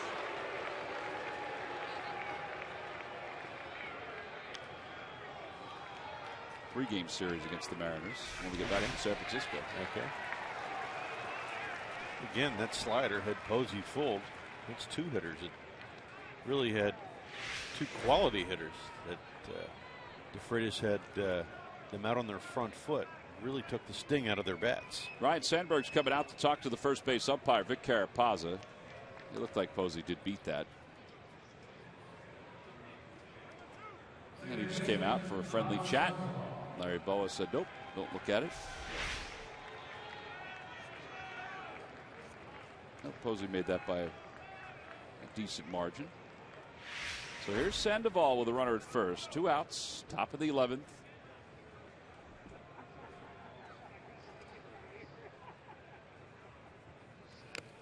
Foul ball, and it's 0-1.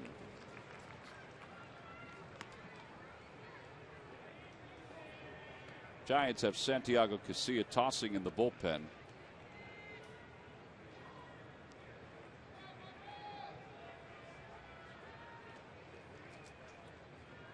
And Marco Scudero out in the on-deck circle. Out toward left field. Dominic Brown back toward the track to the wall, makes the catch. As he puts his back into the wall, the side is retired.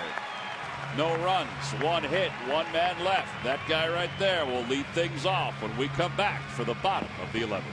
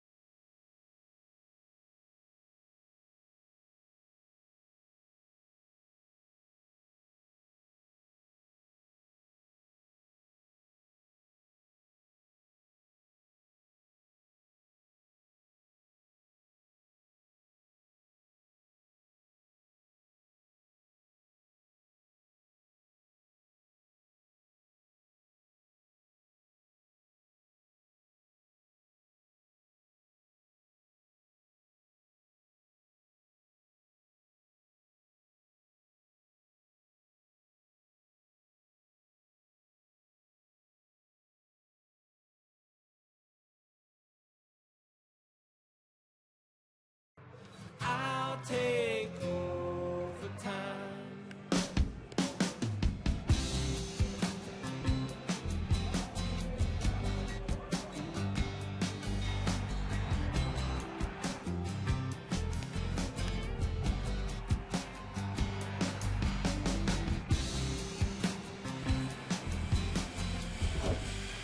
Overtime will take us to the bottom of the 11th inning. Extra innings here at Citizens Bank Park. Phillies and the Giants tied at 5. That home run by Buster Posey is the reason we're here in the bottom of the 11th inning. Jeremy Affeldt has already pitched 2 scoreless innings. He's allowed 1 hit, a couple base runners. He has struck out 2. He'll face Dominic Brown, who singled in the 6th. He came on as part of a double switch for Grady Sizemore. Dominic will lead off the bottom of the 11th. Santiago Casilla, the closer. First pitch is over. It's 0-1. Well, June 17th of last year against a lefty, Dominic Brown spun one into center field. That's his last walk-off hit, excuse me. 0-2.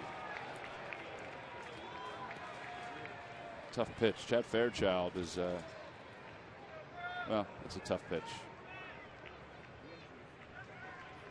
0-2.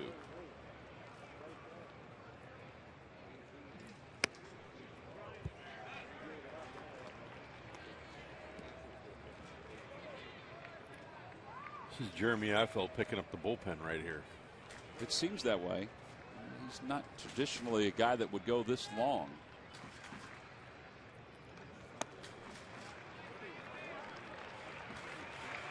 But when you're in a bullpen, this is what you got to do when you're short. Sometimes somebody has to extend themselves, or sometimes it's two people. Yeah, 33 pitches, which isn't all that bad. Papelbon did it tonight for the Phils. He went 2 innings. 2 balls, 2 strikes. Chopper up the first base line. That's foul. Bruce Bochy also is down to 1 bench player. That's Marco Scudero. You know, and here's a situation too where Bruce Bochy tomorrow is going to be looking at Madison Bumgarner and saying, "Hey, you got to get us deep into this game." Because our bullpen's currently depleted. Well, the longest Affeldt's gone this year. This is the longest. He went 2 innings against the Dodgers back in April. That's it.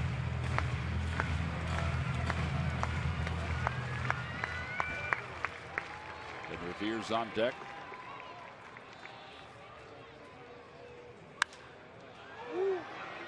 Toward the left field line, Colvin runs out of room.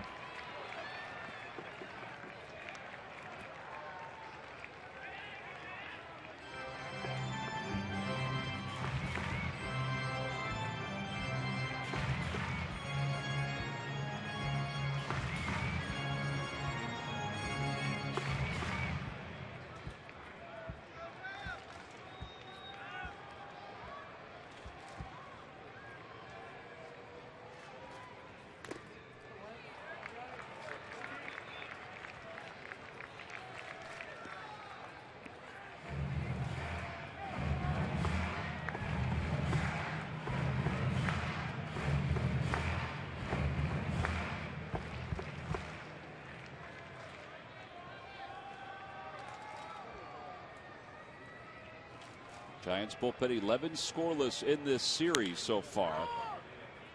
That's another foul ball by Dominic Brown. And it remains 3-2. He's battling here.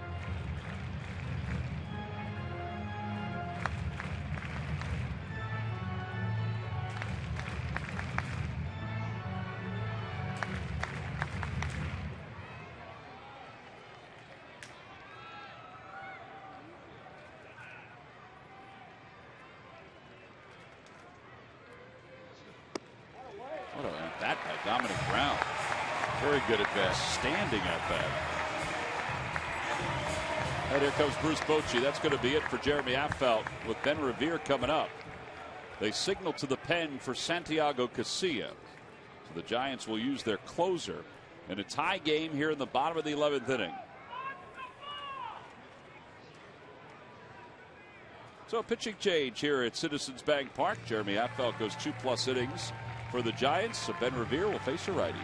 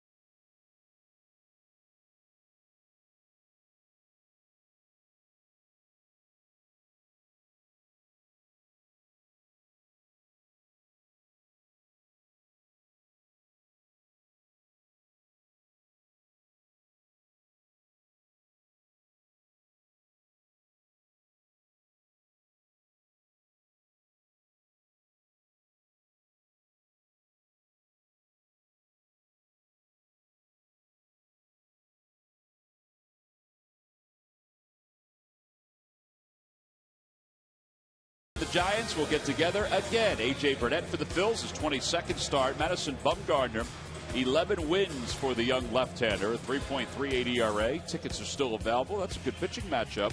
Thursday is a good pitching matchup as well. Cole Hamels and Tim Hudson. Phillies pregame live gets underway tomorrow at 6:30. Although at this point, you might be able to run Phillies postgame live right into Phillies pregame live. Santiago Casilla will come on for the Giants.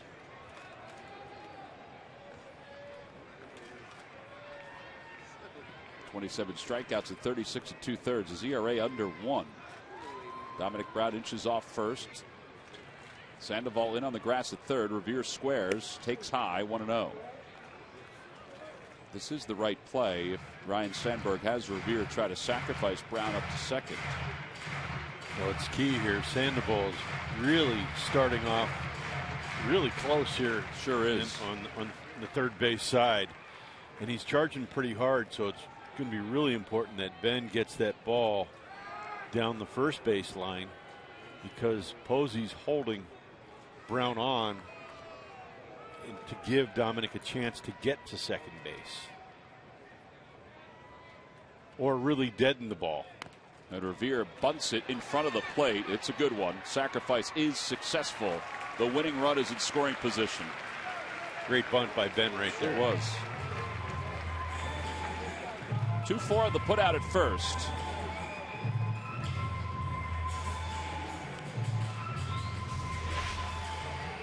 Gets himself in good position. Just lets the ball come to him. Gets the top of the ball. And it trickles out in front of the plate. And the only play that Sanchez has where he knows he's going to get a sure out is first base. And that's what you have to do in that type of situation. From the defensive side, you got to get the sure out. Let your manager figure out the rest. Well, now Jimmy Rollins. You look at the outfielders. Not all that deep. And Rollins takes a strike. It's 0-1.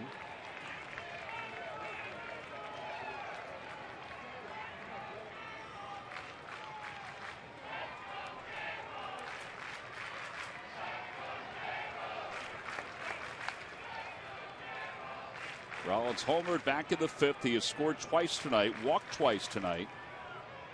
And the 0-1 pitch in the dirt. Good play by Sanchez. 1 ball, 1 strike.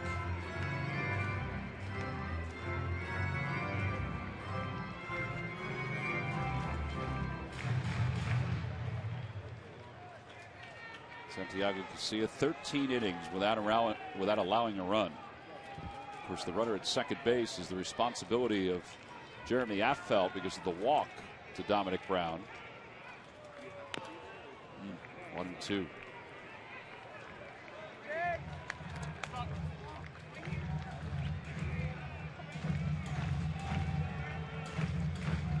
Ryan Howard hoping for another opportunity.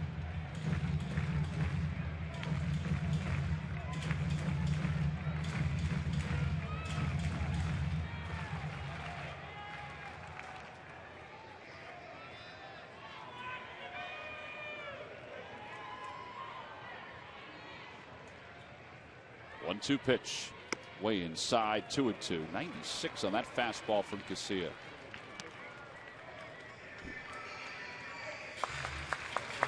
And see there, that's a pitch that has a little bit of an effect. It's a fastball, and it's driving Jimmy back off the plate. And it's trying to keep Jimmy from sticking his nose out over the plate. Jimmy's really good at getting that ball away when he wants to and hook it. And Jimmy's got a big gap in left center field.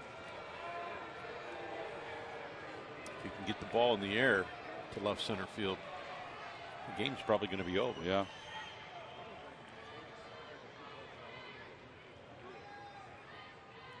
Two balls, 2 strikes. Nobody's sort of hovering behind Brown, but Casilla just trying to keep him as close as possible. I think that's really just to let him know that I know you're there. I haven't forgotten about you. Phillies are 1 for 9 with runners in scoring position tonight. And the 2-2 pitch off the end of the bat stays alive.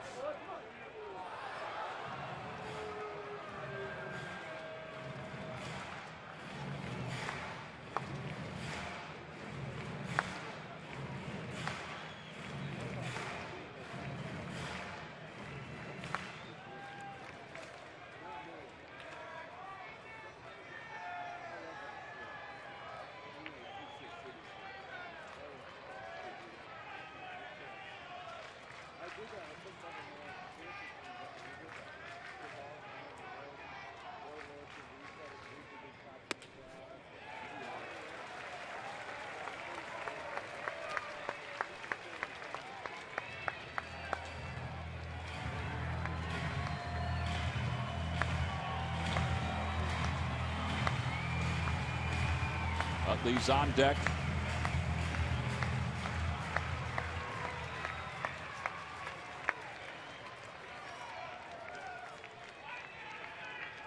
Boy, now they're really giving him even more of the gap in left center field. 3-2 pitch. Out of play again.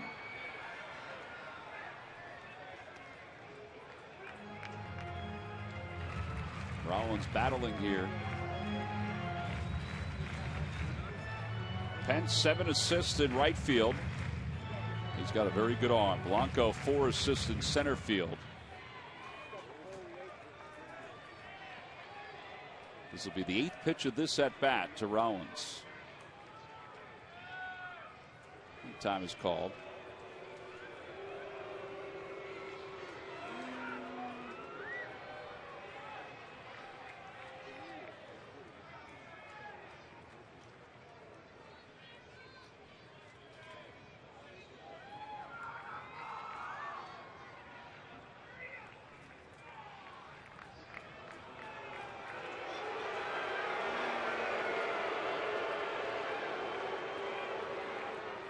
Trying to get on the same page with the runner at second base.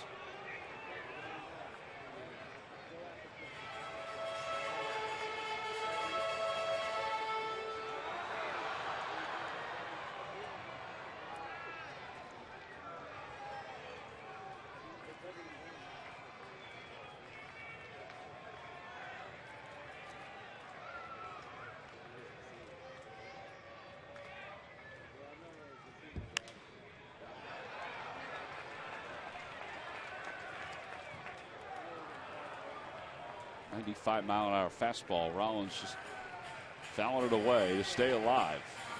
It's a good battle right here, and I like Jimmy having the ability to foul off that tough pitch, because sooner or later he's going to make a mistake.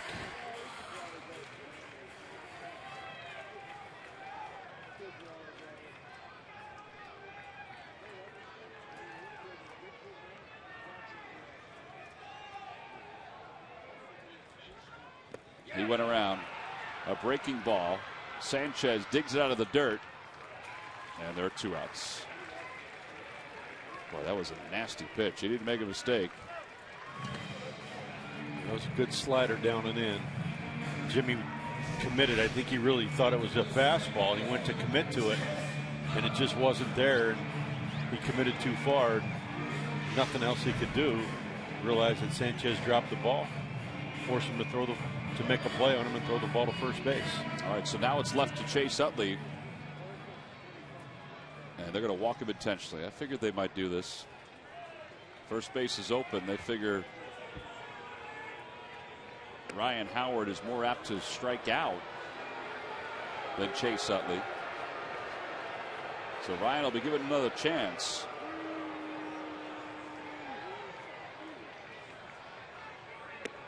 With runners on first and second here in the bottom of the 11th inning.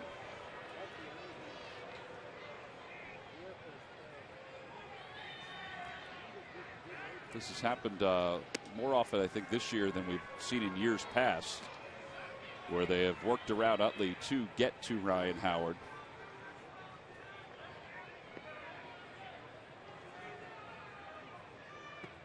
And there's ball 4.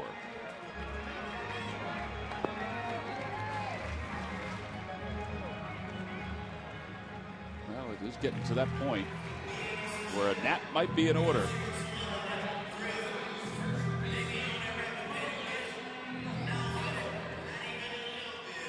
Ryan Howard tonight has struck out twice. He's walked. He singled and scored in the 5th inning. And he grounded out. He struck out his last time up with 1 out, runners at first and third. He's got Brown at second base, Utley at first. Utley doesn't matter. Brown is the winning run. Huge gap in left center field for Ryan Howard.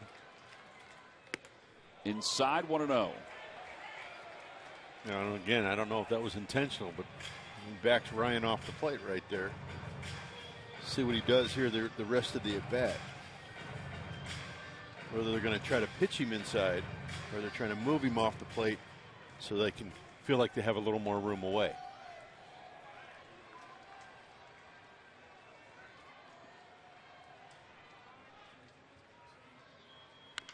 Ground ball right side.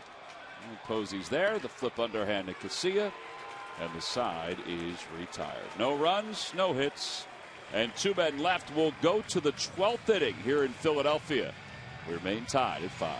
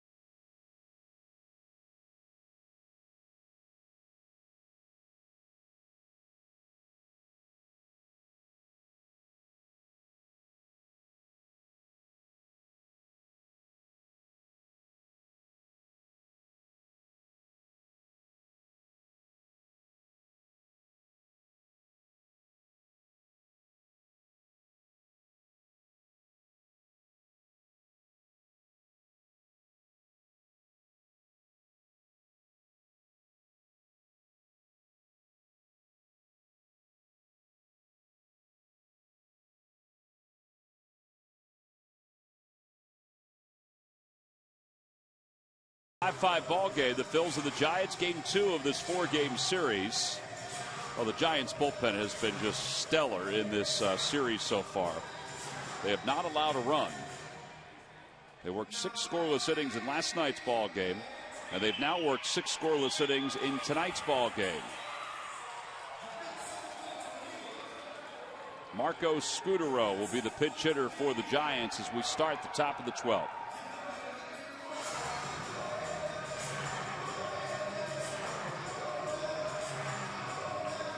There's George Contos. He's getting ready to warm up in the bullpen for the Giants. This is the pitcher's spot. Oh, and here's another guy, first pitch swinging. Yeah, he'll rush you real quick and give you a good hack. First pitch is in there. It's 0-1. 8 hits as a pinch hitter. We mentioned that Scutaro spent a lot of time in the DL this year with a bad back. He missed some time on this road trip with a bad neck. And it's 0-2.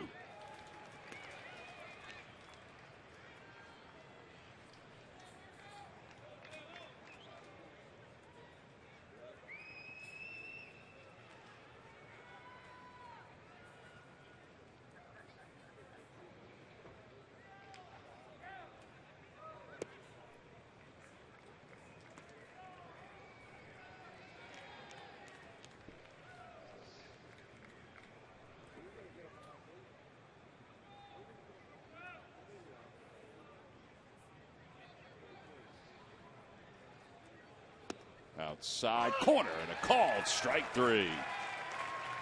I wasn't sure which way Chad Fairchild was going, to be quite honest with you. He's kind of mixed up his strike 3 call.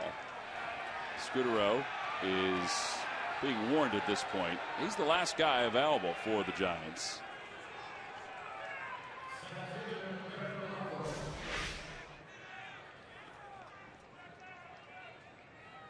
That's pretty close. Yeah, it's a pretty good pitch.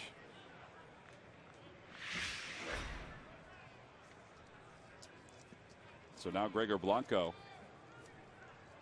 Blanco's 1 for 4 in this ball game.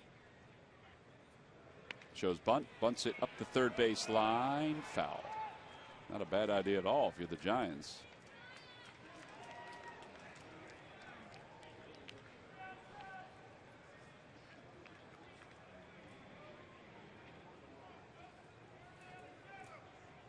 So no balls and 1 strike to Blanco.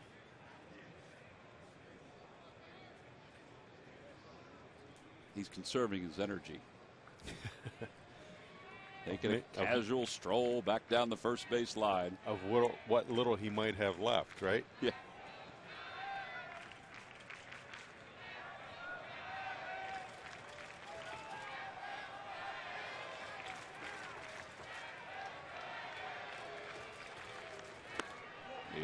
down 0-2.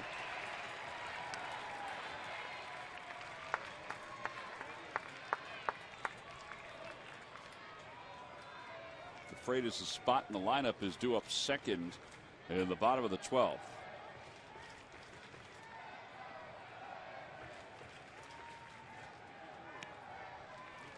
Now the 0-2 pitch coming.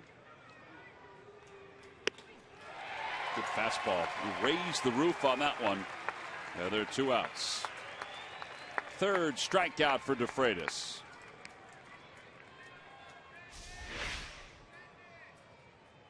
Here it looks like they're looking for a fastball down and away, and he elevates it up and away, and Blanco cannot get on top of that fastball.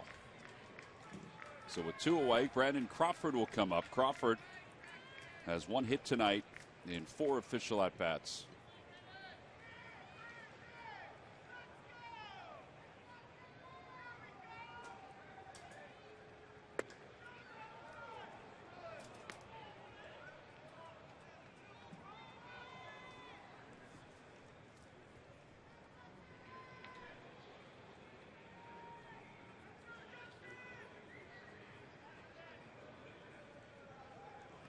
He went around on that breaking pitch. Oh, it looked like he went around. Excuse me. Chad Fairchild was trying to get out of the way of it. The third base umpire, Bill Miller, said no swing. And now 2 balls and no strikes.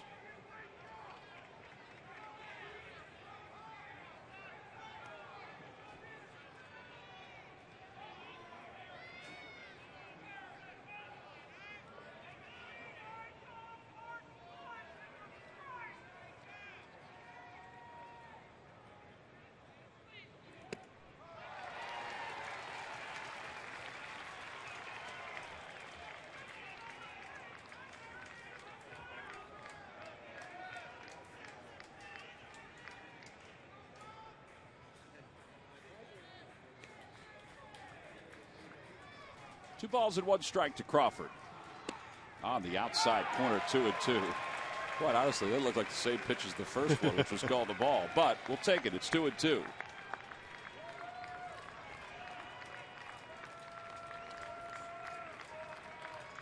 Sanchez is on deck.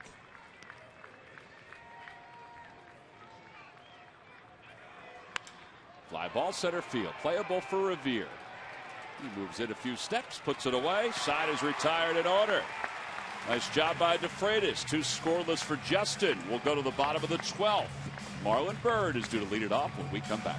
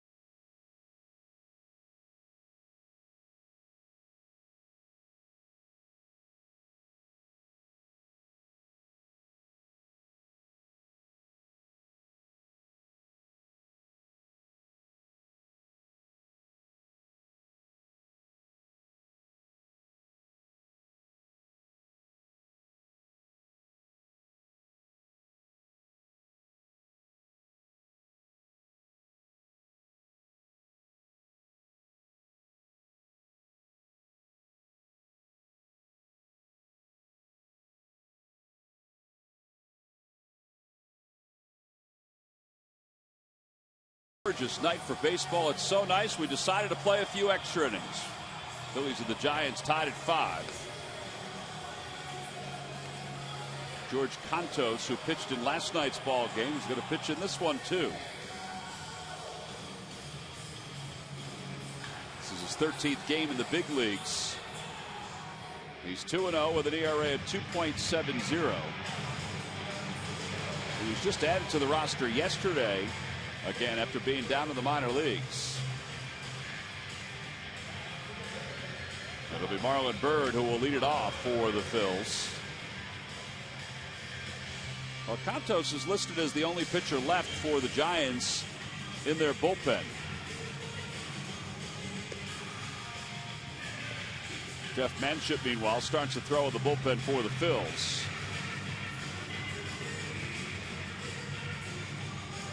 Phillies have had opportunities to push the winning run across the plate during extra innings. I should say over the last 3 innings. All right, so Phillies have Hollins, Mario, and Manship in the bullpen. The Aves and Brignac to hit. Brignac's going to pinch hit in a moment after Marlon Byrd.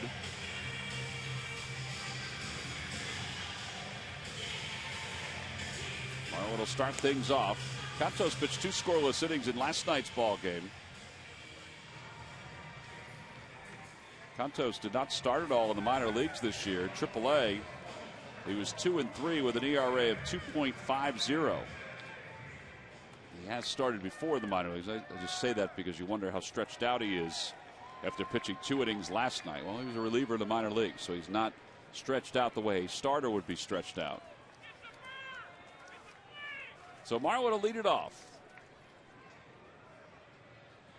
Marlon tonight is 1 for 4, a double, 2 RBIs. Sandoval over toward the line at third. First pitch is over, 0-1.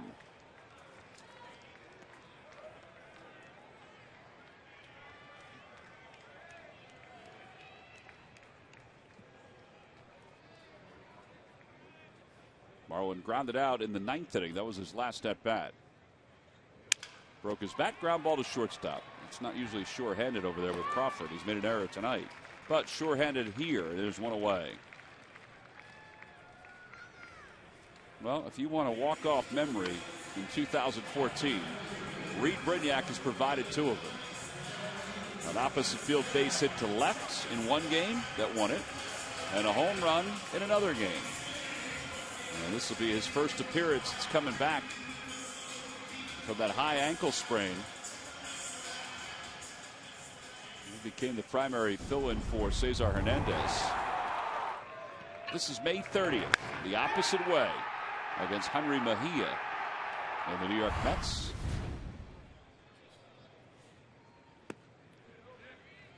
That was the first of 2 walk-offs for Brignac. This was June 11th against the Padres, Nick Vincent.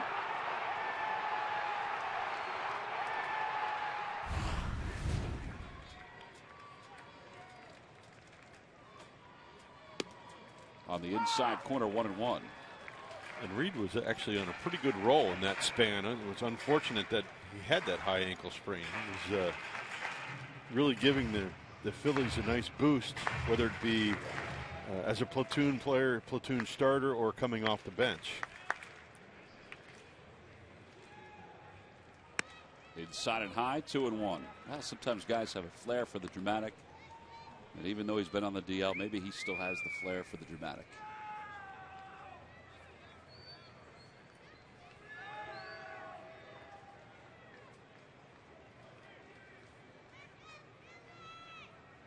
Two balls, 1 strike to Brignac.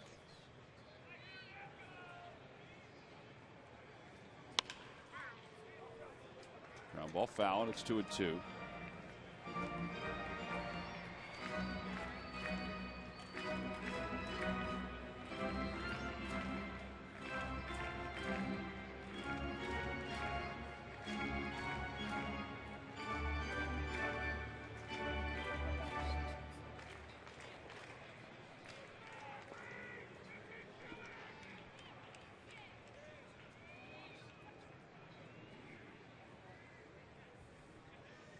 Now the 2-2 pitch.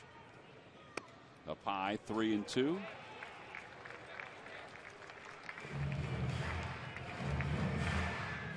Cody Ashe on deck.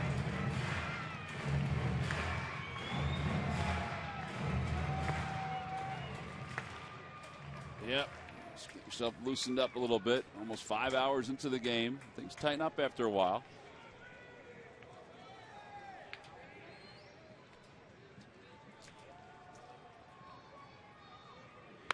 in the air down the right field line. That's going to hook foul. So he's got a little flair for the dramatic.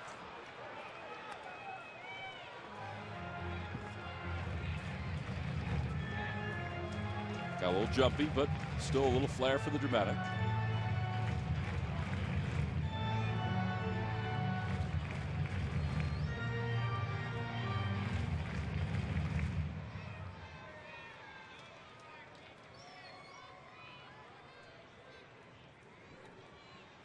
And again, the 3-2 pitch.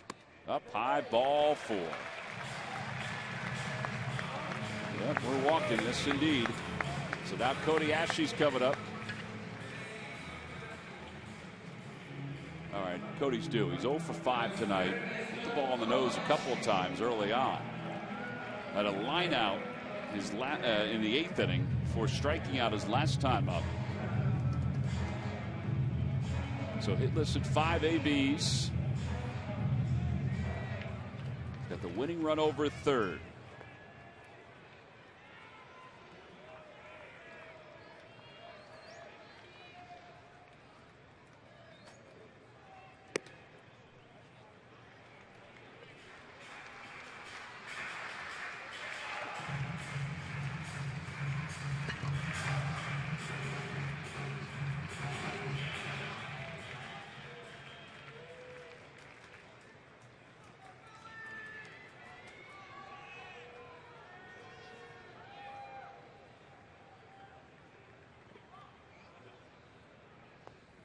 Now 2 balls and no strikes. Rupp is on deck. Brown is up after him. That's the pitcher's spot.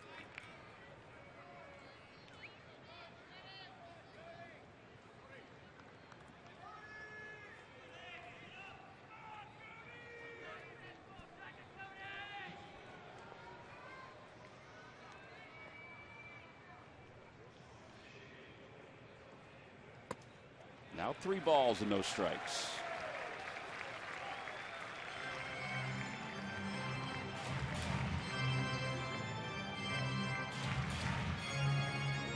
Cameron Rupp is due up next.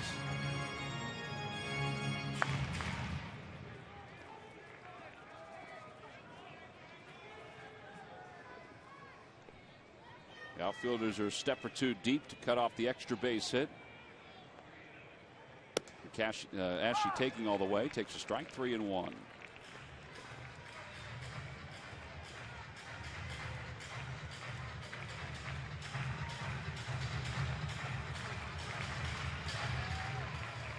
Time to zone a spot right here for Cody.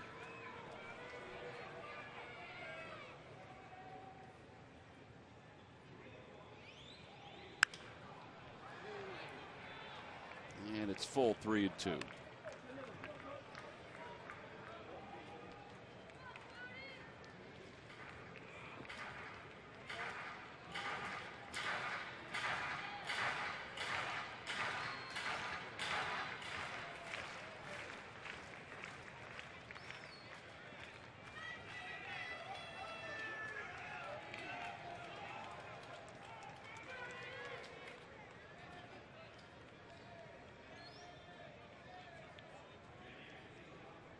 Three-two pitch coming after a toss over to first. Just to make sure Brignac is kept close. I don't think that he'd be moving on this with 3-2, 1 out. We'll see.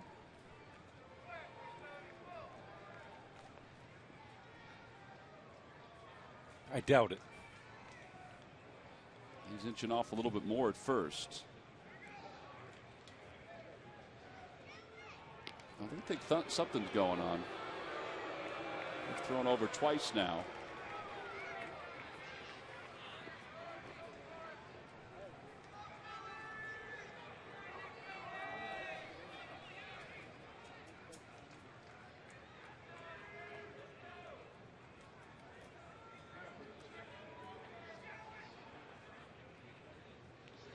There he goes. Up high, ball 4. I have to admit, I was kind of surprised he was going to. I know a lot of times you do see them going on a 3-2 pitch with one man down. But it pays off. Now there are 2 on with 1 out. Cameron Rupp is coming up. Mark Gardner out to talk to his right-hander.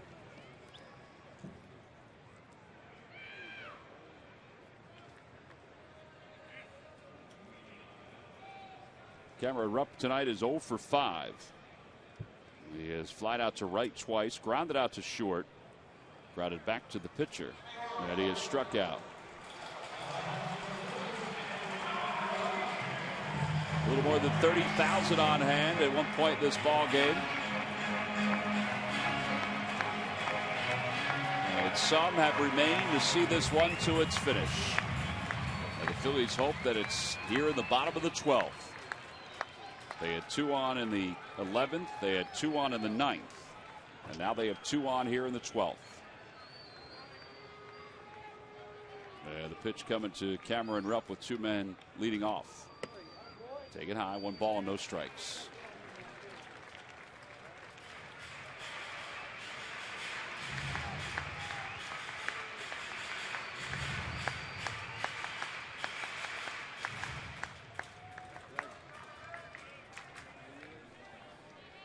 Double-edged sword here. You know, he's all over the place. But you figure if he does groove one, you want to try to go after it. You also want to force him to find the strike zone. There's a strike, 1 ball and 1 strike. Toyota Major League Scoreboard, the Nationals lead the Rockies 7-4. That game's at the top of the 9th inning, so if that game holds on, then the Nats, who have won 3 straight, are 10-5 in July. Their lead in the East would be up to 2 over the Braves. And now the 1-1 pitch. Inside, 2-1. You got to believe Contos right here is trying to get a ground ball. There's not a lot of speed on the bases for the Phillies right now. And feeling like if he can get a firmly hit ground ball at one of his infielders and turn a double play, get him out of the inning.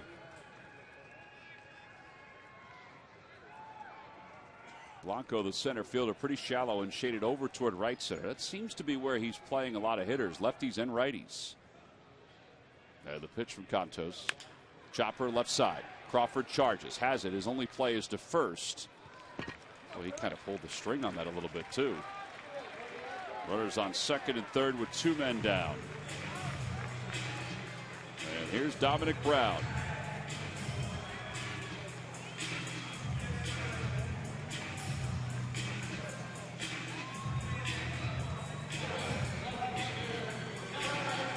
Dominic's 1 for 2. He walked his last time up. 10-pitch at bat. He's hit over 300 for just about this entire year with runners in scoring position, and he's got the winning run over at third.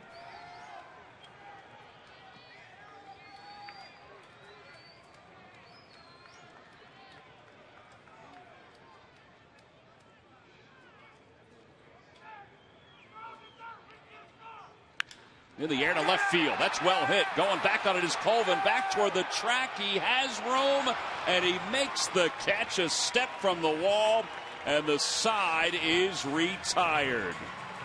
2 men in scoring position, and Colvin's able to track it down, and that will send this ball game deeper into the night. Boy, Dominic Brown got a good swing on this one. There was a moment he probably thought he had this game won, but it stays in the yard and will go to the 13th.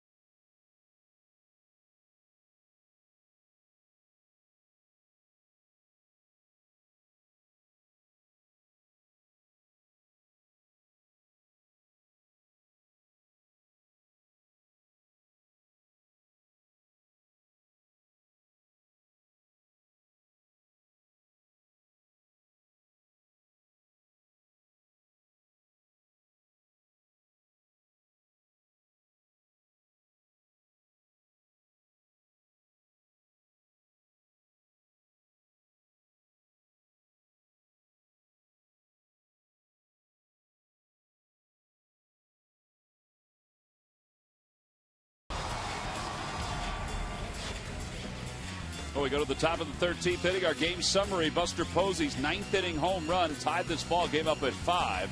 Giants bullpen 7 innings scoreless here tonight. 6 innings scoreless in last night's ball game. Phillies bullpen tonight 6 1/3, 2 earned runs, 9 strikeouts during the 6 1/3. So we'll go to the top of the 13th inning. Jeff Manship is the new pitcher. And we are heading toward the bewitching hour of midnight. By the way, we are about 30 seconds away from midnight, and I forgot that your buddy, Mike Sweeney, celebrated a birthday. Forgot to wish him a happy birthday. Oh, wow. Now, he may still be up. He's out on the West Coast. So I'm sure he's up. Did you call him or anything like that? Did you get him anything? I did not. I actually saw him last week when I was home. Did you offer a birthday wish while you were home? I will right now. All right, good.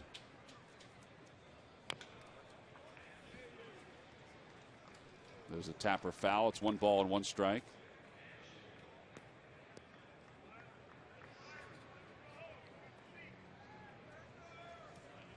One and 1 to Hector Sanchez. And a foul ball. And it's 1 and 2. Another birthday celebration that we will reinforce during tomorrow's ball game is Rich Adario celebrating his 80th birthday, and I hope he's still up enjoying tonight's ball game. 1-2 pitch, swing, and I think he got a piece of it. Sanchez may have hurt his elbow, and it remains 1 and 2.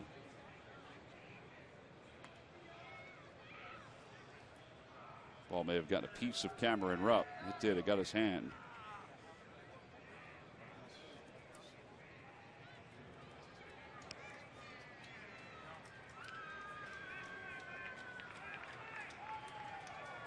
Cameron's had a workout behind the plate tonight. He really has. He had to work real hard earlier in the game, and he's took a foul ball off the mask earlier. It's a tough and grueling position to play. Well, the Phillies still have Will Nieves available if for some reason they need him. Swing and a miss, 1 away.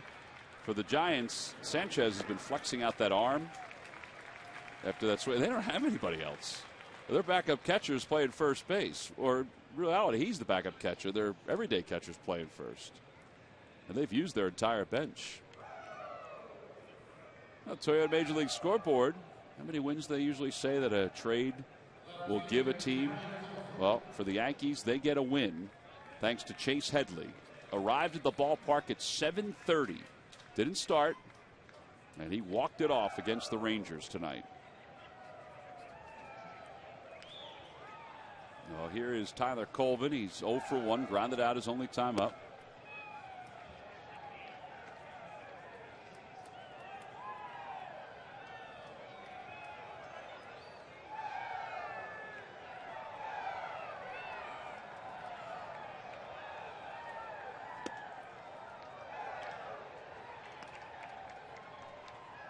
Two and 0. Played with Tyler Colvin in Colorado a little bit. He's got sneaky power. You got to respect the power that he has, and it's mostly pull power. Well, he pops this one up on the left side. Sounded like he may have broken his bat. Not on the swing. Not on contact with the baseball. When he threw it to the ground. Yes. And now 2 outs.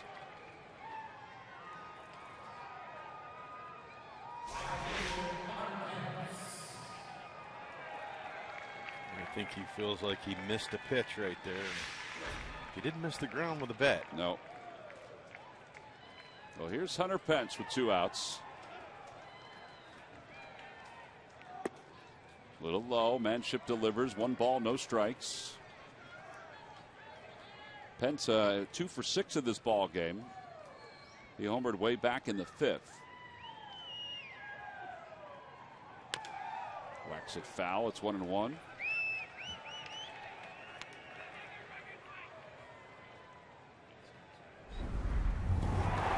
In case you forgot.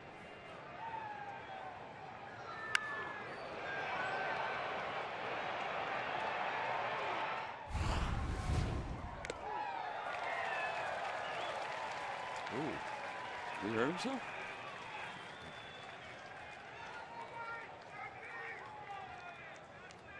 A little chink in the armor, maybe a cramp. You see it right there. Ooh. I'm thinking it's a cramp.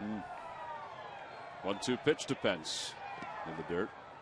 And now 2 balls and 2 strikes.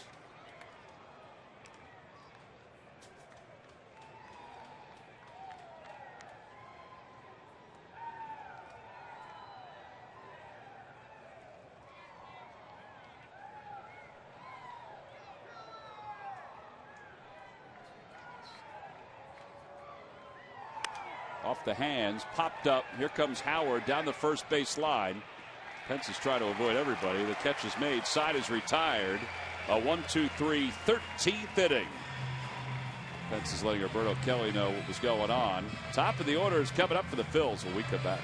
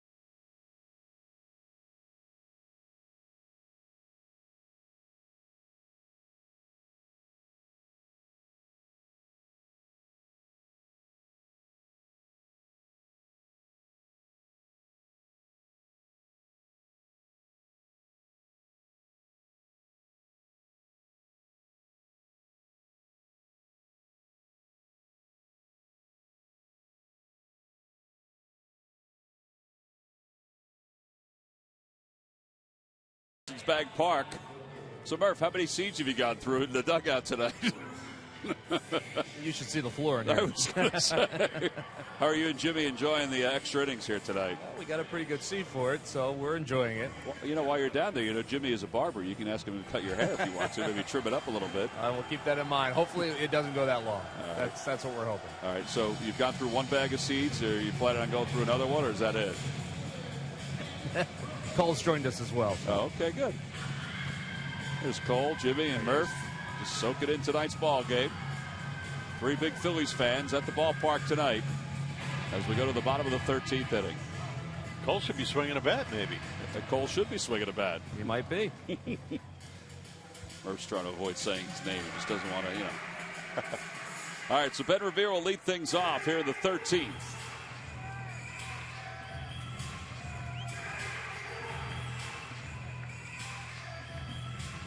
Ben Revere is 3 for 5. It'd be great if somebody else just came in and sat down next to them.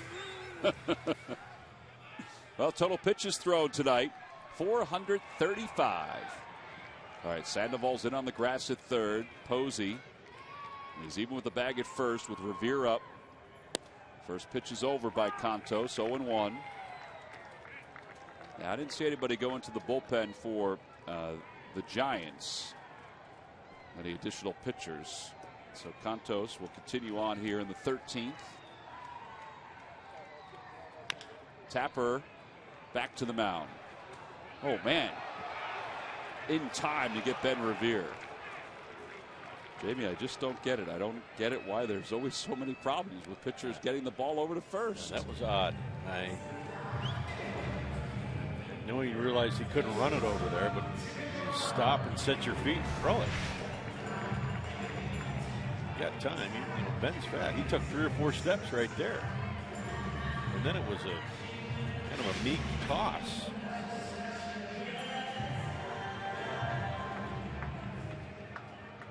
I think if Ben wasn't hampered by that sore foot, then he may have had a chance to beat that one. Here's Rollins now with one out here in the 13th. And there for a strike. It's 0-1. Young James is 1-4, or 1 for 4, I should say, in tonight's ball game.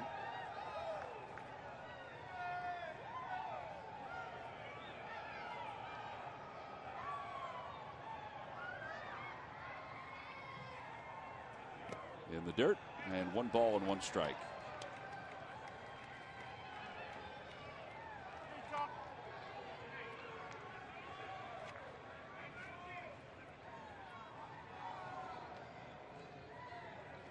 At this point in time, you get your pick of seats in the ballpark. I'm impressed with the amount of people that have stayed around. 5 hours old is this ball game. Chopper right side. Adrianza throws out Rollins, so 2 outs here in the 13th, and now Chase Utley.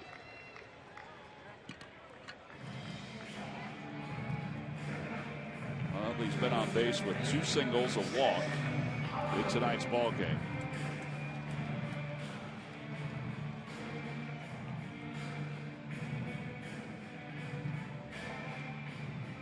I'm trying to recall the longest game I was involved with as an active player. Well, feeling like when I was with Seattle against Boston, it might have been in Seattle. I'd say it was 15 or 16 innings. What about were you still with the Phillies when Wilson Valdez pitched and Oswalt played left? I don't believe so. That was a transitional period in your career. No balls and 1 strike to Chase Utley. Might have been the year I took off. Vacationing through the Alps in the south of France. It was May of 2011. That was the year I took off. That was the year you took off. Decided to let me rehab tell the you, surgery. It was a very entertaining night. I got to believe so. For Wilson was pitching. Yeah. 1 ball and 1 strike to Utley. At the knees, 1-2. How long did that game go? Time-wise? Innings-wise? It went 19 innings, yeah. I do not remember what the time was. Roy even made a catch out in left field. Nice. Now the 1-2 pitch coming to Chase Utley. Pulls it foul.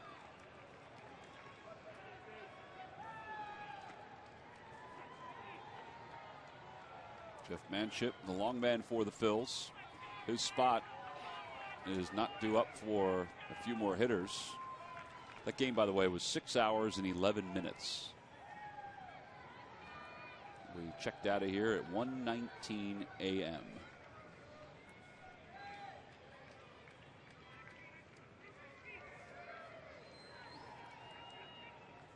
Upstairs, 2-2 to Chase.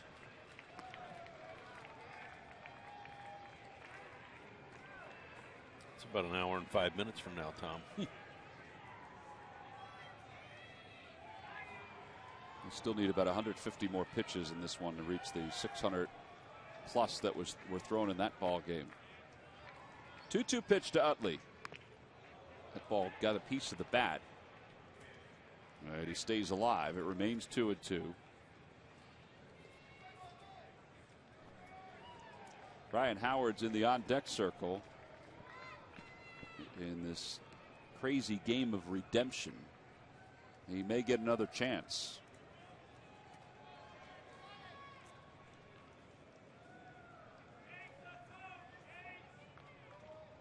And now the 2-2 pitch. High fastball swung on and missed, and the side is retired. So 14 innings is where we're going to head as the Phillies go down 1-2-3. It'll be 2, 3, and 4 due up for the Giants when we return.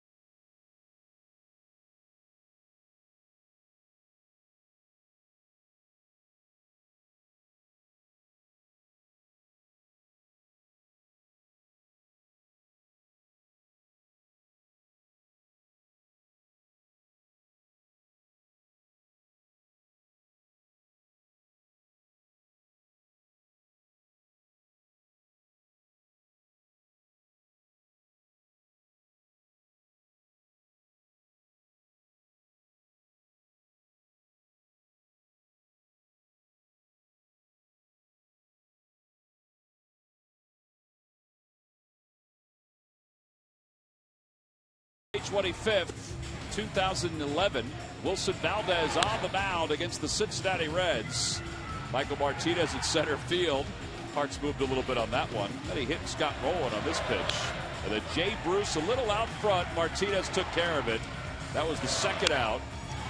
And then the pitcher for the Reds popped up to second base. Polanco makes the play. By the way, I confused the game. That we were just going over it during the break. That was not the game that Roy Oswalt played left field. That was a different ball game, Jamie. So Oswalt played left field in a different game where Valdez came on to pitch. It's all running together. But that was a neat night here at the ballpark.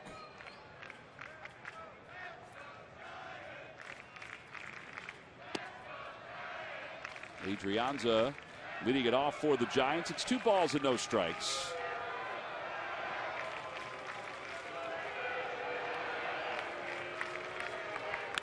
That one's in the air out to right field. It's not that deep. Playable for Bird. There's one away. I was thinking about August 24th, 2010. Roy Oswalt going out to left field. David Herndon on the mound. Said the next day he wanted the ball to fire. 2 hands, too. I like it.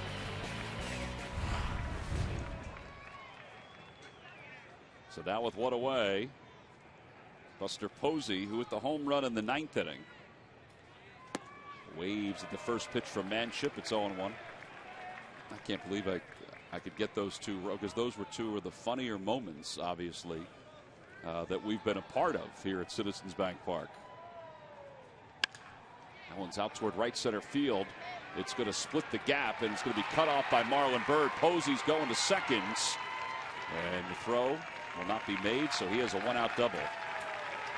Second double of the night for Posey. And now the go-ahead runners in scoring position.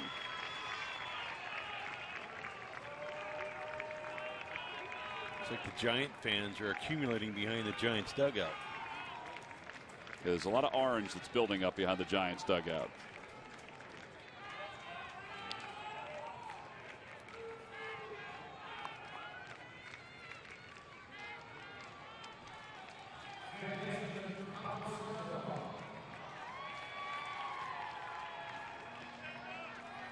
So now Pablo Sandoval with a runner at second base. And 1 out here in the 14th. They'll walk him intentionally.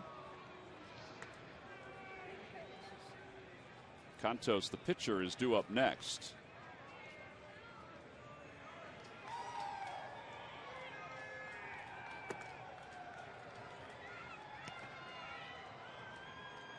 Here's a little trick that Ryan Sandberg used to do when I was a teammate. He'd stand here in this type of situation, stand in front of the bag, try to talk to the base runner, and Jody Davis would fire the ball back about head high to the pitcher. And about the 3rd time back, he would and it was a preset plan, he would fire it right over the pitcher's head. The pitcher would let it go. Rhino would catch the ball and tag the base runner. Did you see it work a couple times? Really? Yes.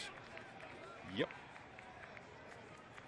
But each time the first and second time he threw it back, he threw it quite firm, and he just had the knack to be able to get it right over the pitcher's head.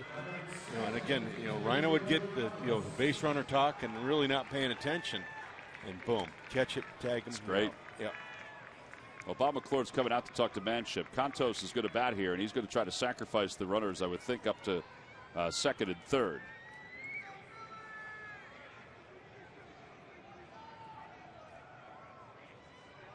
Tim Flannery with a few words for Cantos. He has 1 career sacrifice.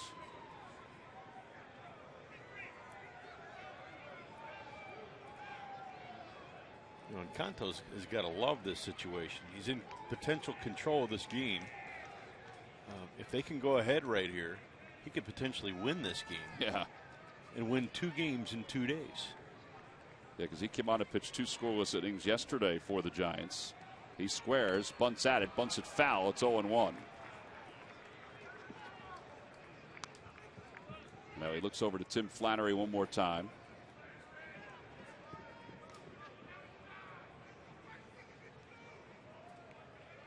And as a relief pitcher, there probably aren't too many opportunities where you're bunting. Yeah, we said 1 career sacrifice bunt for Cantos.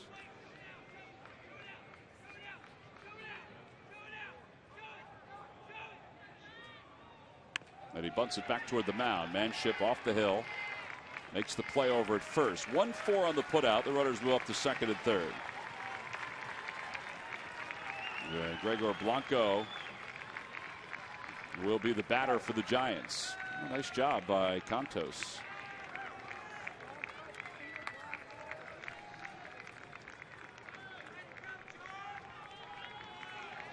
Blanco is 1 for 5. You're right, they are congregating, the Giants fans.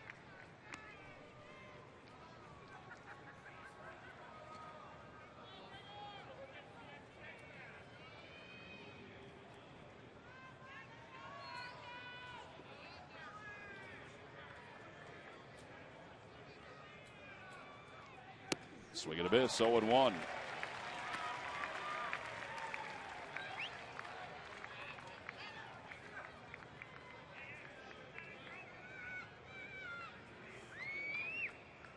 Runners in scoring position for both teams. Posey's over at third. Sandoval's at second.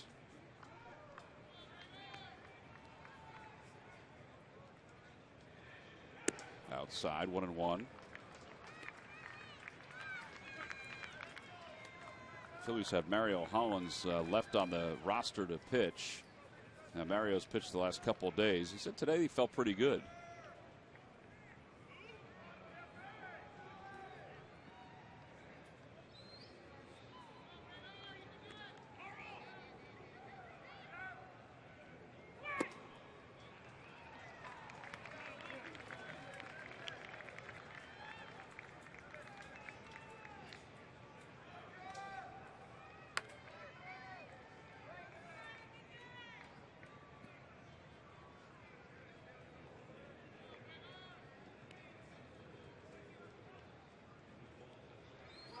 Swing and a miss. Good pitch. 2-2.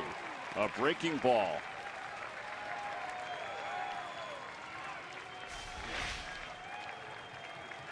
Good breaking ball down and in. Yeah, really wicked movement. That was a good pitch. Phillies fans coming to their feet here in the top of the 14th inning in a 5-5 game.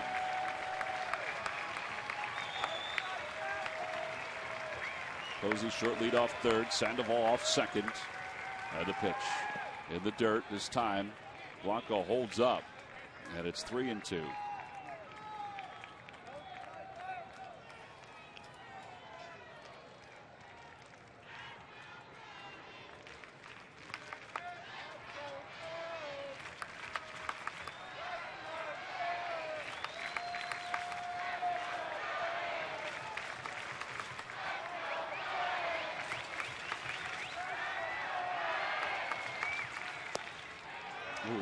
Close pitch, ball 4. It's going to load the bases up. So a double, an intentional walk, and a regular walk to load them up for Brandon Crawford.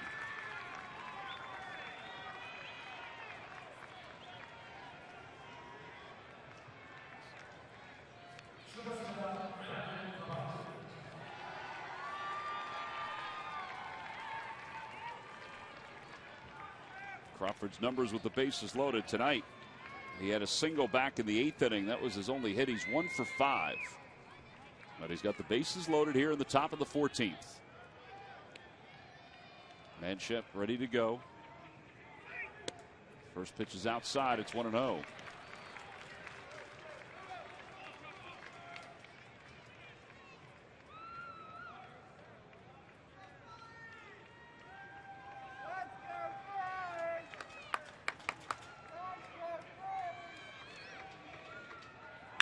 And a liner out toward left field. Dominic Brown going back toward the track. It's over his head. It's off the base of the wall. 2 runs are in. Rounding third, heading for home is Blanco. Here's the throw to the plate. It is not in time. It's a 3-run double. And the Giants have taken an 8-5 lead here in the top of the 14th inning. Oh, we mentioned a game of redemption for Brandon Crawford. He made an error earlier in the ball game that didn't really affect anything, but he's able to come through here with a 3-run bases clearing double. He put a charge in this ball. It was off the base of the wall, left center field. Actually, more than the base. It was about a third of the way up. So now Hector Sanchez will be the batter. 3 runs are in. 15 hits now for the Giants. Buster Posey's double started this rally here in the 14th inning. Swing and a miss, 0-1.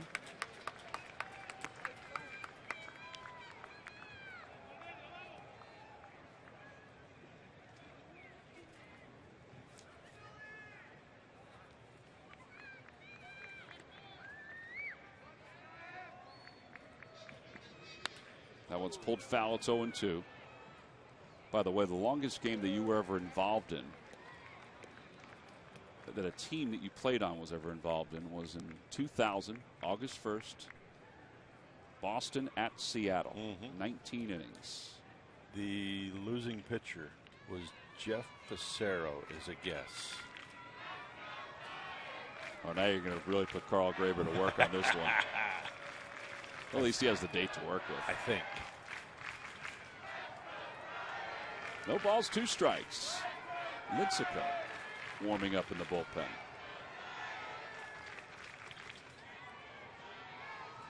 Scheduled to start on Thursday.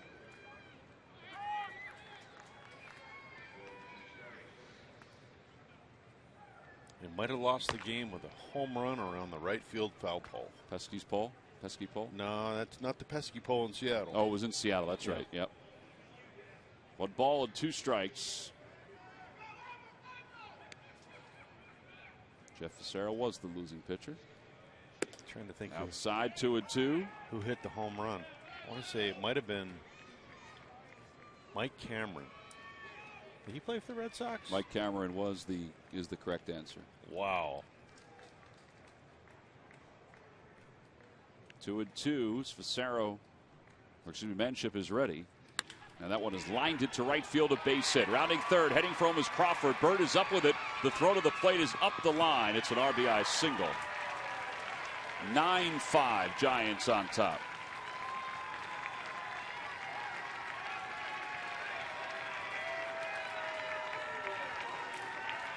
You know, the other part of this ball game, too, or this inning, was the sacrifice bunt by Contos to put runners into second and third. Now, Blanco followed with a walk to load up the bases.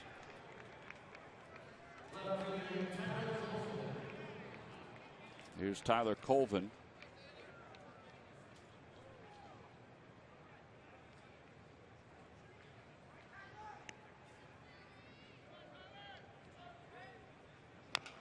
Little dribbler. Manship off the mound. He better hurry. Safe at first. An infield hit, first and second. Well, this inning is now unraveling in a big way for the Phils. 4 runs have scored, and the inning is still live. And the 9th man to bat in this inning, Hunter Pence, is coming to the plate.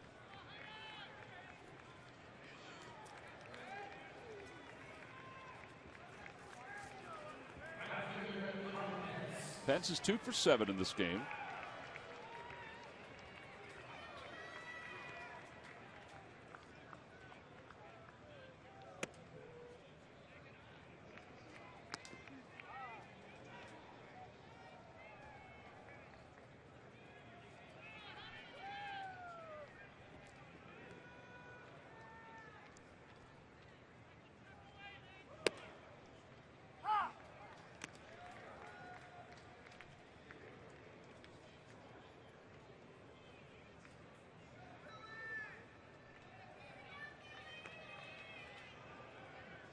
One ball and 1 strike to Pence. Outside, 2-1.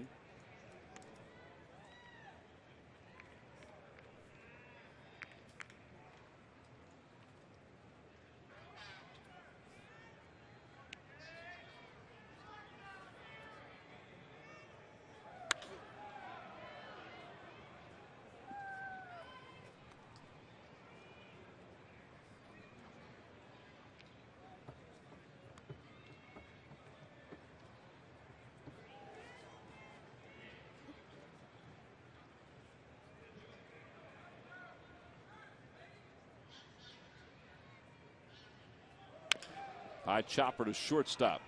Rollins is going to have to hurry to get this one over in time. Not in time. The bases are loaded.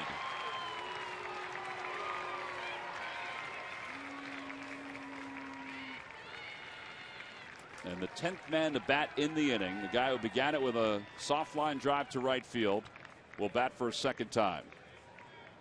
I'll give Pence credit. I mean, he was moving up the line. The ball was chopped, so he had a head start. Colvin got off the bag at first, so they couldn't have a force at second base. So now the bases are loaded for Adrianza. And he hits that one out toward right center field. Bird on the run, and he gets there to make the catch. And the side is retired. It began with a fly out. It ends with a fly out. But in the middle, 4-run score for the Giants. Brandon Crawford's 3-run double, the big blow. Middle of the 14th inning with the Phillies down 9-5.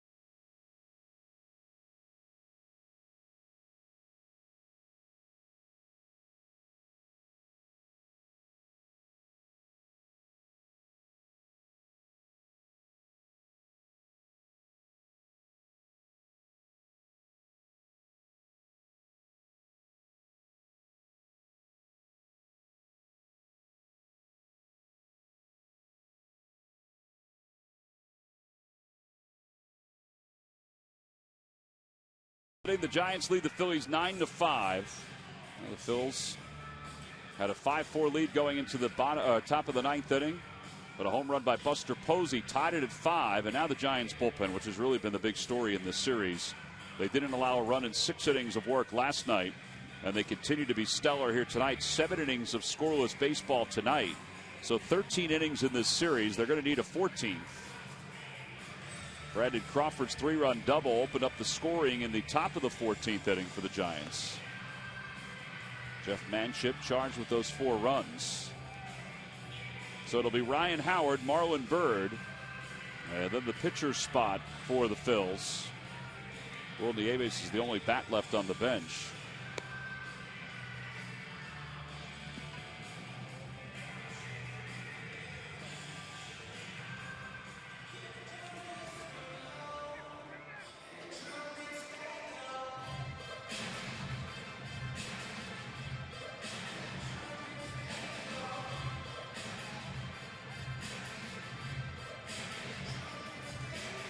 So Cantos, who pitched 2 scoreless in last night's ball game, begins this inning by facing Ryan Howard. 9 runs on 18 hits for the Giants, 5 runs on 9 hits for the Phils. And Howard takes outside, 1 ball and no strikes.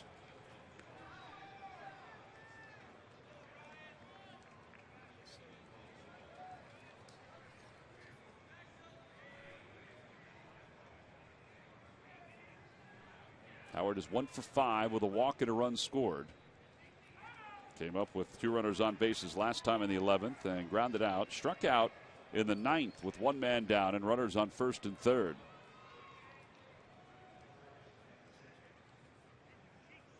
And a line drive base hit into center field. That's what it takes. A couple of those right there.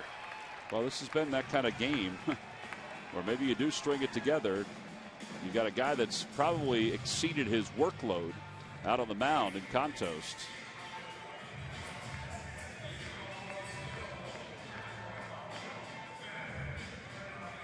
Lincecum was throwing in the pen. He's getting back up. What if he comes in? Does that change anything for Thursday afternoon? Supposed to start, or excuse me, on Friday at all? Supposed to start on Friday against the Dodgers? You know, it depends. You know, if he's thrown his bullpen yet. Marlon Byrd, the batter. Probably was going to be tomorrow that he would throw his bullpen, right? Some guys throw it on the second day, some guys throw it on the third day. 1 ball and no strikes to Byrd. And it would also depend on how much he threw tonight. Wednesday night, Bumgarner against A.J. Burnett. Thursday, Tim Hudson against Cole Hamels. Phillies hope they can rally here in the bottom of the 14th inning.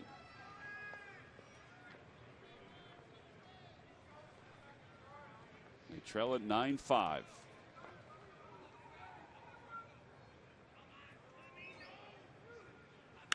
Out towards center field. It's not deep. Playable for Blanco. There's one man down here in the bottom of the 14th. So Nieves will pinch hit for the Phillies.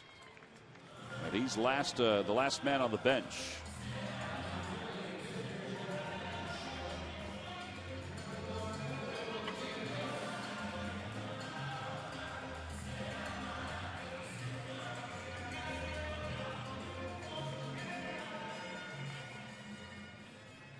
Nieves hitting .259 on the year with 14 hits, 1 home run, 4 RBIs.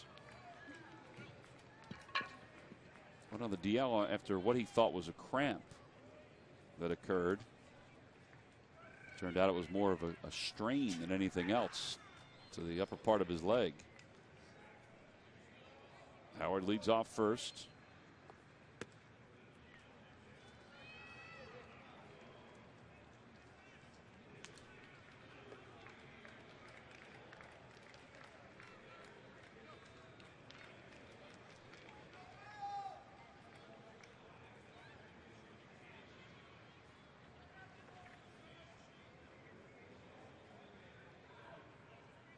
That one's pulled toward third, a foul ball. And it evens up the count at 1 ball, 1 strike. Cody Ashley's in the on-deck circle for the Phils.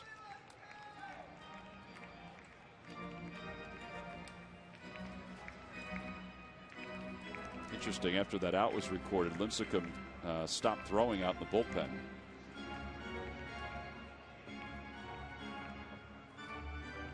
I got to believe they really don't want to use it. No.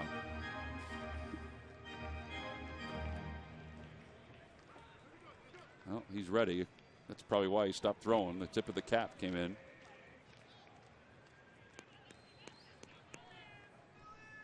One ball, 1 strike to Nieves. Check swing.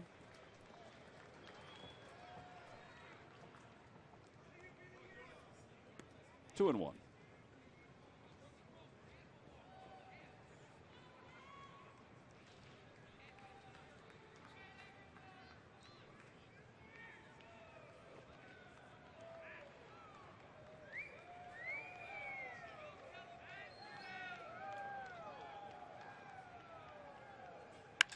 Out towards center field. On the run is Blanco. This one's deep. It is off the wall. Played well by Blanco. Howard goes to third. He'll stop there. And Nieves pulls into second with a double.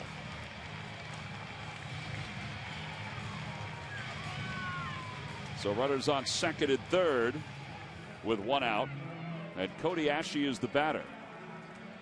And here comes Bruce Bochy.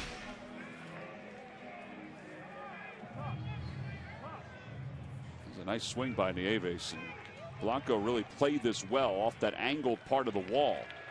Played it perfectly. Well, Tim Lincecum's going to commit to this ball game for the Giants. It's a 9-5 game. The Giants lead by 4. Cody Ashley's due up. Lincecum out of the pen. We'll be back right after this.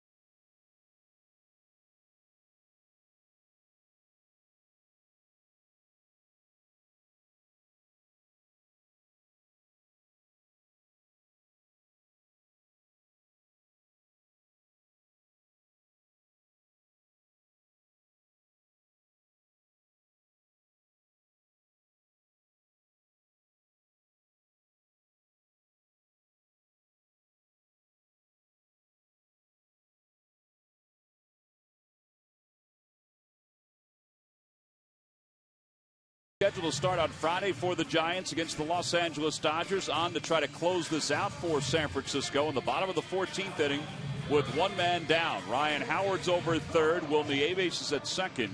Cody Asche is due up. And Bruce Bochy coming out, not wasting any time.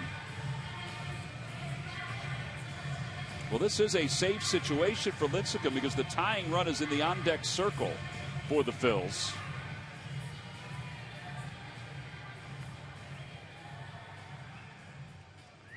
See his numbers, 9-6 with a 3.68 ERA.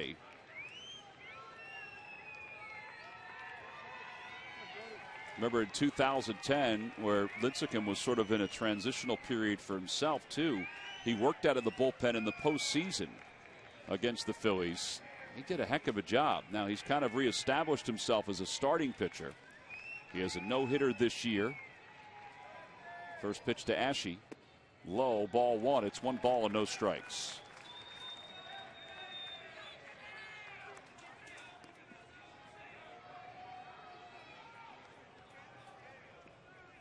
Asche 0 for 5. He walked earlier in the game. In the dirt, 2-0. Now this is a seasoned guy. There's not a whole lot that phases him at all.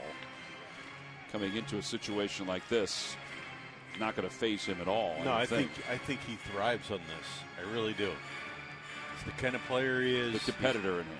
He's a team player. You know, when he went to the bullpen, when Bruce Bochy put him in the bullpen, he did what he asked. And he actually contributed quite well. I think it really worked out well for the Giants and Tim Lincecum.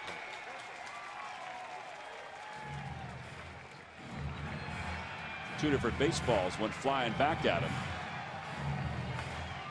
Well, the way Sanchez throws the ball back with his lead foot from his throwing side, he's been doing it all night long. I haven't seen too many catchers do that. He didn't really have a lot on the throw. It didn't help that Fairchild threw one also, though. 3 balls and no strikes with 1 out.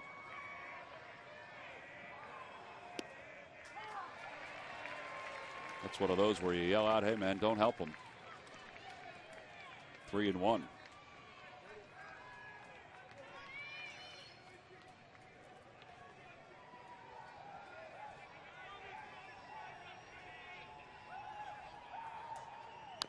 Chopper foul. Now 3 balls and 2 strikes. Think Murph's on his second bag of seeds? I think Murph's on his 7th bag of seeds.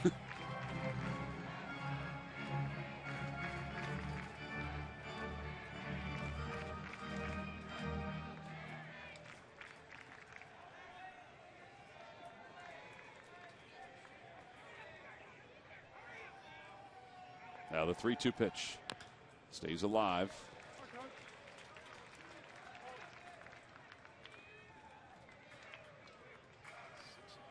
Back in 2010 in the postseason when Lincecum worked out of the bullpen, he started 2 games against the Phillies and then worked out of the pen in the other game. In 2012, in the World Series, 4 2/3 scoreless out of the pen. Asche dribbles it foul. 2012 against the Reds, two innings or 2 games out of the pen, 6 1/3. That was more the transitional time for him than 2010. Those were all big innings too. I recall innings. they were behind in the series, and I don't want to say things were in disarray, but they were coming from behind, and everybody's contribution made a big difference for them. Another foul ball by Asche.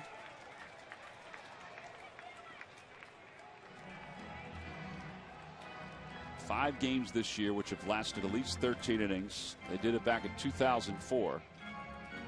This one's in the bottom of the 14th. Not over yet.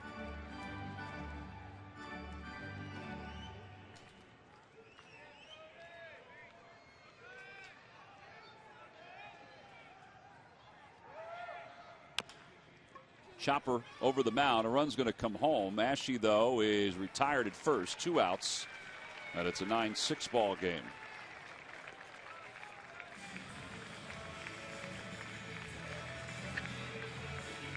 And it's Cameron Rupp who'll be the batter.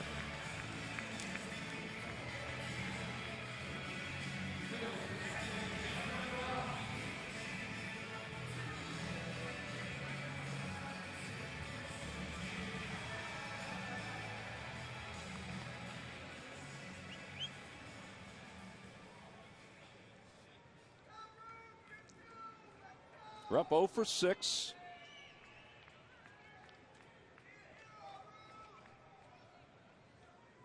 Grounded out 3 times. In the dirt, 1 ball, no strikes. With the Naves over to third.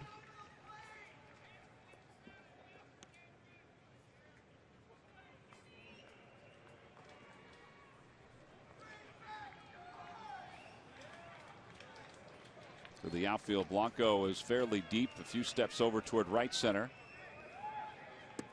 2 balls and no strikes.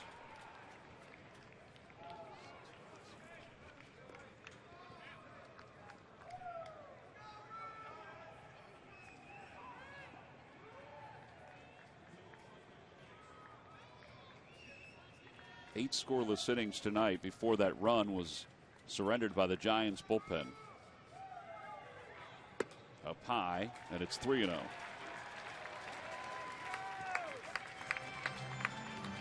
Six scoreless innings last night, so 14 innings before the Phillies scored a run against the Giants bullpen. Dominic Brown on deck.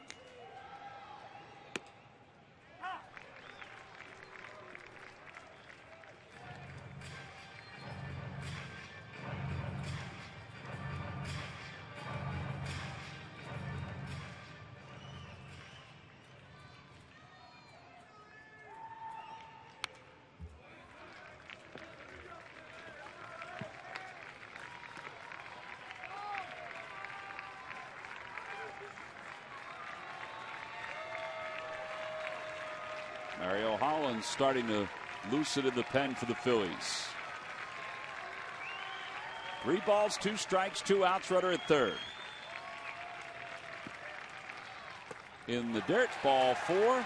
The tying run is coming to the plate. Phillies are giving themselves at least a chance here in the bottom of the 14th inning. Buster Posey out to talk to Lincecum. I should say over to talk to Lincecum. And here comes Mark Gardner out to speak with him too.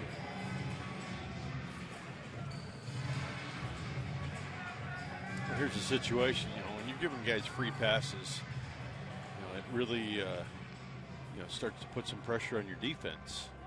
And a 3-run lead, you think, oh, it's enough. In this ballpark, 3 runs is never enough. Oh, I agree with you on that one. Dominic Brown came in as part of a double switch. He's 1 for 3 with a walk. This will be his 5th time up.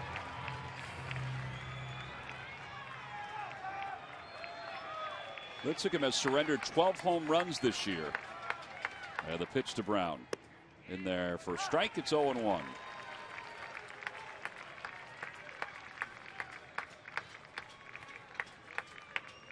Lincecum shaking his head.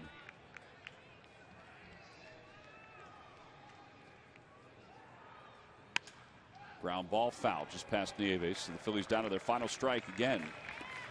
It's 0-2.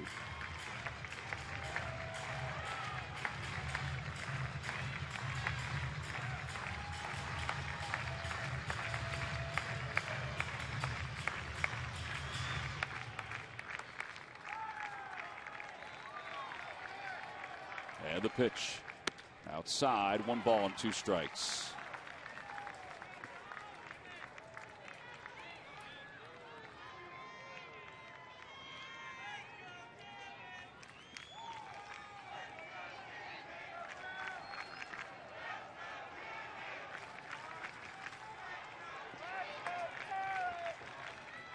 Check swing. They'll appeal. No swing, says Bill Miller, and now 2-2. It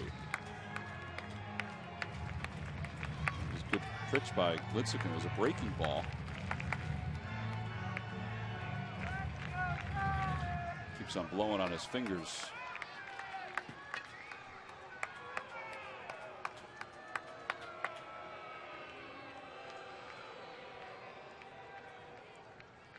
think what happened, Sanchez his right leg is cramping, and Crawford realized that, and that's why we're trying to give him some time here to work that out. 2-2. Brown stays live. Oh yeah, it is cramping. Yep.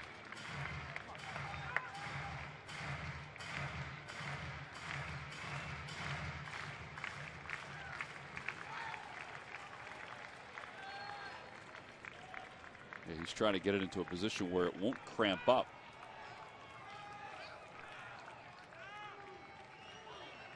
And the 2-2 pitch. Ground ball toward first. This should do it. Buster Posey has it. Flips to Lincecum, covering in time. And a little less than 6 hours later, the San Francisco Giants have defeated the Phils 9-6 in 14 innings. Well, this one was a tough one. The Phillies had a 1-run lead going into the top of the 9th inning. A home run by Buster Posey sent us into extra innings. And then Brandon Crawford's 3-run double in the top of the 14th started the scoring for the Giants. They wound up scoring 4 runs. He is our Chevrolet player of the game in a game in which Tim Lincecum, the starter on Friday night, this Friday for the Dodgers, comes on to get the last couple outs and record the save. So a 9-6 final score. The Giants have defeated the Phillies to take the first 2 games of this series. We'll be back to wrap things up right after this.